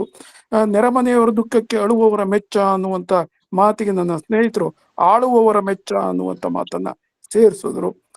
ಇವನಾರವ ಅನ್ನುವಂಥದ್ದು ಬಸವಣ್ಣ ತನಗೆ ಹೇಳುವಂತ ಮಾತು. ಇವನಾರವ ಅಂತ ತನ್ನ ಹಾರವ ನಾನು ಅದನ್ನ ಹೇಳಿದ್ದೇನೆ. ತನ್ನನ್ನು ಕುರಿತಾದಂತ ವಚನ ಅಲ್ಲ, ವರ್ಗ ಮತ್ತು ವರ್ಣ ಶ್ರೇಷ್ಠತೆ ಅಂತಕ್ಕಂಥ ಅದು ಮುಂದಿನ ಪಾರ್ಟ್ 2 ಒಳಗ ನಮ್ಮ ರುದ್ರಮೂರ್ತಿಯವರು ಮಾಡಿದಾಗ ನಾನು ಅದನ್ನ ಪೂರ್ಣ ಹೇಳಿಲ್ಲ. ಈಗ ಸರ್ ಇವರು ಪುಲಕೇಶಿ ಸರ್ ಹ್ಯಾಂಡ್ ರೈಸ್ ಮಾಡಿದ್ದಾರೆ. ಅವ್ರಿಗೆ ಸರ್ ಶರಣ್ರಿ ಎಲ್ಲರಿಗೂ ಕೇಳಿಸೈತ್ರಿ ಸರ್? ಕೇಳ್ತದೆ, ಮಾತಾಡಿ. ನಾನು ಜಾಸ್ತಿ ಏನು ಹೇಳಂಗಿಲ್ಲ ಸರ್. ಈಗ ವಚನಗಳಲ್ಲಿ ತಪ್ಪು ಒಪ್ಪು ಅಂತ ಅನ್ಕೋರಿ, ಅಥವಾ ಏನು ಪರಿಷ್ಕರಣ ಮಾಡ್ತೇವೆ ಅಂತ ಇರ್ತಲ್ಲ. ಈ ಬೇಸಿಕ್ ಕಾನ್ಸೆಪ್ಟ್ ಬಂದದ್ದು ಎದಕ್ಕ ಅಂತಂದ್ರೆ, ಇದು ನನ್ನ ಅರಿವು. ಈಗ ನಾನು ಅರಿವನ್ನು ಪಡ್ಕೊಂಡೇನೆ. ನನ್ನ ಅರಿವಿಗೆ ವಚನಗಳನ್ನ ನಾನು ಏನೋ ಕಸೋಟಿ ಮೇ ಡಾಲ್ ದಿಯಾ ಹೈ ಏನ್ರಿ. ನನ್ನ ಅರಿವಿಗೆ ವಚನಗಳನ್ನ ನಾನು ಏನ್ ಹೇಳ್ತಾರ ನೀವು, ಕಸೋಟಿ ಹಾಕುದು, ಅದಕ್ಕೇನಂತ ಒಂದು ವರ್ಡ್ ಐತಲ್ಲ, ಅದಂಗ ಗೊತ್ತಾಗಲ್ತಾಗೈತಿ. ಆವತ್ತದೊಳಗೆ ಈ ಡೌಟ್ ಬರ್ತಾವ್ರಿ, ಏನೋ ಈ ವಚನದ ತಪ್ಪೈತಿ, ಇದನ್ನ ಪರಿಷ್ಕರಣೆ ಮಾಡ್ಬೇಕು ಅಂತ. ಇಲ್ಲಿ ಇನ್ನೊಂದು ವಿಷಯ ಏನ್ ಬೇಕು ಅಂದ್ರ, ನನ್ನ ಅರಿವು ನಿನ್ನ ಅರಿವು ಒಂದೇ ಅಂತ ನಾವು ಒಪ್ಪುವಂಗಿಲ್ಲ. ನನ್ನ ಅರಿವು ಬೇರೆ ಇರ್ತತಿ, ನಿಮ್ಮ ಅರಿವು ಬೇರೆ ಇರ್ತತಿ. ಈಗ ನಾವು ವಚನಗಳನ್ನ ಪರಿಷ್ಕರಣೆ ಮಾಡಬೇಕು ಅಥವಾ ವಚನಗಳಲ್ಲಿ ತಪ್ಪು ಅಥವಾ ಒಪ್ಪುಗಳನ್ನು ನೋಡಬೇಕು ಅಂತಂದಾಗೆ, ನನ್ನ ಅರಿವು ನಿನ್ನ ಅರಿವು ಇನ್ನೊಬ್ಬನ ಅರಿವು ಮತ್ತೊಬ್ಬನ ಅರಿವನ್ನು ಕೂಡಿಸಿಕೊಂಡು ಒಂದು ಸಾಮಾಜಿಕ ಅರಿವನ್ನು ಕ್ರಿಯೇಟ್ ಮಾಡ್ಬೇಕು ನಾವು. ಆ ಸಾಮಾಜಿಕ ಅರಿವನ್ನು ಕ್ರಿಯೇಟ್ ಮಾಡಿ ಆ ಸಾಮಾಜಿಕ ಅರಿವಿನಲ್ಲಿ ಈ ವಚನಗಳನ್ನು ಹಾಕಿ ಅದನ್ನು ನೋಡ್ಬೇಕು. ನೋಡಿದೊಳಗ ಸರಿಯಾಗಿ ಈಗ ನನ್ನ ಅರಿವು ಪ್ರಕಾರ ಹಿಂಗೈತಿ. ಈಗ ಮೊನ್ನೆ ಈಗ ನೀವು ಅಂದ್ರೆ ಏನಂತ ಹೇಳಿದ್ರಿ, ಈಗ ಆರಂಭ ಮಾಡುವೆ ಅಂತ ಹೇಳಿದ್ರಲ್ಲ ನೀವು, ಏನ್ರಿ ಆರಂಭ ಮಾಡಿ ಗುರುಪೂಜೆ ಎಂದು. ಆರಂಭ ಮಾಡುವೆ ಗುರುಪೂಜೆಗೆಂದು ಗುರುಪೂಜೆ ಎಂದು ಅಂತೇಳಿ ನೀವು ಗುರುಪೂಜೆ ಎಂದು ಅಂತ ನೀವ್ ಅಂದ್ರಿ ಪಟನ್ ಸರ್, ಹೌದ್ರಾ? ಹೌದು. ಈಗ ಕಲಬುರ್ಗಿಯವರು ಅಥವಾ ನಮ್ಮಂತವ್ರು ಗುರುಪೂಜೆಗೆಂದು ಅಂತಂದಿವೆ, ಹೌದ್ರಾ? ಈಗ ನಿಮ್ಮ ಅರಿವು ಏನೈತಲ್ಲ ಈ ಒಂದು ವಚನಕ್ಕ, ನನ್ನ ಅರಿವು ಅಥವಾ ಕಲಬುರ್ಗಿಯವ್ರ ಅರಿವು ಏನೈತಲ್ಲ ಡಿಫ್ರೆಂಟ್ ಐತಿ. ಈಗ ಗುರು ಅನ್ನೋ ಕಾನ್ಸೆಪ್ಟನೇ ಇಲ್ಲ ನಮ್ಮಲ್ಲಿ. ಹೌದು, ಹೌದ್ರಿ? ಅರಿವೇ ಗುರು, ಅರಿವೇ ಗುರು ಅಂತ ನಾವು ತಲೆ ಇಟ್ಕೊಂಡಿರ್ತೊಳಗ ಆರಂಭ ಮಾಡುವೆ ಗುರುಪೂಜೆಗೆಂದು ಅಂತ ಅನ್ನೋದು ಸರಿ ಆಗ್ತದೆ. ಹೌದ್ರಿ? ಹಂಗ ನಾ ಏನ್ ಹೇಳ್ತೀನಿ ಅಂದ್ರೆ, ಯಾವುದೇ ಒಂದು ವಚನವನ್ನ ನಾವು ಪರಿಷ್ಕರಿಸಬೇಕು ಅಥವಾ ಈ ವಚನದಲ್ಲಿ ತಪ್ಪು ಅಥವಾ ಒಪ್ಪುಗಳು ಅದಾವ ಅಂತಂದಾಗ ಏನಾಗಬೇಕು, ಒಂದು ಸಾಮಾಜಿಕ ಅರಿವನ್ನು ಕ್ರಿಯೇಟ್ ಮಾಡಬೇಕು. ಈ ಸಾಮಾಜಿಕ ಅರಿವಿನಲ್ಲಿ ನಾವು ಈ ವಚನಗಳನ್ನು ಇಟ್ಟು ಸರಿಯಾಗಿ ನೋಡಿ ತಪ್ಪೋ ಒಪ್ಪೋ ಅಂತ ಅನ್ನೋದನ್ನ ನೋಡ್ಕೋಬೇಕು ಅಂತ ನನ್ನ ಅಭಿಪ್ರಾಯ. ಧನ್ಯವಾದಗಳು. Doctor Saraswati Patil madam.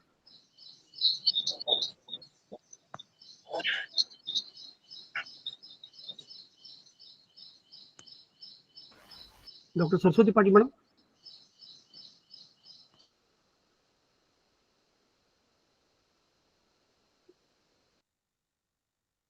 Doctor Mrityunjaya Shettar sir ಮಾತಾಡ್ತಾರೆ. ಅವರು 2 ತಿಂಗಳು ಅಮೆರಿಕಕ್ಕೆ ಹೋಗಿ ಬಂದಾರ, ಈಗ ಸುಸ್ತಾಗ್ಯಾರ ಇನ್ನ.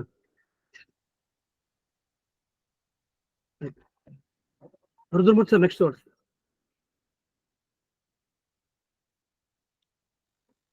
ಆಯ್ತು ಸರ್, ಥ್ಯಾಂಕ್ ಯು. ಮತ್ತೆ ಯಾರಾದ್ರೂ ಮಾತಾಡೋರಿದ್ರೆ ಹ್ಯಾಂಡ್ ರೈಸ್ ಮಾಡಿ ಸರ್, ದಯವಿಟ್ಟು.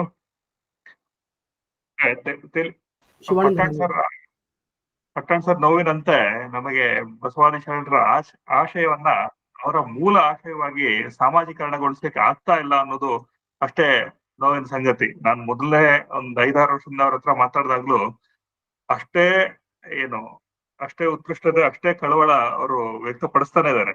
ಮತ್ತೆ ಇವತ್ತು ಕೂಡ ಹಾಗೆ. ಮತ್ತೆ ತೇಲಿ ಸರ್ ಹೇಳಿದ್ದು ಹಾಗೆ, ಕನ್ನಡ ಭಾಷೆ ಒಂದು ಅದರದೇ ಆದ ರೀತಿ ಇದೆ ಉಚ್ಚಾರಣೆ ಮಾಡ್ಲಿಕ್ಕೆ ಅನ್ನೋದ್ರ ಅದ್ರಲ್ಲೇನೂ ತಪ್ಪಿಲ್ಲ. ಅವರಿಗೆ ಎಷ್ಟು ಕಳವಳ ಇದೆಯೋ ಅದೇ ರೀತಿ ನಮ್ಮೆಲ್ರಿಗೂ ಭಾಷೆ ಬಗ್ಗೆ ಅಭಿಮಾನ ಮತ್ತೆ ಅದನ್ನ ಸ್ಪಷ್ಟವಾಗಿ ಉಪಯೋಗಿಸ್ಬೇಕು ಅನ್ನೋದು ಆಶಯ, ಅದರಲ್ಲೇನು ತಪ್ಪಿಲ್ಲ. ಬಟ್ ಅದನ್ನ ವಿದ್ವಾಂಸರ ರೀತಿನಲ್ಲಿ ನೋಡುವಂಥದ್ದು ಎಲ್ಲರಿಗೂ ಸಾಧ್ಯ ಆಗ್ಲಿಕ್ಕೆ ಇಲ್ಲ. ಸಾಮಾನ್ಯರಾಗಿ ಅದಕ್ಕೆ ಆದಂತ ಅದರದೇ ಆದ ಗ್ರಾಮರ್ ಅಂದ್ರೆ ಓದಿ ತಿಳ್ಕೊಳ್ಳುವಂಥದ್ದಲ್ಲ, ಅದ್ರ ಉಚ್ಚಾರಣೆ ಬಗ್ಗೆ ಅಷ್ಟಾದ್ರೂ ಗಮನ ಇರಬೇಕು ಅನ್ನೋದನ್ನ ನಾವೆಲ್ಲರೂ ಕಳವಳದಿಂದ ನೋಡಿ ಅದನ್ನ ಪರಿಚಯಾತ್ಮಕವಾಗಿ ನಾವು ತಿಳ್ಕೊಳ್ಬೇಕು. ಅದನ್ನ ಅಟ್ಲೀಸ್ಟ್ ನಾವು ಉಪಯೋಗ ಮಾಡ್ಕೋಬೇಕಾದ್ರೆ ಅದ್ರ ಬಗ್ಗೆ ಒಂಚೂರು ಕಾಳಜಿ ಇರ್ಲಿ ಅನ್ನೋದೊಂದು ಮಾತಷ್ಟೇ. ಮತ್ತೆ ಬಸವಾದಿ ಶರಣರ ಆಶಯಗಳಿಗೆ ನೀವು ಹೇಳ್ದಂಗೆ ಕೆಲವರಿಗೆ ಇದು ಕಾವ್ಯದ ರೀತಿನಲ್ಲಿ ಅವರವರು ತಿಳ್ಕೊಂಡಂಗೆ, ಅವರವರು ಅನ್ಕೊಂಡಂಗೆ ವಚನಗಳ ವಿಶ್ಲೇಷಣೆ ಅಥವಾ ನಿರ್ವಚನ ಆಗ್ತಾ ಬಂದಿದೆ. ಹೇಳ್ದಂಗೆ ಅವರವರ ಅರಿವಿನ ಮಟ್ಟಕ್ಕೆ, ತಿಳುವಳಿಕೆ ಮಟ್ಟದಲ್ಲಿ ಇದರ ವಿಚಾರ ಆಗ್ತಾ ಇರೋದ್ರಿಂದ ಈ ವಚನಗಳೇ ಮೂಲವಾಗಿದ್ದು, ಈ ಮೂಲವಾಗಿ ಇಟ್ಕೊಂಡು ನೀವು ಹೇಳ್ದಂಗೆ ಅದಕ್ಕೆ ಸಾಮಾಜಿಕ ಆಶಯ ಕೊಟ್ಟು ಅದು ಇದೇ ರೀತಿ ತಿಳ್ಕೊಳ್ಬೇಕು, ಅರ್ಥಕೊಳ್ಬೇಕು ಅನ್ನುವಂತ ಒಂದು ಕರ್ತವ್ಯ ನಮ್ಮೆಲ್ಲರ ಮೇಲೆ ಇದೆ.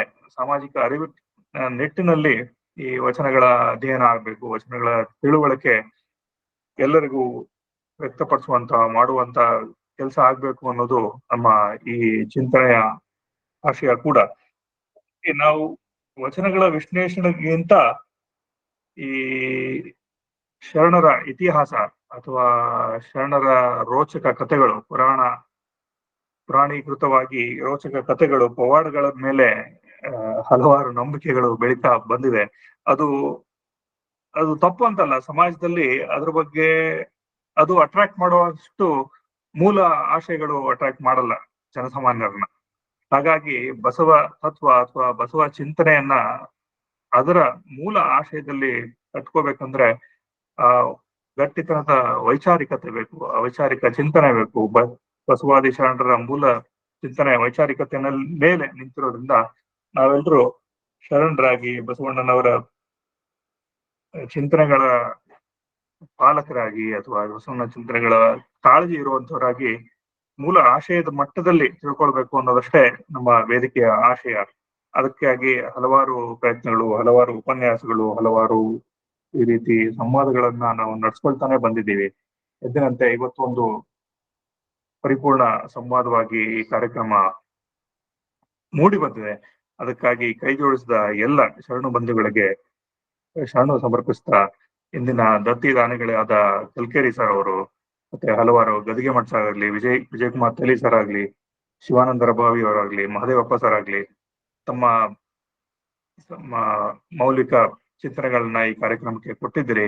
ಮತ್ತೊಮ್ಮೆ ಎಲ್ರಿಗೂ ಧನ್ಯವಾದಗಳನ್ನ ಅರ್ಪಿಸ್ತಾ ಈ ಕಾರ್ಯಕ್ರಮದ ಕೊನೆಯ ಮಟ್ಟಕ್ಕೆ ಬಂದಿದ್ದೇವೆ. ಇದು ಎಂದಿನಂತೆ ವಚನ ಮಂಗಳವನ್ನ ನಮ್ಮ ಮಡಿವಾಳ ಸರ್ ಮಾಡ್ಕೊಡ್ಬೇಕು. Okay sir. ಶರಣಾರ್ಥಿ ಸರ್. ಎಲ್ಲರಿಗೂ ಶರಣಾರ್ಥಿ. ಉಪಮಿಸಬಾರದ ಉಪಮಾತೀತರು, ಉಪಮಿಸಬಾರದ ಉಪಮಾತೀತರು, ಕಾಲಕರ್ಮ ರಹಿತರು, ಕಾಲಕರ್ಮ ರಹಿತರು, ಉಪಮಿಸಬಾರದ ಉಪಮಾತೀತರು, ಉಪಮಿಸಬಾರದ ಉಪಮಾತೀತರು ಭವವಿರಹಿತರು ಕೂಡಲ ಸಂಗಮ ದೇವಾ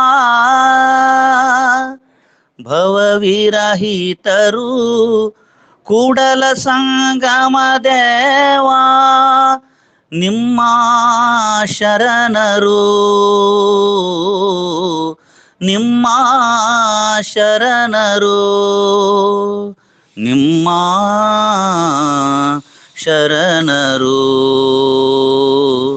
ಉಪಮಿಸಬಾರದ ಉಪಮಾತೀತರು ಉಪಮಿಸಬಾರದ ಉಪಮಾತೀತರು ಕಾಲಕರ್ಮ ರಹಿತರು ಉಪಮಿಸಬಾರದ ಉಪಮಾತೀತರು ಉಪಮಾತೀತರು ಉಪಮಾತೀತರು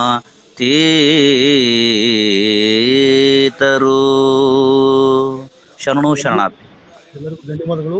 ಪ್ರತಿ ಶನಿವಾರ ಸಾಯಂಕಾಲ 5 ಗಂಟೆಗೆ, ರವಿವಾರ 11:25ಕ್ಕೆ ಮತ್ತು ಸೆಪ್ಟೆಂಬರ್ 5ರವರೆಗೆ 5:30 ಇದೇ ಲಿಂಕ್ನಿಂದ ನಾವೆಲ್ಲರೂ ಜಾಯ್ನ್ ಆಗ್ಬೇಕು ಅಂತ ಕೇಳ್ತಾ ಇವತ್ತಿನ ಕಾರ್ಯಕ್ರಮ ಮುಗಿತು. ಎಲ್ಲರಿಗೂ ಅನಂತ ಶರಣು ಶರಣಾರ್ಥಿ. ಶರಣು ಶರಣಾರ್ಥಿ. ಶರಣು ಶರಣಾರ್ಥಿ. ಶರಣಾರ್ಥಿಗಳು. ಎಲ್ಲರಿಗೂ ಶರಣು ಶರಣಾರ್ಥಿ. ಎಲ್ಲರಿಗೂ ಶರಣು ಶರಣಾರ್ಥಿಗಳು.